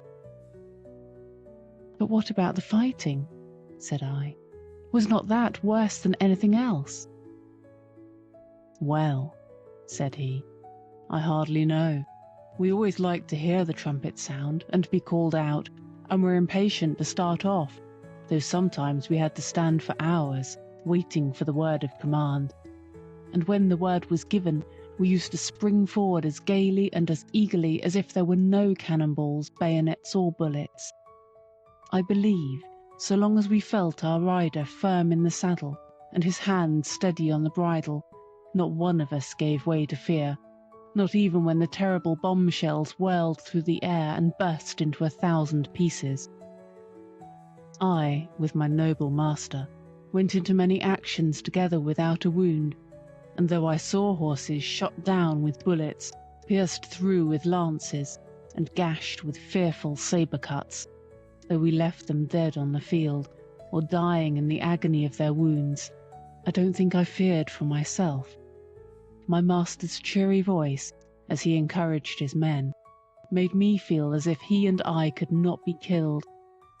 I had such perfect trust in him that while he was guiding me, I was ready to charge up to the very cannon's mouth. I saw many brave men cut down, many fall mortally wounded from their saddles. I had heard the cries and groans of the dying. I had cantered over ground slippery with blood, and frequently had to turn aside to avoid trampling on wounded man or horse. But, until one dreadful day, I had never felt terror. That day I shall never forget. Here, old Captain paused for a while and drew a long breath. I waited, and he went on. It was one autumn morning, and as usual, an hour before daybreak, our cavalry had turned out, ready caparisoned for the day's work, whether it might be fighting or waiting. The men stood by their horses waiting, ready for orders. As the light increased, there seemed to be some excitement among the officers, and before the day was well begun, we heard the firing of the enemy's guns. Then one of the officers rode up and gave the word for the men to mount, and in a second every man was in his saddle, and every horse stood expecting the touch of the rein or the pressure of his rider's heels, all animated, all eager, but still we had been trained so well that, except by the champing of our bits and the restive tossing of our heads from time to time, it could not be said that we stirred. My dear master and I were at the head of the line, and as all sat motionless and watchful, he took a little stray lock of my mane, which had turned over on the wrong side, laid it over on the right, and smoothed it down with his hand. Then patting my neck, he said, "We shall have a day of it today, Bayard, my beauty, but we'll do our duty as we have done." He stroked my neck that morning more, I think, than he had ever done before, quietly on and on, as if he were thinking of something else. I loved to feel his hand on my neck, and arched my crest proudly and happily, but I stood very still, for I knew all his moods, and when he liked me to be quiet and when gay. I cannot tell all that happened on that day, but I will tell of the last charge that we made together. It was across a valley, right in front of the enemy's cannon. By this time we were well used to the roar of heavy guns, the rattle of musket fire, and the flying of shot near us, but never had I been under such a fire as we rode through on that day. From the right, from the left, and from the front, shot and shell poured in upon us. Many a brave man went down. Many a horse fell, flinging his rider to the earth. Many a horse without a rider ran wildly out of the ranks. Then, terrified at being alone, with no hand to guide him, came pressing in among his old companions to gallop with them to the charge. Fearful as it was, no one stopped, no one turned back. Every moment the ranks were thinned, but as our comrades fell, we closed in to keep them together, and instead of being shaken or staggered in our pace, our gallop became faster and faster as we neared the cannon. My master, my dear master, was cheering on his comrades with his right arm raised on high, when one of the balls whizzing close to my head struck him. I felt him stagger with the shock, though he uttered no cry. I tried to check my speed, but the sword dropped from his right hand, the rein fell loose from the left, and sinking backward from the saddle he fell to the earth. The other riders swept past us, and by the force of their charge I was driven from the spot. I wanted to keep my place by his side and not leave him under that rush of horses' feet, but it was in vain. And now, without a master or a friend, I was alone on that great slaughter ground. Then fear took hold on me too, and I trembled as I had never trembled before. And I too, as I had seen other horses do, tried to join in the ranks and gallop with them, but I was beaten off by the swords of the soldiers. Just then a soldier whose horse had been killed under him caught at my bridle and mounted me, and with this new master I was again going forward, but our gallant company was cruelly overpowered, and those who remained alive after the fierce fight for the guns came galloping back over the same ground. Some of the horses had been so badly wounded that they could scarcely move from the loss of blood. Other noble creatures were trying on 3 legs to drag themselves along, and others were struggling to rise on their forefeet when their hind legs had been shattered by shot. After the battle, the wounded men were brought in, and the dead were buried. "And what about the wounded horses?" I said. "Were they left to die?" "No. The army farriers went over the fields with their pistols and shot all that were ruined. Some that had only slight wounds were brought back and attended to, but the greater part of the noble, willing creatures that went out that morning never came back. In our stables, there was only about 1 in 4 that returned. I never saw my dear master again. I believe he fell dead from the saddle. I never loved any other master so well. I went into many other engagements, but was only once wounded, and then not seriously. And when the war was over, I came back again to England, as sound and strong as when I went out." I said, "I have heard people talk about war as if it were a very fine thing." "Ah," said he, "I should think they never saw it. No doubt it is very fine when there is no enemy, when it is just exercise and parade and sham fight. Yes, it is very fine then. But when thousands of good, brave men and horses are killed or crippled for life, it has a very different look." "Do you know what they fought about?" said I. "No," he said. "That is more than a horse can understand. But the enemy must have been awfully wicked people, if it was right to go all that way over the sea on purpose to kill them." Chapter 35. Jerry Barker. I never knew a better man than my new master. He was kind and good, and as strong for the right as John Manley, and so good-tempered and merry that very few people could pick a quarrel with him.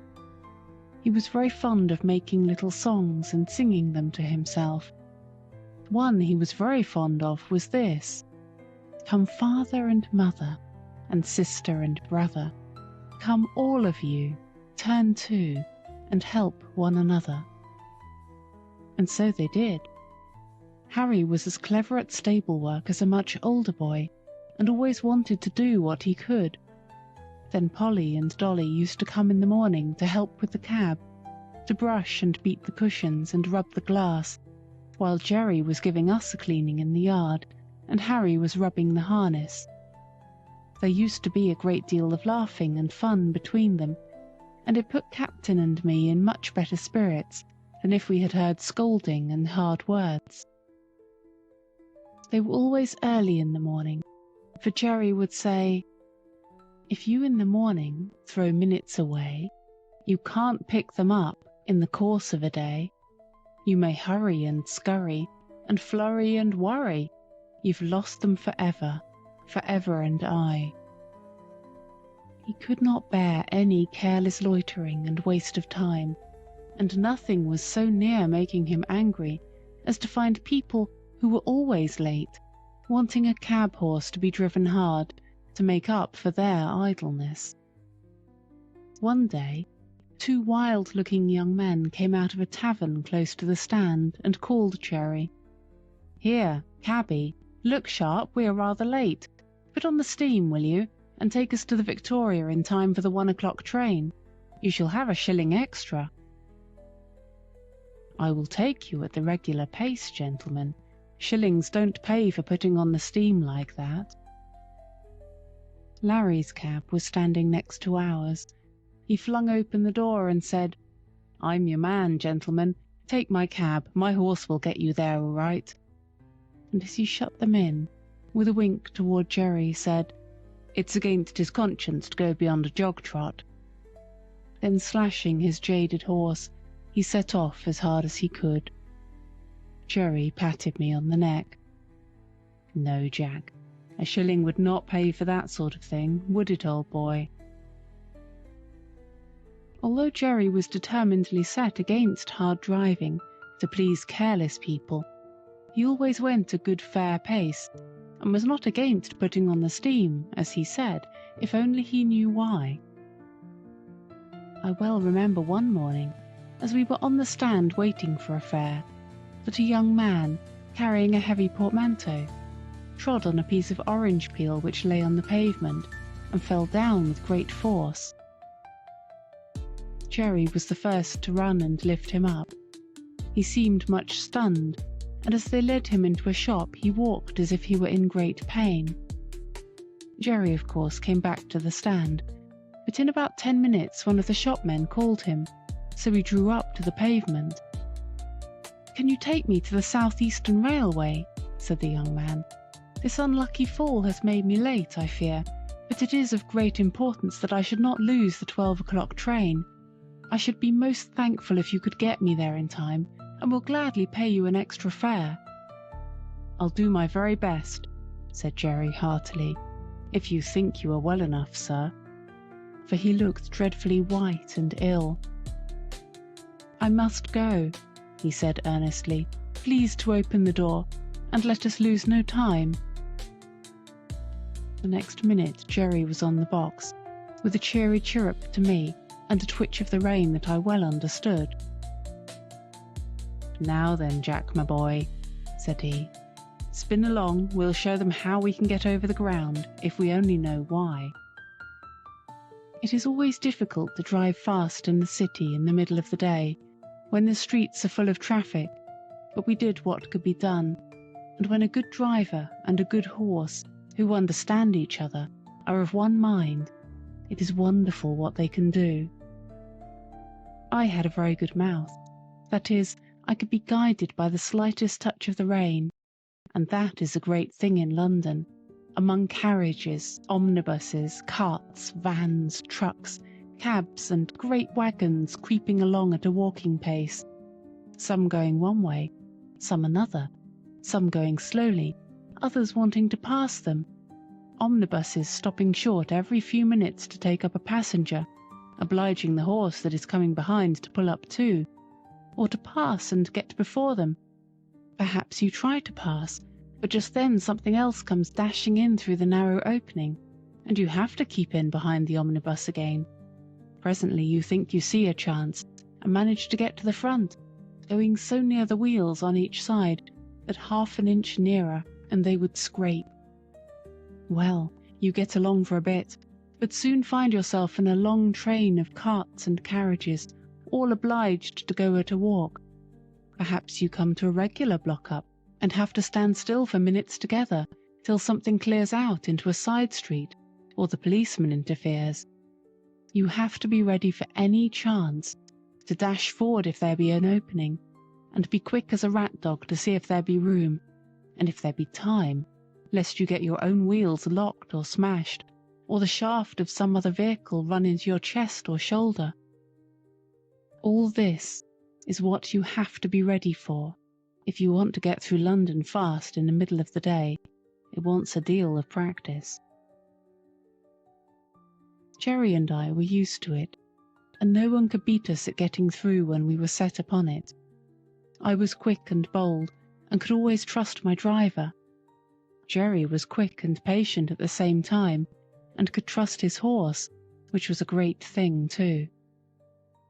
He very seldom used the whip. I knew by his voice, and his click-click when he wanted to get on fast, and by the rein where I was to go, so there was no need for whipping. But I must go back to my story. The streets were very full that day, but we got on pretty well as far as the bottom of Cheapside, where there was a block for 3 or 4 minutes. The young man put his head out and said anxiously, "I think I had better get out and walk. I shall never get there if this goes on." "I shall do all that can be done, sir," said Jerry. "I think we shall be in time. This block-up cannot last much longer, and your luggage is very heavy for you to carry, sir." Just then the cart in front of us began to move on, and then we had a good turn. In and out we went, as fast as horseflesh could do it, and for a wonder had a good clear time on London Bridge, for there was a whole train of cabs and carriages all going our way at a quick trot, perhaps wanting to catch that very train. At any rate, we whirled into the station with many more, just as the great clock pointed 8 minutes to 12 o'clock. "Thank God, we are in time," said the young man. "And thank you too, my friend, and your good horse. You have saved me more than money can ever pay for. Take this extra half-crown."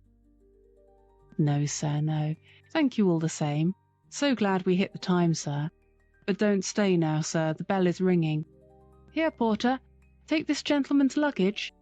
Dover line, 12 o'clock train, that's it." And without waiting for another word, Jerry wheeled me round to make room for other cabs that were dashing up at the last minute, and drew up on one side till the crush was past. "So glad," he said, "so glad. Poor young fellow. I wonder what it was that made him so anxious." Jerry often talked to himself quite loud enough for me to hear when we were not moving. On Jerry's return to the rank, there was a good deal of laughing and chaffing at him for driving hard to the train for an extra fare, as they said, all against his principles, and they wanted to know how much he had pocketed. "A good deal more than I generally get," said he, nodding slyly. "What he gave me will keep me in little comforts for several days." "Gammon," said one. "He's a humbug," said another, preaching to us and then doing the same himself. "Look here, mates," said Jerry. "The gentleman offered me half-a-crown extra, but I didn't take it. It was quite pay enough for me to see how glad he was to catch that train, and if Jack and I choose to have a quick run now and then to please ourselves, that's our business and not yours." "Well," said Larry, "you'll never be a rich man." "Most likely not," said Jerry, "but I don't know that I shall be the less happy for that. I have heard the commandments read a great many times, and I never noticed that any of them said, 'Thou shalt be rich,' and there are a good many curious things said in the New Testament about rich men that I think would make me feel rather queer if I was one of them." "If you ever do get rich," said Governor Gray, looking over his shoulder across the top of his cab, "you'll deserve it, Jerry, and you won't find a curse come with your wealth. As for you, Larry, you'll die poor. You spend too much in whipcord." "Well," said Larry, "what is a fellow to do if his horse won't go without it?" "You never take the trouble to see if he will go without it. Your whip is always going as if you had the St. Vitus dance in your arm, and if it does not wear you out, it wears your horse out. You know you are always changing your horses. And why? Because you never give them any peace or encouragement." "Well, I have not had good luck," said Larry. "That's where it is." "And you never will," said the governor. "Good luck is rather particular who she rides with, and mostly prefers those who have got common sense and a good heart. At least that is my experience." Governor Gray turned round again to his newspaper, and the other men went to their cabs. Chapter 36. The Sunday Cab. One morning, as Jerry had just put me into the shafts and was fastening the traces, a gentleman walked into the yard. "Your servant, sir," said Jerry. "Good morning, Mr. Barker," said the gentleman.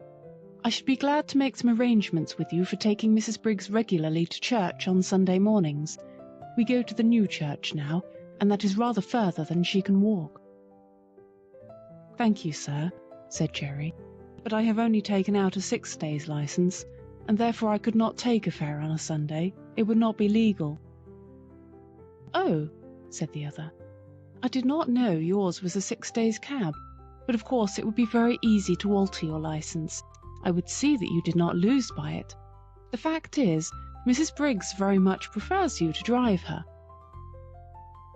"I should be glad to oblige the lady, sir, but I had a 7 days license once, and the work was too hard for me, and too hard for my horses. Year in and year out, not a day's rest, and never a Sunday with my wife and children, and never able to go to a place of worship, which I had always been used to do before I took to the driving box. So for the last 5 years I have only taken a 6 days license, and I find it better all the way round." "Well, of course," replied Mr. Briggs, "it is very proper that every person should have rest, and be able to go to church on Sundays, but I should have thought you would not have minded such a short distance for the horse, and only once a day. You would have all the afternoon and evening for yourself, and we are very good customers, you know." "Yes, sir, that is true, and I am grateful for all favours, I am sure, and anything that I could do to oblige you or the lady, I should be proud and happy to do. But I can't give up my Sundays, sir, indeed I can't. I read that God made man, and he made horses and all the other beasts, and as soon as he had made them, he made a day of rest, and bade that all should rest 1 day in 7. And I think, sir, he must have known what was good for them, and I am sure it is good for me. I am stronger and healthier altogether now that I have a day of rest. The horses are fresh too, and do not wear up nearly so fast. The 6-day drivers all tell me the same, and I have laid by more money in the savings bank than ever I did before. And as for the wife and children, sir, why, heart alive, they would not go back to the 7 days for all they could see." "Oh, very well," said the gentleman. "Don't trouble yourself, Mr. Barker, any further. I will inquire somewhere else." And he walked away. "Well," says Jerry to me, "we can't help it, Jack, old boy. We must have our Sundays." "Polly," he shouted, "Polly, come here." She was there in a minute. "What is it all about, Jerry?" "Why, my dear, Mr. Briggs wants me to take Mrs. Briggs to church every Sunday morning. I say I only have a 6 days license. He says, get a 7 days license and I'll make it worth your while. And you know, Polly, they are very good customers to us. Mrs. Briggs often goes out shopping for hours or making calls, and then she pays down fair and honourable like a lady. There's no beating down or making 3 hours into 2 hours and a half, as some folks do. And it is easy work for the horses, not like tearing along to catch trains for people that are always a quarter of an hour too late. And if I don't oblige her in this matter, it is very likely we shall lose them altogether. What do you say, little woman?" "I say, Jerry," says she, speaking very slowly, "I say, if Mrs. Briggs would give you a sovereign every Sunday morning, I would not have you a 7 days cabman again. We have known what it was to have no Sundays, and now we know what it is to call them our own. Thank God you earn enough to keep us, though it is sometimes close work to pay for all the oats and hay, the licence and the rent besides. But Harry will soon be earning something, and I would rather struggle on harder than we do, than go back to those horrid times when you hardly had a minute to look at your own children, and we never could go to a place of worship together, or have a happy, quiet day. God forbid that we should ever turn back to those times. That's what I say, Jerry." "And that is just what I told Mr. Briggs, my dear," said Jerry, "and what I mean to stick to. So don't go and fret yourself, Polly," for she had begun to cry. "I would not go back to the old times if I earned twice as much, so that is settled, little woman. Now, cheer up, and I'll be off to the stand." 3 weeks had passed away after this conversation, and no order had come from Mrs. Briggs, so there was nothing but taking jobs from the stand.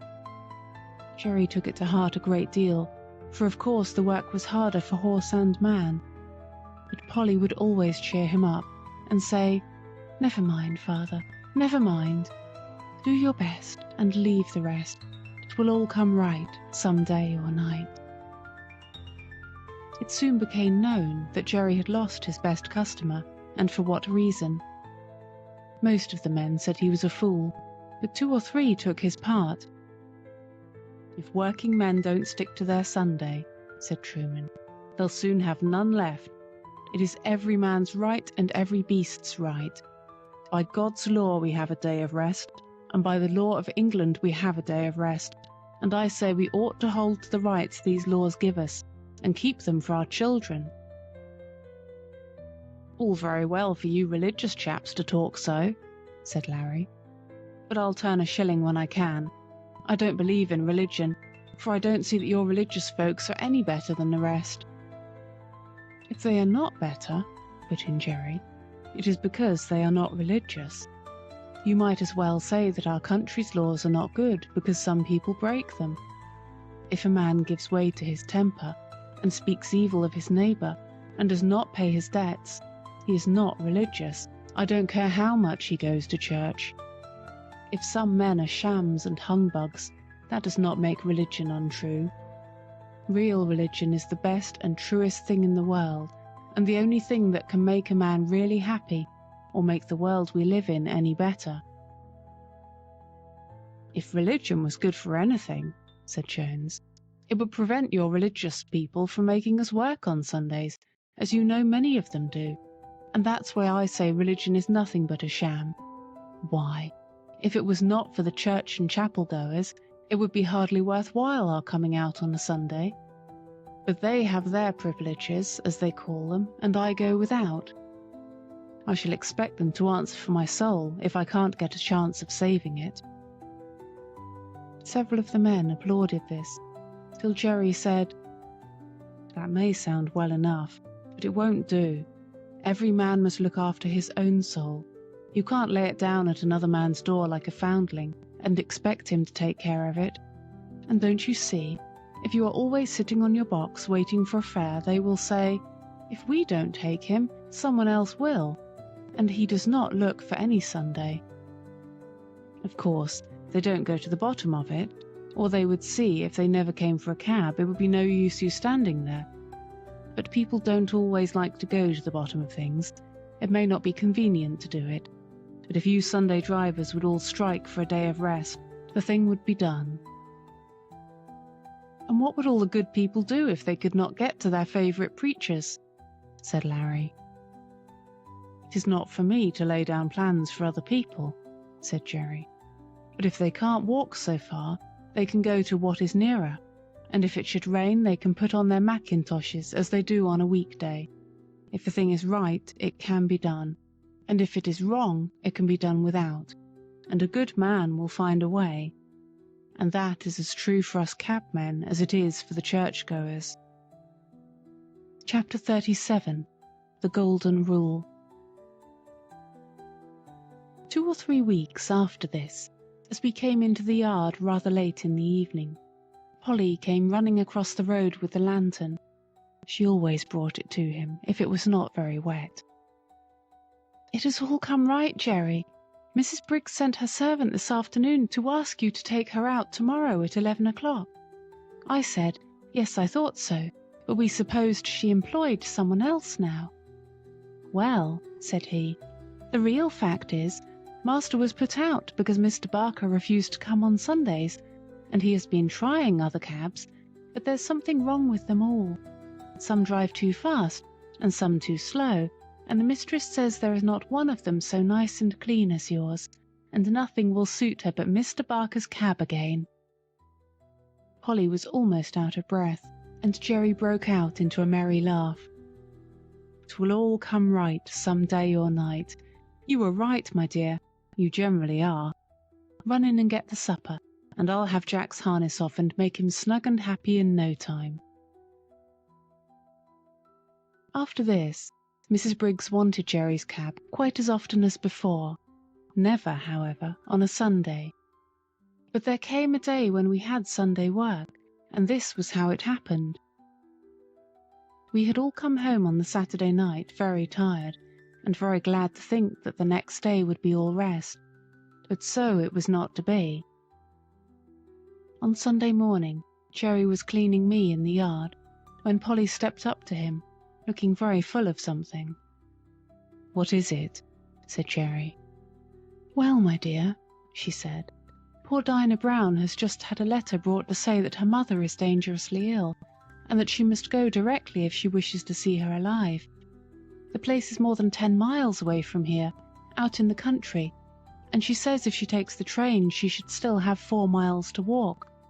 And so weak as she is, and the baby only 4 weeks old. Of course that would be impossible. And she wants to know if you would take her in your cab, and she promises to pay you faithfully, as she can get the money." "Tut tut, we'll see about that. It was not the money I was thinking about, but of losing our Sunday. The horses are tired, and I am tired too. That's where it pinches." "It pinches all round, for that matter," said Polly, "for it's only half Sunday without you. But you know we should do to other people as we should like they should do to us, and I know very well what I should like if my mother was dying.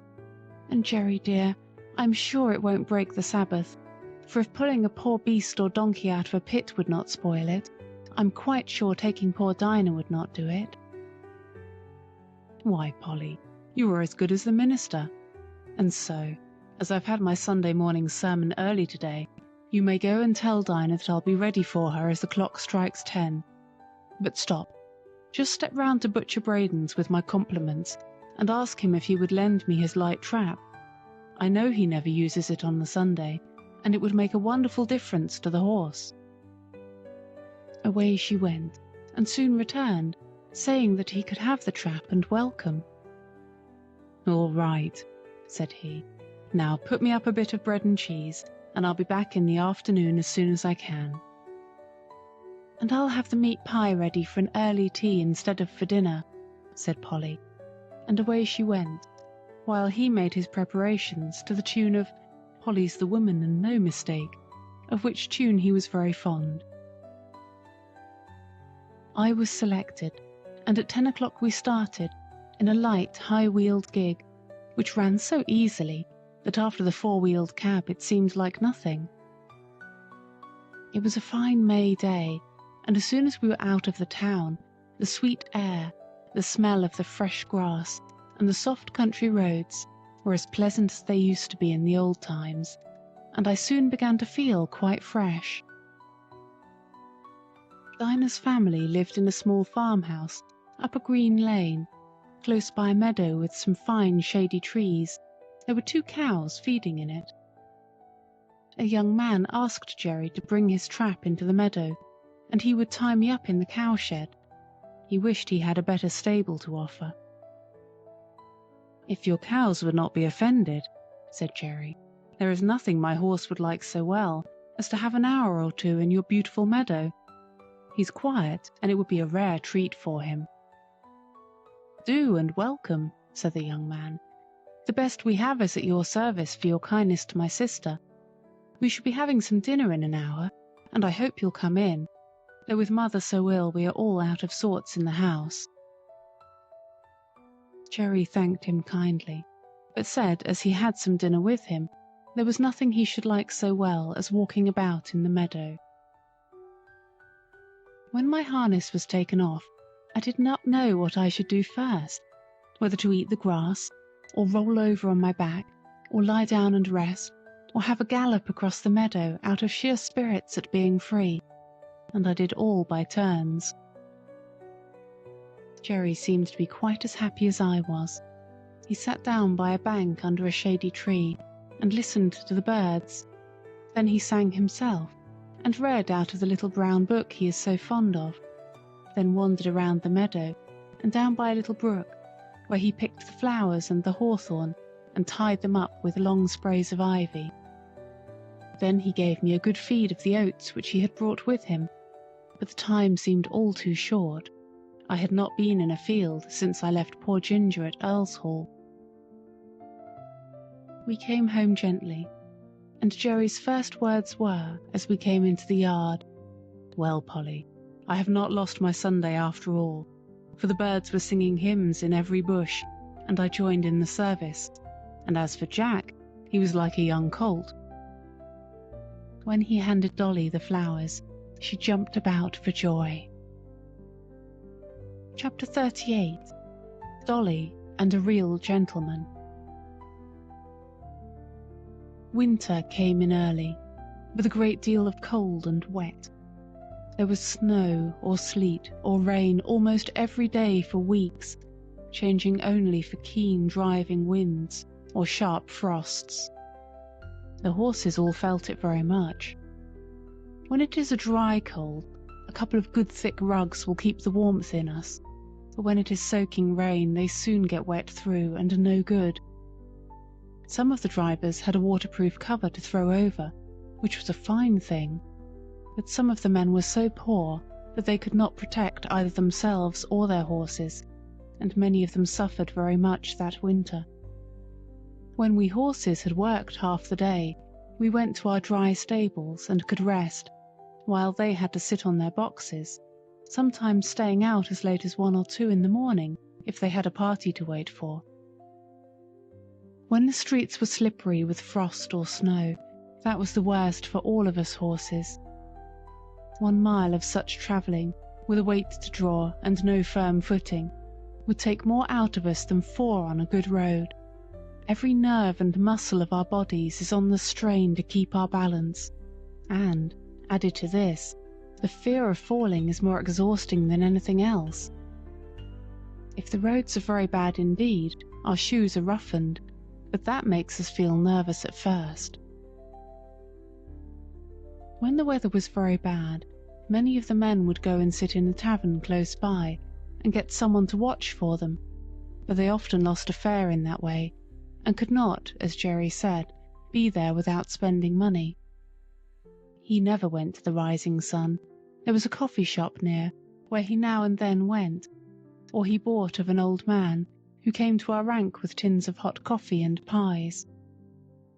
It was his opinion that spirits and beer made a man colder afterward, and that dry clothes, good food, cheerfulness, and a comfortable wife at home were the best things to keep a cabman warm. Polly always supplied him with something to eat when he could not get home, and sometimes he would see little Dolly peeping from the corner of the street to make sure if father was on the stand. If she saw him, she would run off at full speed and soon come back with something in a tin or basket, some hot soup or pudding Polly had ready. It was wonderful how such a little thing could get safely across the street, often thronged with horses and carriages, but she was a brave little maid, and felt it quite an honour to bring father's first course, as he used to call it. She was a general favourite on the street, and there was not a man who would not have seen her safely across the street if Jerry had not been able to do it. One cold, windy day, Dolly had brought Jerry a basin of something hot and was standing by him while he ate it. He had scarcely begun when a gentleman, walking toward us very fast, held up his umbrella. Jerry touched his hat in return, gave the basin to Dolly, and was taking off my cloth, when the gentleman, hastening up, cried out, "No, no, finish your soup, my friend. I have not much time to spare, but I can wait until you have done, and set your little girl safe on the pavement." So saying, he seated himself in the cab. Jerry thanked him kindly, and came back to Dolly. "There, Dolly, that's a gentleman. That's a real gentleman, Dolly. He has got time and thought for the comfort of a poor cabman and a little girl." Jerry finished his soup, set the child across, and then took his orders to drive to Clapham Rise. Several times after that the same gentleman took our cab. I think he was very fond of dogs and horses, for whenever we took him to his own door, 2 or 3 dogs would come bounding out to meet him. Sometimes he came round and patted me, saying in his quiet, pleasant way, "This horse has got a good master, and he deserves it." It was a very rare thing for anyone to notice the horse that had been working for him. I have known ladies to do it now and then, and this gentleman, and 1 or 2 others have given me a pat and a kind word, but 99 persons out of 100 would as soon think of patting the steam engine that drew the train. The gentleman was not young, and there was a forward stoop in his shoulders, as if he was always going at something. His lips were thin and close shut, though they had a very pleasant smile.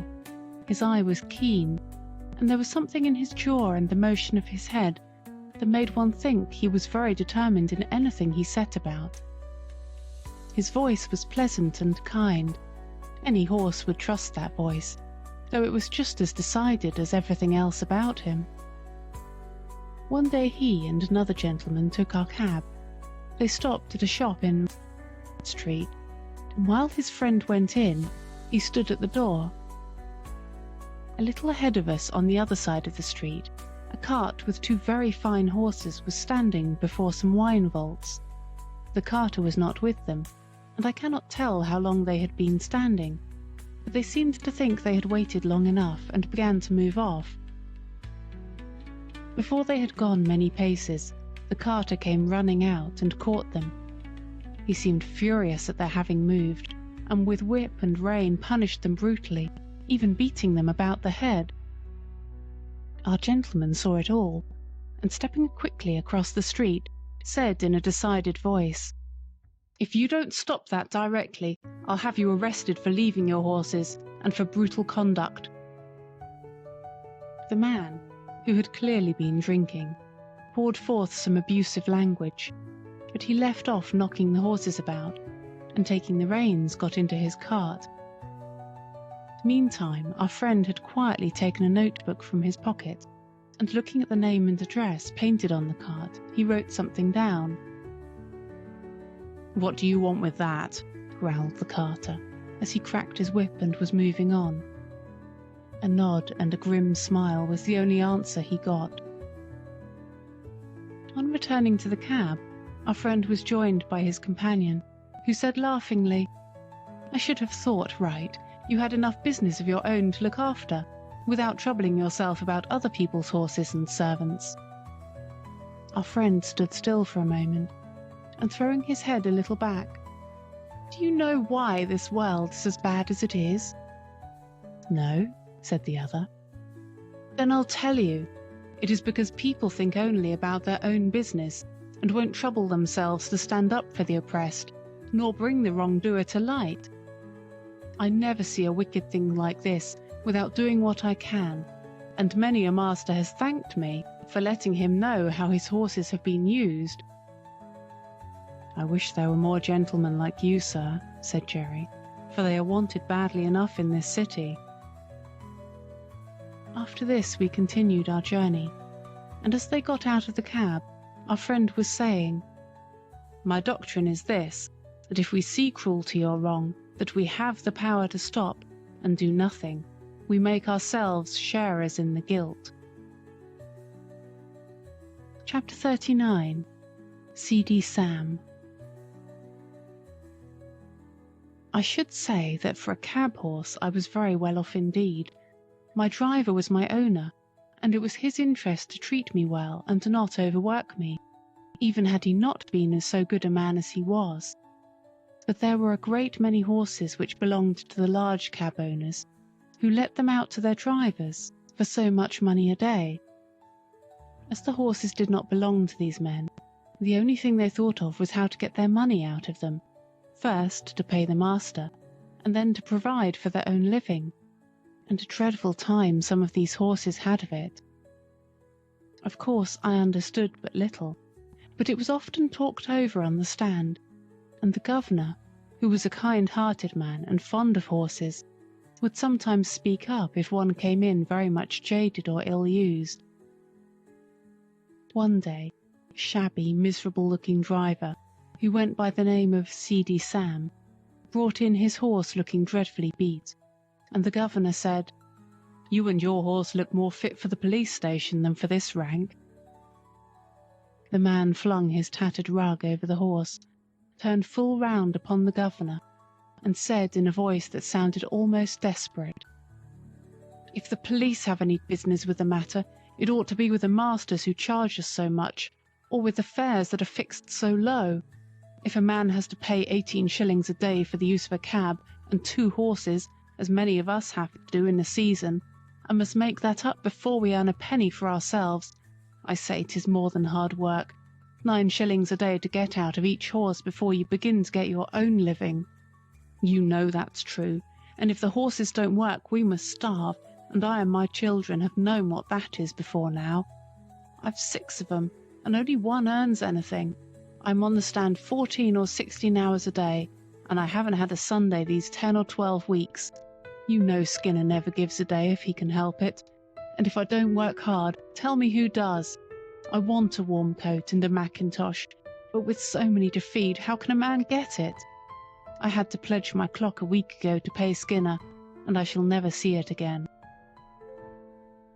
Some of the other drivers stood round, nodding their heads and saying he was right.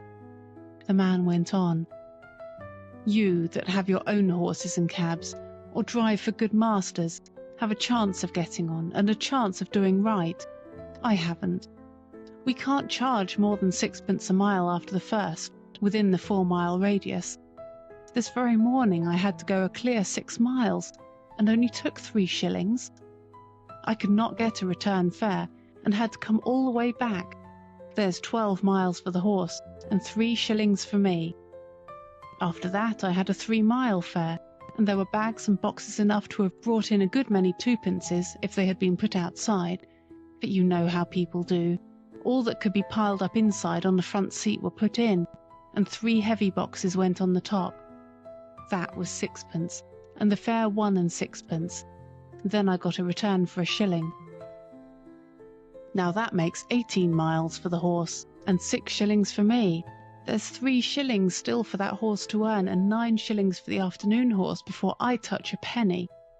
Of course it is not always so bad as that, but you know it often is, and I say, it is a mockery to tell a man that he must not overwork his horse.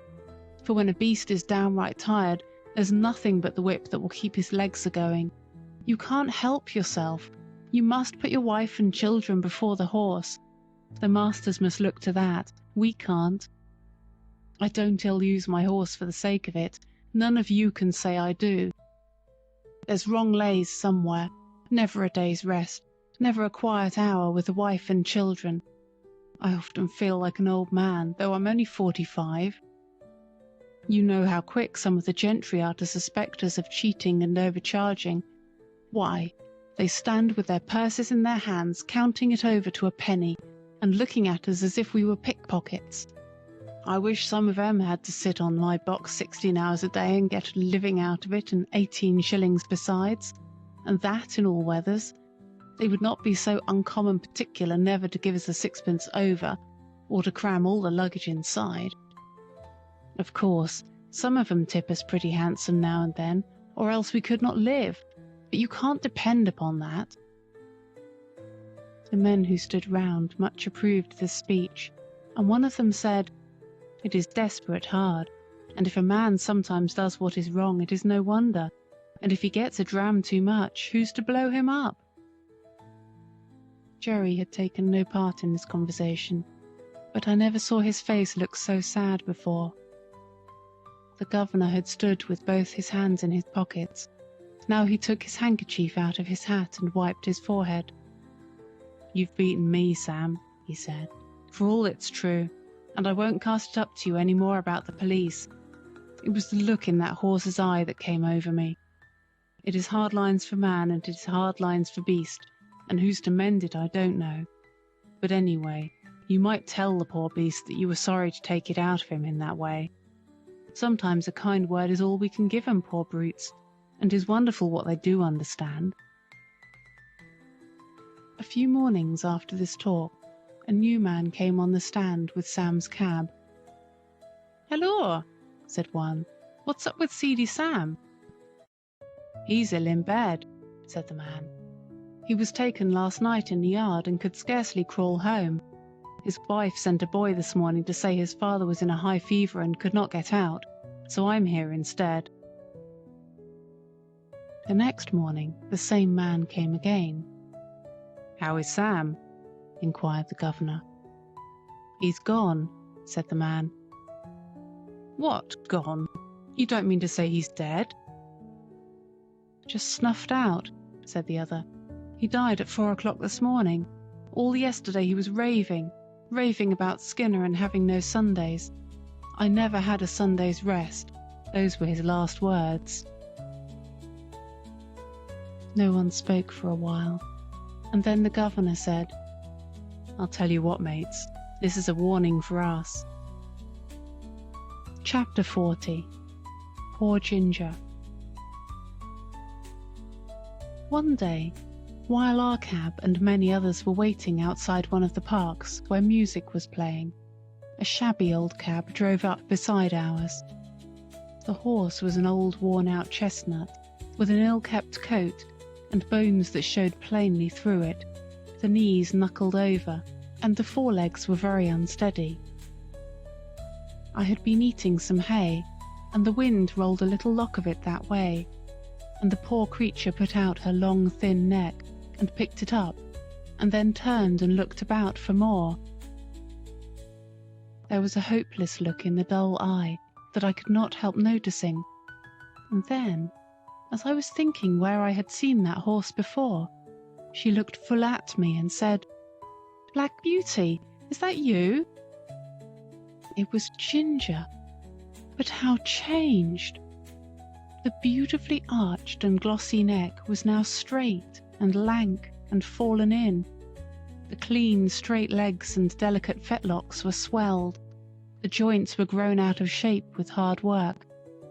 The face, that was once so full of spirit and life, was now full of suffering, and I could tell by the heaving of her sides and her frequent cough how bad her breath was. Our drivers were standing together a little way off, so I sidled up to her a step or two, that we might have a little quiet talk. It was a sad tale that she had to tell. After a 12-months run-off at Earl's Hall, she was considered to be fit for work again, and was sold to a gentleman. For a little while she got on very well, but after a longer gallop than usual, the old strain returned, and after being rested and doctored, she was again sold. In this way she changed hands several times, but always getting lower down. "And so at last," said she, "I was bought by a man who keeps a number of cabs and horses and lets them out. You look well off, and I am glad of it, but I could not tell you what my life has been.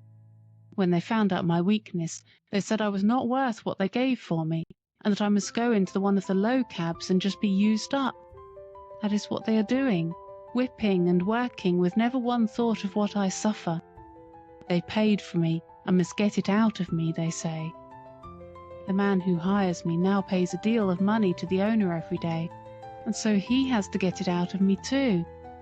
And so it's all the week round and round, with never a Sunday rest." I said, "You used to stand up for yourself if you were ill-used."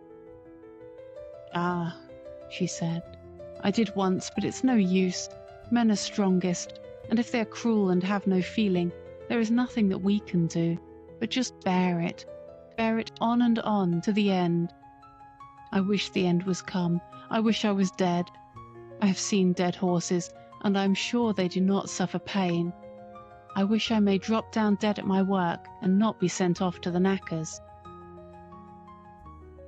I was very much troubled, and I put my nose up to hers, but I could say nothing to comfort her. I think she was pleased to see me, for she said, "You are the only friend I ever had." Just then her driver came up, and with a tug at her mouth backed her out of the line and drove off, leaving me very sad indeed. A short time after this, a cart with a dead horse in it passed our cab stand. The head hung out of the cart tail, the lifeless tongue was slowly dropping with blood, and the sunken eyes, but I can't speak of them, the sight was too dreadful. It was a chestnut horse, with a long thin neck. I saw a white streak down the forehead. I believe it was Ginger. I hoped it was, for then her troubles would be over. Oh, if men were more merciful, they would shoot us before we came to such misery. Chapter 41. The Butcher. I saw a great deal of trouble among the horses in London, and much of it might have been prevented by a little common sense. We horses do not mind hard work if we are treated reasonably, and I am sure there are many driven by quite poor men who have a happier life than I had when I used to go in the Countess of 's carriage with my silver-mounted harness and high feeding. It often went to my heart to see how the little ponies we use, straining along with heavy loads or staggering under heavy blows from some low, cruel boy. Once I saw a little grey pony with a thick mane and a pretty head, and so much like Merrylegs that if I had not been in harness I should have neighed to him. He was doing his best to pull a heavy cart, while a strong, rough boy was cutting him under the belly with his whip and chucking cruelly at his little mouth. Could it be Merrylegs? It was just like him, but then Mr. Bloomfield was never to sell him, and I think he would not do it. But this might have been quite as good a little fellow, and had as happy a place when he was young. I often noticed the great speed at which butchers' horses were made to go, though I did not know why it was so, till one day when we had to wait some time in St. John's Wood. There was a butcher's shop next door, and as we were standing, a butcher's cart came dashing up at a great pace. The horse was hot and much exhausted. He hung his head down, while his heaving sides and trembling legs showed how hard he had been driven. The lad jumped out of the cart and was getting the basket, when the master came out of the shop much displeased. After looking at the horse, he turned angrily to the lad. "How many times shall I tell you not to drive in this way? You ruined the last horse and broke his wind, and you are going to ruin this in the same way. If you were not my own son, I would dismiss you on the spot. It is a disgrace to have a horse brought to the shop in a condition like that. You are liable to be taken up by the police for such driving, and if you are, you need not look to me for bail, for I have spoken to you till I'm tired. You must look out for yourself." During this speech the boy had stood by, sullen and dogged, but when his father ceased he broke out angrily. It wasn't his fault, and he wouldn't take the blame. He was only going by orders all the time. "You always say, 'Now be quick, now look sharp,' and when I go to the houses, one wants a leg of mutton for an early dinner, and I must be back with it in a quarter of an hour. Another cook has forgotten to order the beef. I must go and fetch it and be back in no time, or the mistress will scold. And the housekeeper says they have company coming unexpectedly, and must have some chops sent up directly. And the lady at number 4 in the Crescent never orders her dinner till the meat comes in for lunch, and it's nothing but hurry, hurry all the time. If the gentry would think of what they want, and order their meat the day before, there need not be this blow-up." "I wish to goodness they would," said the butcher. "It would save me a wonderful deal of harass, and I could suit my customers much better if I knew beforehand. But there, what's the use of talking? Whoever thinks of a butcher's convenience or a butcher's horse? Now then, take him in and look to him well. Mind he does not go out again today, and if anything else is wanted you must carry it yourself in the basket." With that he went in, and the horse was led away. But all boys are not cruel. I have seen some as fond of their pony or donkey as if it had been a favourite dog, and the little creatures have worked away as cheerfully and willingly for their young drivers as I work for Jerry.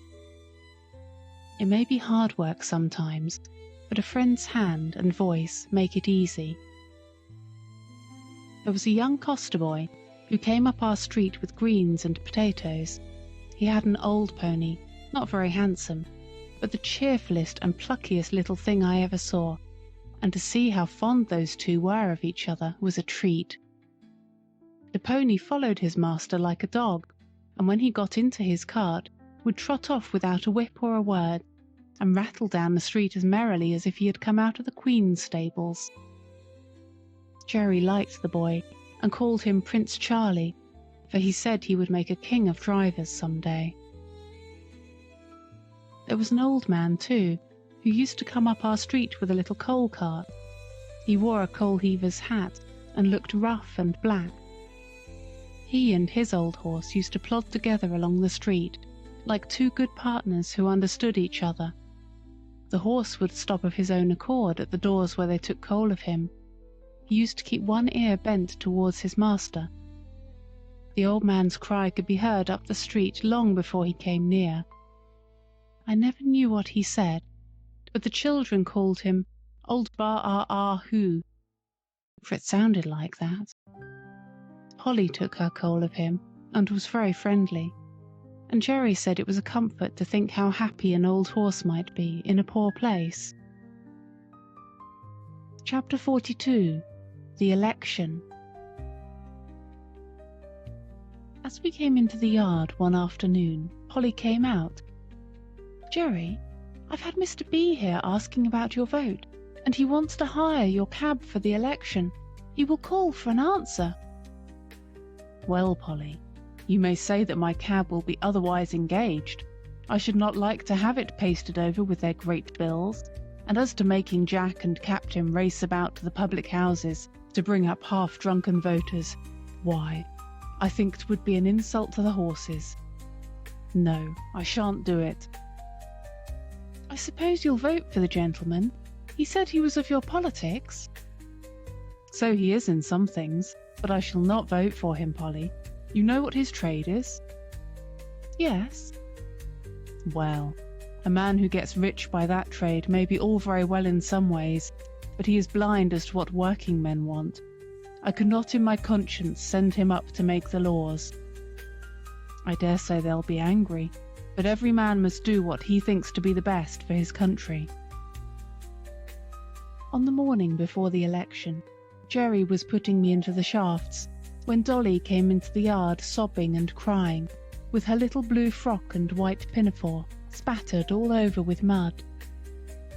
"Why, Dolly, what is the matter?"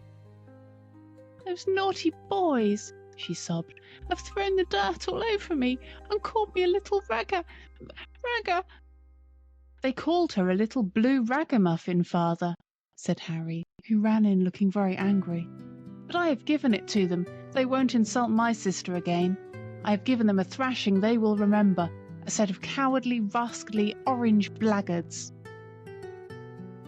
Jerry kissed the child and said, "Run in to mother, my pet, and tell her I think you had better stay at home today and help her." Then, turning gravely to Harry, "My boy, I hope you will always defend your sister and give anyone who insults her a good thrashing. That is as it should be. But mind, I won't have any election blackguarding on my premises. There are as many blue blackguards as there are orange, and as many white as there are purple or any other colour, and I won't have any of my family mixed up with it. Even women and children are ready to quarrel for the sake of a colour, and not 1 in 10 of them knows what it is about." "Why, father, I thought blue was for liberty." "My boy, liberty does not come from colours. They only show party, and all the liberty you can get out of them is liberty to get drunk at other people's expense, liberty to ride to the poll in a dirty old cab, liberty to abuse anyone that does not wear your colour, and to shout yourself hoarse at what you only half understand. That's your liberty." "Oh, father, you are laughing." "No, Harry, I am serious, and I am ashamed to see how men go on who ought to know better. An election is a very serious thing, at least it ought to be, and every man ought to vote according to his conscience, and let his neighbour do the same." Chapter 43. A Friend in Need. The election day came at last. There was no lack of work for Jerry and me. First came a stout, puffy gentleman with a carpet bag.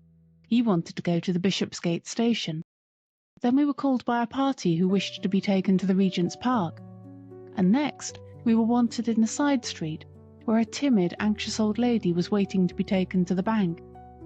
There we had to stop to take her back again, and just as we had set her down, a red-faced gentleman with a handful of papers came running up out of breath, and before Jerry could get down, he had opened the door, popped himself in, and called out, "Bow Street Police Station, quick!" So off we went with him, and when, after another turn or two, we came back, there was no other cab on the stand. Jerry put on my nose bag, for as he said, "We must eat when we can on such days as these, so munch away, Jack, and make the best of your time, old boy." I found I had a good feed of crushed oats, wetted up with a little bran. This would be a treat any day, but very refreshing then. Jerry was so thoughtful and kind. What horse would not do his best for such a master? Then he took out one of Polly's meat pies, and standing near me, he began to eat it. The streets were very full, and the cabs, with the candidates' colours on them, were dashing about through the crowd as if life and limb were of no consequence. We saw 2 people knocked down that day, and one was a woman. The horses were having a bad time of it, poor things, but the voters inside thought nothing of that.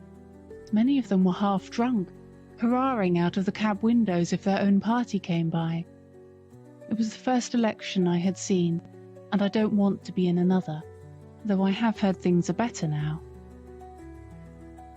Jerry and I had not eaten many mouthfuls before a poor young woman, carrying a heavy child, came along the street.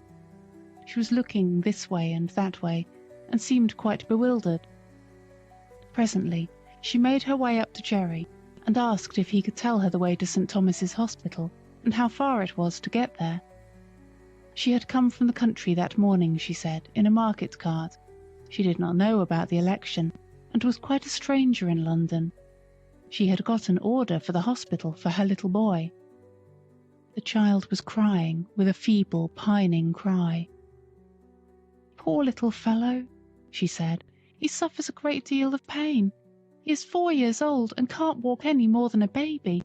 But the doctor said if I could get him into the hospital he might get well. Pray, sir, how far is it, and which way is it?" "Why, missus," said Jerry, "you can't get there walking through crowds like this. Why, it is 3 miles away, and that child is heavy." "Yes, bless him, he is, but I am strong, thank God, and if I knew the way I think I should get on somehow. Please tell me the way." "You can't do it," said Jerry.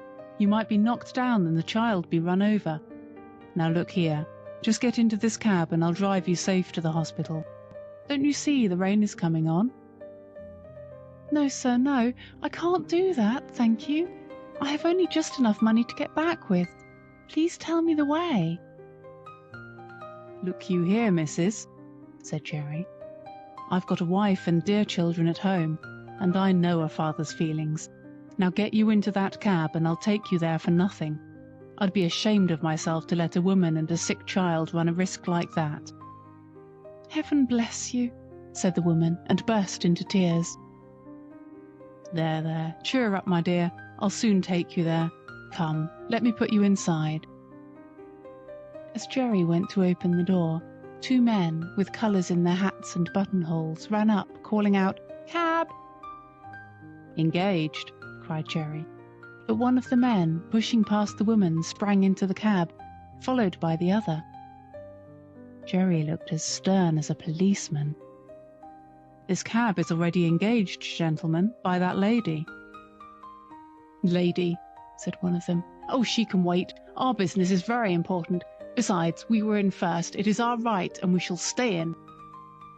A droll smile came over Jerry's face as he shut the door upon them. "All right, gentlemen. Pray stay in as long as it suits you. I can wait while you rest yourselves." And turning his back upon them, he walked up to the young woman who was standing near me. "They'll soon be gone," he said, laughing. "Don't trouble yourself, my dear." And they soon were gone, for when they understood Jerry's dodge, they got out, calling him all sorts of bad names and blustering about his number and getting a summons. After this little stoppage, we were soon on our way to the hospital, going as much as possible through by-streets. Jerry rung the great bell and helped the young woman out. "Thank you 1,000 times," she said. "I could never have got here alone." "You're kindly welcome, and I hope the dear child will soon be better." He watched her go in at the door, and gently he said to himself, "Inasmuch as ye have done it to one of the least of these." Then he patted my neck, which was always his way when anything pleased him. The rain was now coming down fast, and just as we were leaving the hospital the door opened again, and the porter called out, "Cab!" We stopped, and a lady came down the steps. Jerry seemed to know her at once. She put back her veil and said, "Barker? Jeremiah Barker? Is it you?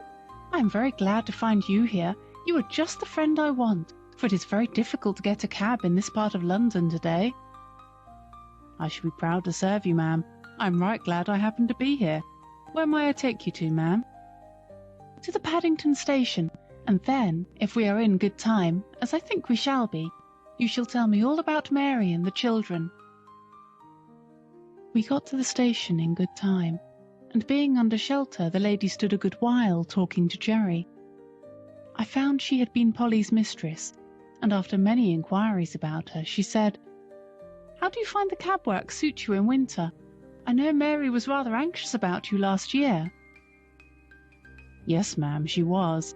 I had a bad cough that followed me quite up into the warm weather, and when I am kept out late she does worry herself a good deal.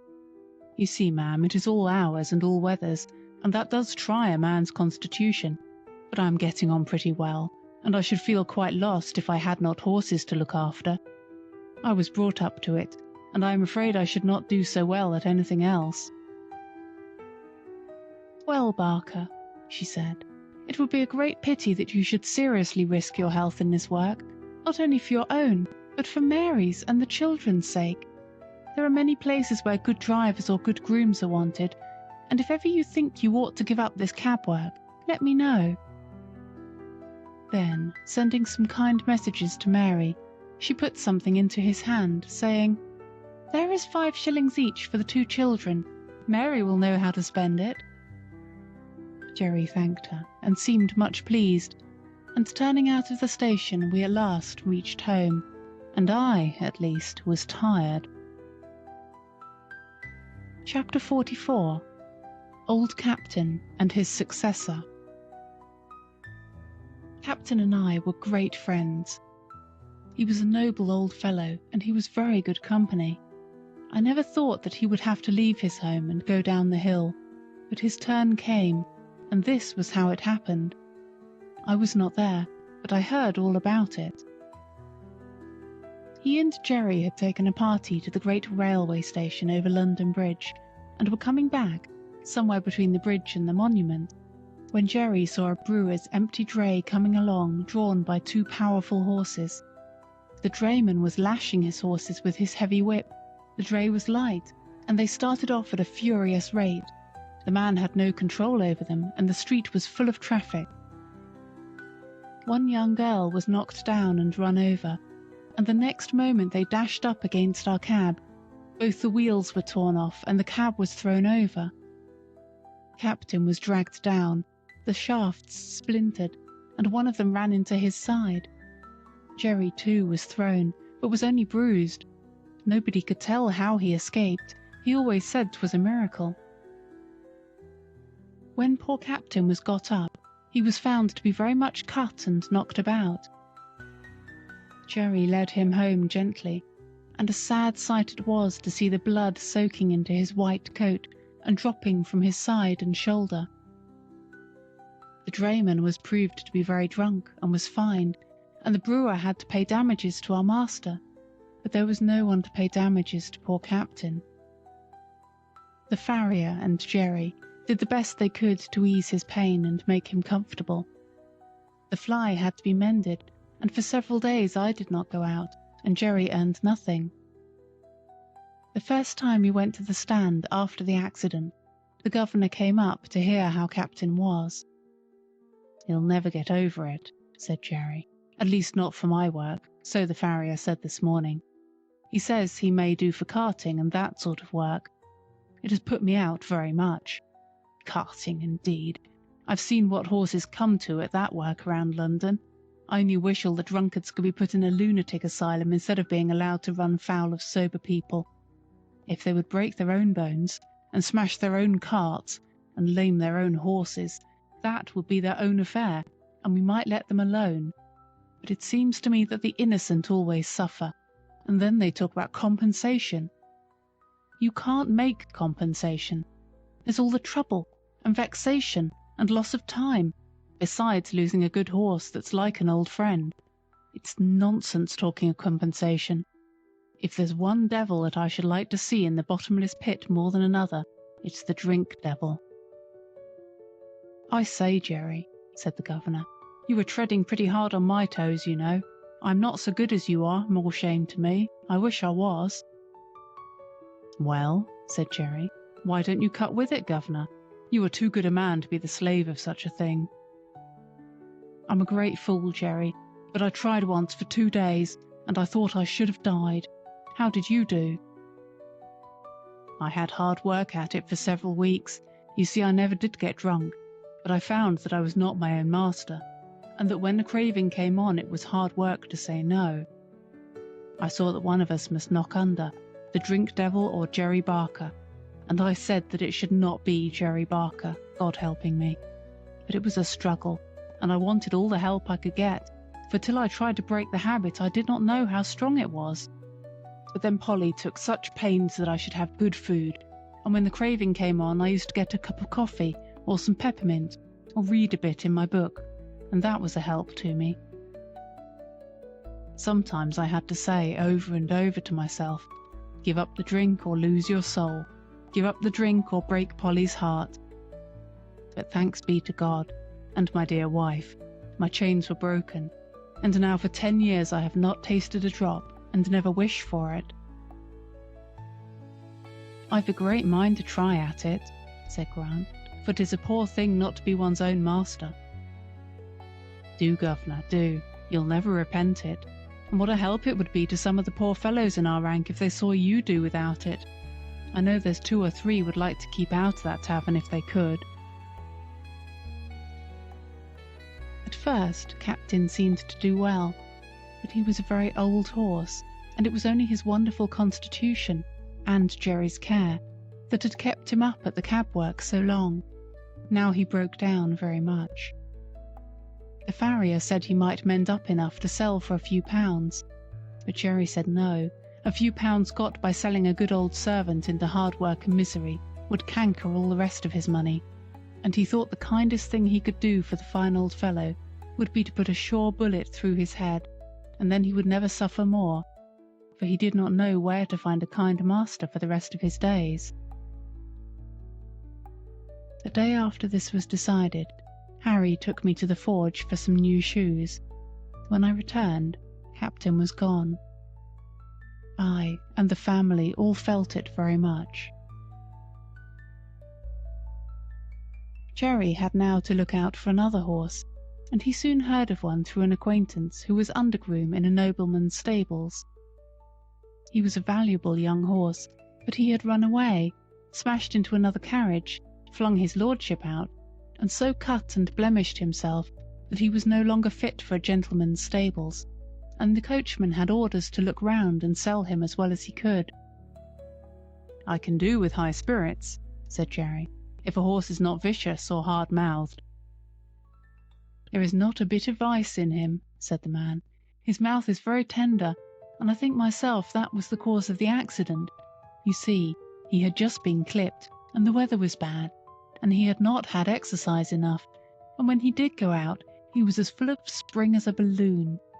Our governor, the coachman I mean, had him harnessed in as tight and strong as he could, with the martingale and the check rein, a very sharp curb, and the reins put in at the bottom bar. It is my belief that it made the horse mad, being tender in the mouth and so full of spirit." "Likely enough. I'll come and see him," said Jerry. The next day Hotspur, that was his name, came home. He was a fine brown horse, without a white hair in him, as tall as Captain, with a very handsome head, and only 5 years old.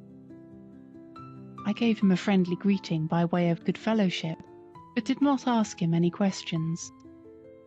The first night he was very restless. Instead of lying down, he kept jerking his halter rope up and down through the ring, and knocking the block about against the manger, till I could not sleep. However, the next day, after 5 or 6 hours in the cab, he came in quiet and sensible. Jerry patted and talked to him a good deal, and very soon they understood each other, and Jerry said that with an easy bit and plenty of work, he would be as gentle as a lamb, and that it was an ill wind that blew nobody good, for if his lordship had lost 100-guinea favourite, the cabman had gained a good horse with all his strength in him. Hotspur thought it a great come-down to be a cab horse, and was disgusted at standing in the rank, but he confessed to me at the end of the week that an easy mouth and a free head made up for a great deal, and, after all, the work was not so degrading as having one's head and tail fastened to each other at the saddle. In fact, he settled in well, and Jerry liked him very much. Chapter 45. Jerry's New Year. For some people, Christmas and the New Year are very merry times, but for cabmen and cabmen's horses it is no holiday, though it may be a harvest. There are so many parties, balls, and places of amusement open that the work is hard and often late. Sometimes driver and horse have to wait for hours in the rain or frost, shivering with the cold, while the merry people within are dancing away to the music. I wonder if the beautiful ladies ever think of the weary cabman waiting on his box, and his patient beast standing till his legs get stiff with cold. I had now most of the evening work, as I was well accustomed to standing, and Jerry was also more afraid of Hotspur taking cold. We had a great deal of late work in the Christmas week, and Jerry's cough was bad, but however late we were, Polly sat up for him, and came out with a lantern to meet him, looking anxious and troubled.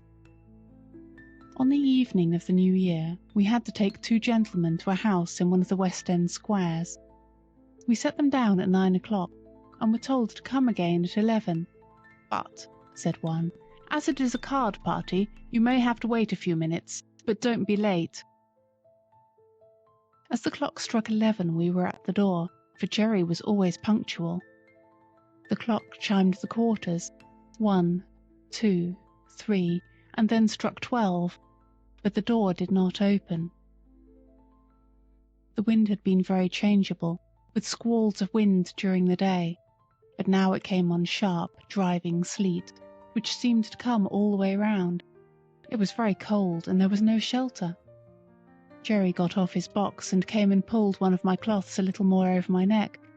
Then he took a turn or two up and down, stamping his feet. Then he began to beat his arms, but that set him off coughing, so he opened the cab door and sat at the bottom with his feet on the pavement, and was a little sheltered. Still the clock chimed the quarters, and no one came. At 12:30 he rang the bell, and asked the servant if he would be wanted that night. "Oh yes, you'll be wanted safe enough," said the man. "You must not go, it will soon be over." And again Jerry sat down, but his voice was so hoarse I could hardly hear him. At 1:15 the door opened, and the 2 gentlemen came out. They got into the cab without a word, and told Jerry where to drive. That was nearly 2 miles. My legs were numb with cold, and I thought I should have stumbled. When the men got out, they never said they were sorry to have kept us waiting so long, but were angry at the charge. However, as Jerry never charged more than was his due, so he never took less, and they had to pay for the 2 hours and a quarter waiting, but it was hard-earned money to Jerry. At last we got home. He could hardly speak, and his cough was dreadful. Polly asked no questions, but opened the door and held the lantern for him. "Can't I do something?" she said. "Yes, get Jack something warm, and then boil me some gruel." This was said in a hoarse whisper. He could hardly get his breath, but he gave me a rub-down as usual, and even went up into the hayloft for an extra bundle of straw for my bed. Polly brought me a warm mash that made me comfortable, and then they locked the door. It was late the next morning before anyone came, and then it was only Harry.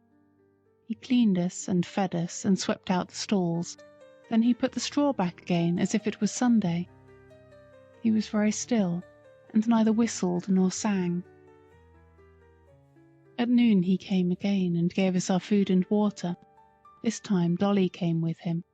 She was crying, and I could gather from what they said that Jerry was dangerously ill, and the doctor said it was a bad case. So 2 days passed, and there was great trouble indoors. We only saw Harry, and sometimes Dolly. I think she came for company, for Polly was always with Jerry, and he had to be kept very quiet. On the 3rd day, while Harry was in the stable, a tap came at the door, and Governor Grant came in. "I wouldn't go to the house, my boy," he said, "but I want to know how your father is." "He is very bad," said Harry. "He can't be much worse. They call it bronchitis. The doctor thinks it will turn one way or another tonight." "That's bad, very bad," said Grant, shaking his head. "I know 2 men have died of that last week. It takes them off in no time. But while there's life, there's hope, so you must keep up your spirits." "Yes," said Harry quickly, "and the doctor said that father had a better chance than most men because he didn't drink. He said yesterday the fever was so high that if father had been a drinking man, it would have burned him up like a piece of paper. But I believe he thinks he will get over it. Don't you think he will, Mr. Grant?" The governor looked puzzled. "If there's any rule that good men should get over these things, I'm sure he will, my boy. He's the best man I know. I'll look in early tomorrow." Early next morning he was there. "Well?" said he. "Father is better," said Harry. "Mother hopes he will get over it." "Thank God," said the governor. "And now you must keep him warm and keep his mind easy, and that brings me to the horses. You see, Jack will be all the better for the rest of a week or 2 in a warm stable, and you can easily take him a turn up and down the street to stretch his legs. But this young one, if he does not get work, he will soon be all up on end, as you may say, and will be rather too much for you, and when he does go out there'll be an accident." "It is like that now," said Harry. "I have kept him short of corn, but he's so full of spirit I don't know what to do with him." "Just so," said Grant. "Now look here, will you tell your mother that if she is agreeable I will come for him every day till something is arranged, and take him for a good spell of work, and whatever he earns I'll bring your mother half of it, and that will help with the horses' feed. Your father is in a good club, I know, but that won't keep the horses, and they'll be eating their heads off all this time. I'll come at noon and hear what she says." And without waiting for Harry's thanks, he was gone. At noon, I think he went and saw Polly, for he and Harry came to the stable together, harnessed Hotspur, and took him out. For a week or more he came for Hotspur, and when Harry thanked him or said anything about his kindness, he laughed it off, saying it was all good luck for him, for his horses were wanting a little rest which they would not have otherwise had. Jerry grew better steadily, but the doctor said he must never go back to the cab work again if he wished to be an old man. The children had many consultations together about what father and mother would do, and how they could help to earn money. One afternoon, Hotspur was brought in very wet and dirty. "The streets are nothing but slush," said the governor. "It will give you a good warming, my boy, to get him clean and dry." "All right, governor," said Harry. "I shall not leave him till he is. You know I have been trained by my father." "I wish all the boys had been trained like you," said the governor. While Harry was sponging off the mud from Hotspur's body and legs, Dolly came in, looking very full of something. "Who lives at Fairstowe, Harry? Mother has a letter from Fairstowe. She seemed so glad, and ran upstairs to father with it." "Don't you know? Why, it is the name of Mrs. Fowler's place, mother's old mistress, you know, the lady that father met last summer, who sent you and me 5 shillings each." "Oh, Mrs. Fowler! Of course I know all about her. I wonder what she is writing to mother about." "Mother wrote to her last week," said Harry. "You know she told father if ever he gave up the cab work she would like to know. I wonder what she says. Run in and see, Dolly." Harry scrubbed away at Hotspur with a whoosh, whoosh, like any old hostler. In a few minutes, Dolly came dancing into the stable. "Oh, Harry, there was never anything so beautiful. Mrs. Fowler says we are all to go and live near her. There is a cottage now empty that will just suit us, with a garden and a hen house and apple trees and everything. And her coachman is going away in the spring, and then she will want father in his place. And there are good families round, where you can get a place in the garden or the stable or as a page boy. And there's a good school for me, and mother is laughing and crying by turns, and father does look so happy." "That's uncommon jolly," said Harry, "And just the right thing, I should say. It will suit father and mother both. But I don't intend to be a page boy with tight clothes and rows of buttons. I'll be a groom or a gardener." It was quickly settled that as soon as Cherry was well enough, they should remove to the country, and that the cab and horses should be sold as soon as possible. This was heavy news for me, for I was not young now, and could not look for any improvement in my condition. Since I left Birtwick, I had never been so happy as with my dear Master Jerry, but 3 years of cab work, even under the best conditions, will tell on one's strength, and I felt that I was not the horse that I had once been. Grant said at once that he would take Hotspur, and there were men on the stand who would have bought me, but Jerry said I should not go to cab work again with just anybody, and the governor promised to find a place for me where I should be comfortable. The day came for going away. Jerry had not been allowed to go out yet, and I never saw him after that New Year's Eve. Polly and the children came to bid me goodbye. "Poor old Jack, dear old Jack, I wish we could take you with us," she said, and then laying her hand on my mane, she put her face close to my neck and kissed me. Dolly was crying and kissed me too. Harry stroked me a great deal, but said nothing, only he seemed very sad, and so I was led away to my new place. Part 4. Chapter 46. Jakes and the Lady. I was sold to a corn dealer and baker, whom Jerry knew, and with him he thought I should have good food and fair work. In the first he was quite right, and if my master had always been on the premises, I do not think I should have been overloaded. But there was a foreman who was always hurrying and driving everyone, and frequently, when I had quite a full load, he would order something else to be taken on. My carter, whose name was Jakes, often said it was more than I ought to take, but the other always overruled him. It was no use going twice when once would do, and he chose to get business forward. Jakes, like the other carters, always had the check rein up, which prevented me from drawing easily, and by the time I had been there 3 or 4 months, I found the work telling very much on my strength. One day, I was loaded more than usual, and part of the road was a steep uphill. I used all my strength, but I could not get on, and was obliged continually to stop. This did not please my driver, and he laid his whip on badly. "Get on, you lazy fellow," he said, "or I'll make you." Again I started the heavy load, and struggled on a few yards. Again the whip came down, and again I struggled forward. The pain of that great cart whip was sharp, but my mind was hurt quite as much as my poor sides. To be punished and abused when I was doing my very best was so hard it took the heart out of me.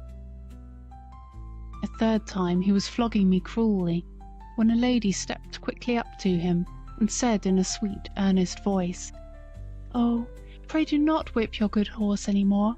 I am sure he is doing all he can, and the road is very steep. I am sure he is doing his best." "If doing his best won't get this load up, he must do something more than his best. That's all I know, ma'am," said Jakes. "But is it not a heavy load?" she said. Yes, too heavy," he said, "but that's not my fault. The foreman came just as we were starting, and would have 300 weight more put on to save him trouble, and I must get on with it as well as I can." He was raising the whip again when the lady said, "Pray stop. I think I can help you if you will let me." The man laughed. "You see," she said, "you do not give him a fair chance. He cannot use all his power with his head held back as it is with that check rein. If you would take it off, I am sure he would do better. Do try it," she said persuasively. "I should be very glad if you would." "Well, well," said Jakes with a short laugh. "Anything to please a lady, of course. How far would you wish it down, ma'am?" "Quite down. Give him his head altogether." The rein was taken off, and in a moment I put my head down to my very knees. What a comfort it was! Then I tossed it up and down several times to get the aching stiffness out of my neck. "Poor fellow, that is what you wanted," said she, patting and stroking me with her gentle hand. "And now, if you will speak kindly to him and lead him on, I believe he will be able to do better." Jakes took the rein. "Come on, Blackie." I put down my head and threw my whole weight against the collar. I spared no strength. The load moved on, and I pulled it steadily up the hill, and then stopped to take breath. The lady had walked along the footpath, and now came across into the road. She stroked and patted my neck, as I had not been patted for many a long day. "You see, he was quite willing when you gave him the chance. I am sure he is a fine-tempered creature, and I dare say has known better days. You won't put that rein on again, will you?" For he was just going to hitch it up on the old plan. "Well, ma'am, I can't deny that having his head has helped him up the hill, and I'll remember it another time, and thank you, ma'am. But if you went without a check rein, I should be the laughing-stock of all the carters. It is the fashion, you see." "Is it not better," she said, "to lead a good fashion than to follow a bad one? A great many gentlemen do not use check reins now. Our carriage horses have not worn them for 15 years, and work with much less fatigue than those who have them. Besides," she added in a very serious voice, "we have no right to distress any of God's creatures without a very good reason. We call them dumb animals, and so they are, for they cannot tell us how they feel, but they do not suffer less because they have no words. But I must not detain you now. I thank you for trying my plan with your good horse, and I am sure you will find it far better than the whip. Good day." And with another soft pat on my neck, she stepped lightly across the path, and I saw her no more. "That was a real lady, I'll be bound for it," said Jakes to himself. "She spoke just as polite as if I was a gentleman, and I'll try her plan, uphill at any rate." And I must do him the justice to say that he let my rein out several holes, and going uphill after that, he always gave me my head. But the heavy loads went on. Good feed and fair rest will keep up one's strength under full work, but no horse can stand against overloading, and I was getting so thoroughly pulled down from this cause that a younger horse was bought in my place. I may as well mention here what I suffered at this time from another cause. I had heard horses speak of it, but had never myself had experience of the evil. This was a badly lighted stable. There was only one very small window at the end, and the consequence was that the stalls were almost dark. Besides the depressing effect this had on my spirits, it very much weakened my sight, and when I was suddenly brought out of the darkness into the glare of daylight, it was very painful to my eyes. Several times I stumbled over the threshold and could scarcely see where I was going.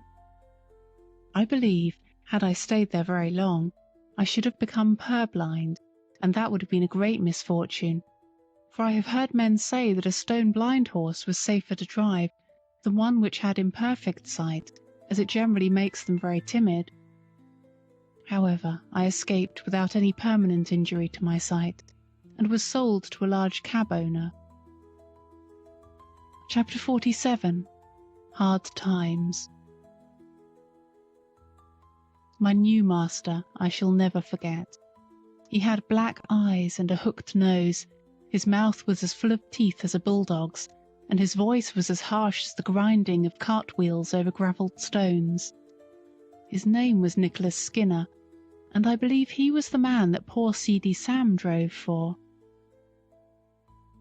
I have heard men say that seeing is believing, but I should say that feeling is believing. For as much as I had seen before, I never knew till now the utter misery of a cab horse's life. Skinner had a low set of cabs and a low set of drivers. He was hard on the men, and the men were hard on the horses. In this place we had no Sunday rest, and it was in the heat of summer. Sometimes, on a Sunday morning, a party of fast men would hire the cab for the day, 4 of them inside and another with a driver, and I had to take them 10 or 15 miles out into the country and back again. Never would any of them get down to walk up a hill, let it be ever so steep, or the day ever so hot, unless, indeed, when the driver was afraid I should not manage it. And sometimes I was so fevered and worn that I could hardly touch my food. How I used to long for the nice bran mash with nitre in it that Jerry used to give us on Saturday nights in hot weather. They used to cool us down and make us so comfortable. Then we had 2 nights and a whole day for unbroken rest, and on Monday morning we were as fresh as young horses again. But here there was no rest, and my driver was just as hard as his master. He had a cruel whip with something so sharp at the end that it sometimes drew blood, and he would even whip me under the belly and flip the lash out at my head. Indignities like these took the heart out of me terribly, but still I did my best and never hung back, for, as poor Ginger said, it was no use, men are the strongest. My life was now so utterly wretched that I wished I might, like Ginger, drop down dead at my work and be out of my misery. And one day my wish very nearly came to pass. I went on the stand at 8 in the morning and had done a good share of work when we had to take a fare to the railway. A long train was just expected in, so my driver pulled up at the back of some of the outside cabs to take the chance of a return fare. It was a very heavy train, and as all the cabs were soon engaged, ours was called for. There was a party of 4, a noisy, blustering man with a lady, a little boy and a young girl, and a great deal of luggage. The lady and the boy got into the cab, and while the man ordered about the luggage, the young girl came and looked at me. "Papa," she said, "I am sure this poor horse cannot take us and all our luggage so far. He is so very weak and worn up. Do look at him." "Oh, he's all right, miss," said my driver. "He's strong enough." The porter, who was pulling about some heavy boxes, suggested to the gentleman, as there was so much luggage, whether he would not take a second cab. "Can your horse do it, or can't he?" said the blustering man. "Oh, he can do it all right, sir. Send up the boxes, porter. He could take more than that." And he helped to haul up a box so heavy that I could feel the springs go down. "Papa, Papa, do take a second cab," said the young girl in a beseeching tone. "I am sure we are wrong. I am sure it is very cruel." "Nonsense, Grace. Get in at once, and don't make all this fuss. A pretty thing it would be if a man of business had to examine every cab horse before he hired it. The man knows his own business, of course. There, get in and hold your tongue." My gentle friend had to obey, and box after box was dragged up and lodged on top of the cab, or settled by the side of the driver. At last all was ready, and with his usual jerk at the rein and slash of the whip, he drove me out of the station. The load was very heavy, and I had had neither food nor rest since morning, but I did my best, as I always had done, in spite of cruelty and injustice. I got along fairly till we came to Ludgate Hill, but there the heavy load and my own exhaustion were too much. I was struggling to keep on, goaded by constant chucks of the rein and use of the whip, when in a single moment, I cannot tell how, My feet slipped from under me, and I fell heavily to the ground on my side. The suddenness and the force with which I fell seemed to beat all the breath out of my body. I lay perfectly still. Indeed, I had no power to move, and I thought now I was going to die. I heard a sort of confusion round me, loud, angry voices, and the getting down of the luggage, but it was all like a dream. I thought I heard that sweet, pitiful voice saying, "Oh, that poor horse, it is all our fault." Someone came and loosened the throat strap of my bridle, and undid the traces which kept the collar so tight upon me. Someone said, "He's dead, he'll never get up again." Then I could hear a policeman giving orders, but I did not even open my eyes. I could only draw a gasping breath now and then. Some cold water was thrown over my head, and some cordial was poured into my mouth, and something was covered over me. I cannot tell how long I lay there, but I found my life coming back, and a kind-voiced man was patting me and encouraging me to rise. After some more cordial had been given me, and after 1 or 2 attempts, I staggered to my feet and was gently led to some stables which were close by. Here I was put into a well-littered stall, and some warm gruel was brought to me, which I drank thankfully. In the evening, I was sufficiently recovered to be led back to Skinner's stables, where I think they did the best for me they could. In the morning, Skinner came with a farrier to look at me. He examined me very closely and said, "This is a case of overwork more than disease, and if you could give him a run-off for 6 months he would be able to work again, but now there is not an ounce of strength left in him." "Then he must just go to the dogs," said Skinner. "I have no meadows to nurse sick horses in. He might get well or he might not. That sort of thing doesn't suit my business. My plan is to work 'em as long as they'll go, and then sell 'em for what they'll fetch, at the knackers or elsewhere." "If he was broken-winded," said the farrier, "you had better have killed him out of hand, but he is not. There is a sale of horses coming off in about 10 days. If you rest him and feed him up, he may pick up, and you may get more than his skin is worth at any rate." Upon this advice, Skinner, rather unwillingly I think, gave orders that I should be well fed and cared for, and the stableman, happily for me, carried out the orders with a much better will than his master had in giving them. 10 days of perfect rest, plenty of good oats, hay, bran mashes, with boiled linseed mixed in them, did more to get up my condition than anything else could have done. Those linseed mashes were delicious, and I began to think, after all, it might be better to live than to go to the dogs. When the 12th day after the accident came, I was taken to the sale, a few miles out of London. I felt that any change from my present place must be an improvement, so I held up my head and hoped for the best. Chapter 48. Farmer Thorogood and his grandson Willie. At this sale, of course, I found myself in company with the old broken-down horses, some lame, some broken-winded, some old, and some that I am sure it would have been merciful to shoot. The buyers, and sellers too, many of them, looked not much better off than the poor beasts they were bargaining about. There were poor old men trying to get a horse or a pony for a few pounds that might drag about some little wood or coal cart. There were poor men trying to sell a worn-out beast for 2 or 3 pounds, rather than have the greater loss of killing him.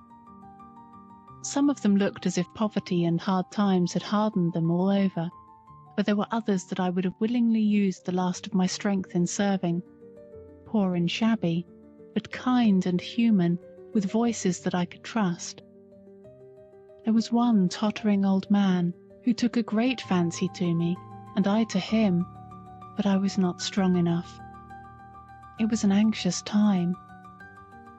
Coming from the better part of the fair, I noticed a man who looked like a gentleman farmer, with a young boy by his side. He had a broad back and round shoulders, a kind ruddy face, and he wore a broad-brimmed hat.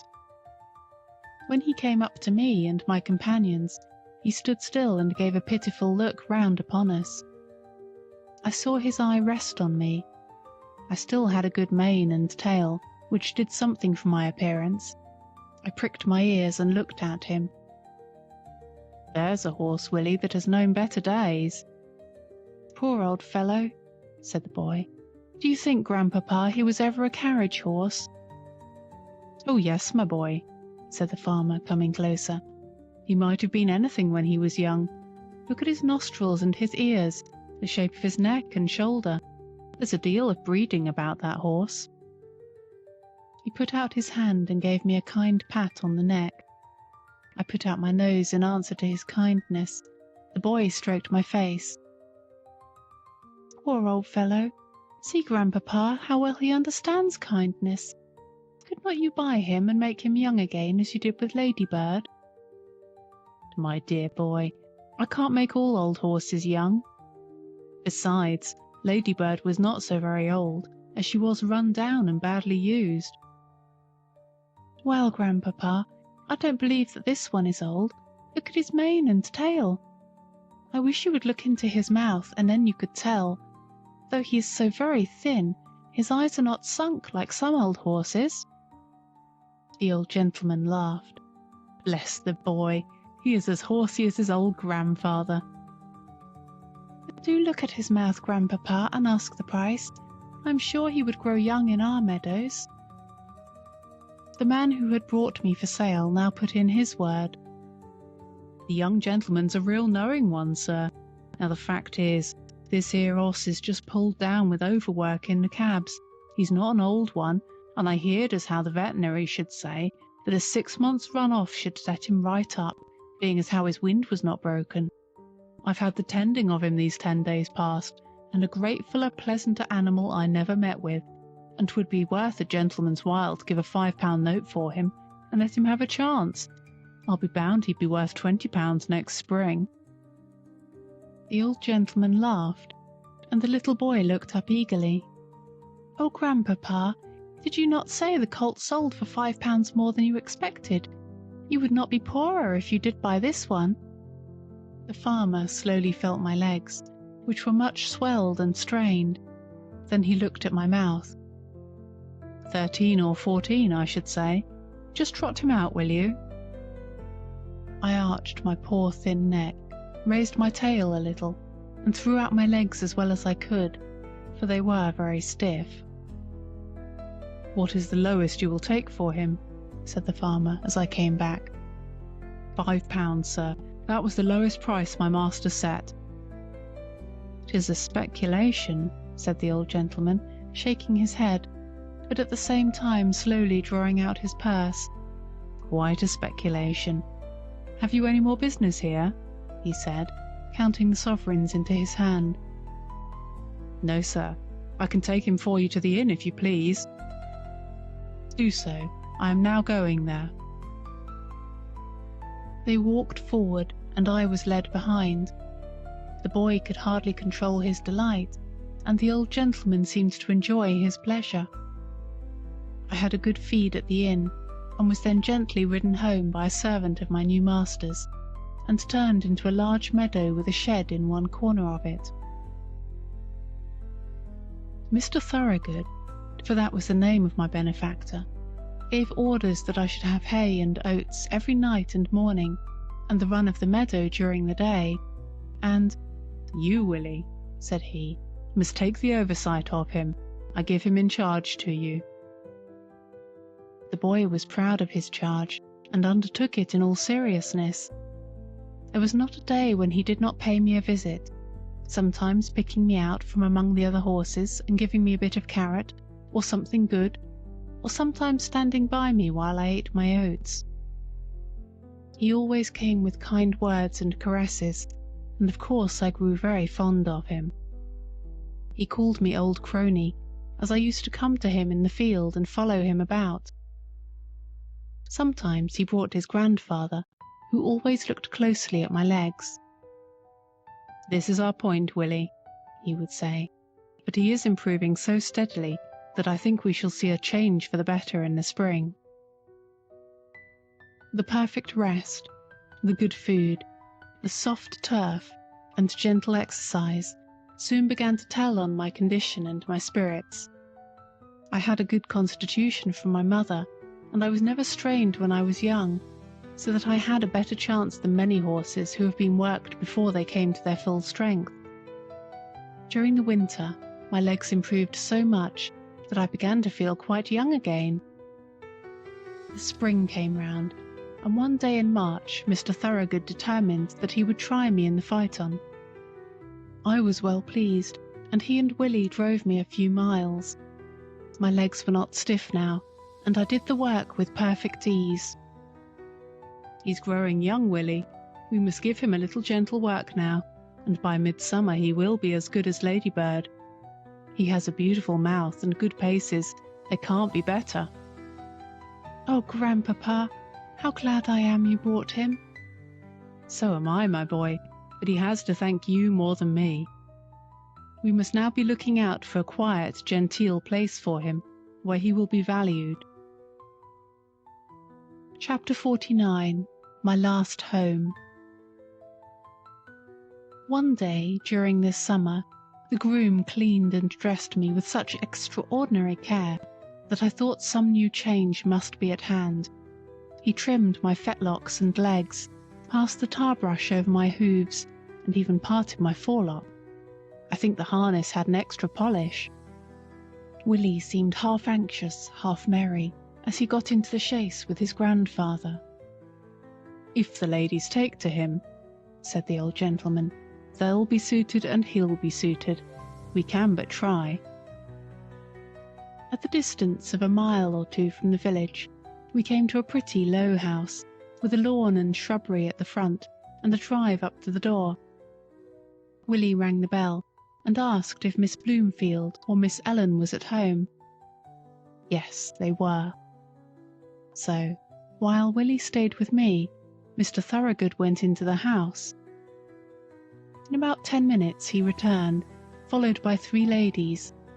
One tall, pale lady, wrapped in a white shawl, leaned on a younger lady, with dark eyes and a merry face.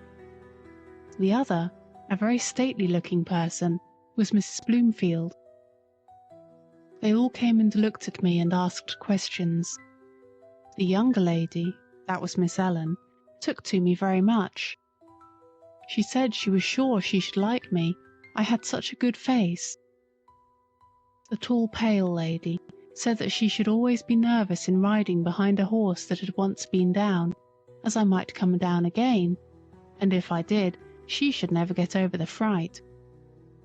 "You see, ladies," said Mr. Thorogood, "many first-rate horses have had their knees broken through the carelessness of their drivers, without any fault of their own, and from what I see of this horse, I should say that is his case, but of course I do not wish to influence you.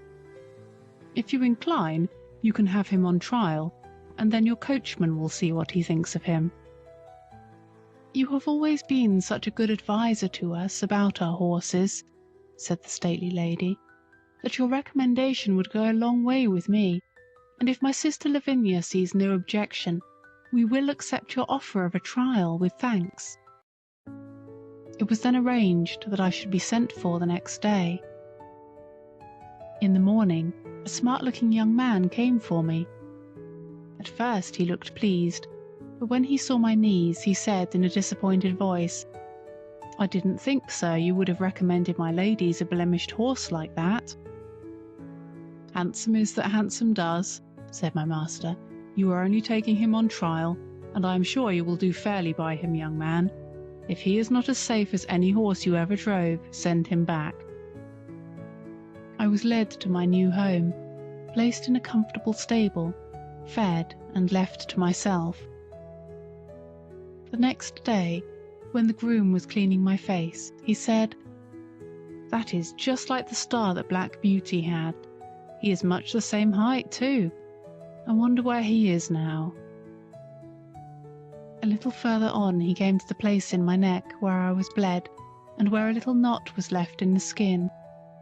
he almost started and began to look me over carefully, talking to himself. White star in the forehead, one white foot on the off side, this little knot just in that place. Then, looking at the middle of my back, and, as I am alive, there is that little patch of white hair that John used to call Beauty's threepenny bit.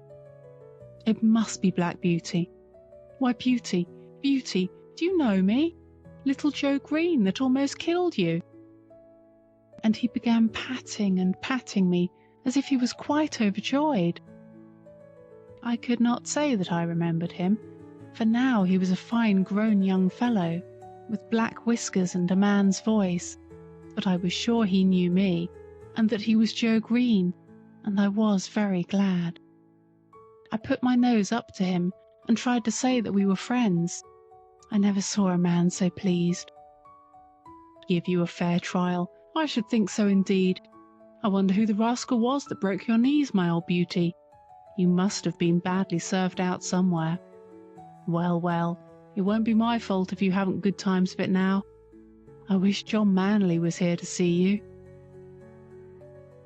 In the afternoon I was put into a low park chair and brought to the door. Miss Ellen was going to try me, and Green went with her. I soon found that she was a good driver, and she seemed pleased with my paces.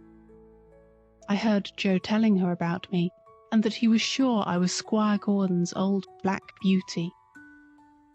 When we returned, the other sisters came out to hear how I had behaved myself. She told them what she had just heard and said, "I shall certainly write to Mrs. Gordon and tell her that her favourite horse has come to us. How pleased she will be." After this I was driven every day for a week or so, and as I appeared to be quite safe, Miss Lavinia at last ventured out in the small close carriage. After this, it was quite decided to keep me and call me by my old name of Black Beauty. I have now lived in this happy place a whole year. Joe is the best and kindest of grooms. My work is easy and pleasant, and I feel my strength and spirits all coming back again.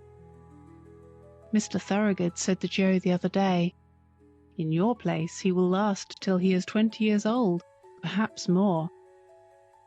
Willie always speaks to me when he can, and treats me as his special friend. My ladies have promised that I shall never be sold, and so I have nothing to fear. And here my story ends.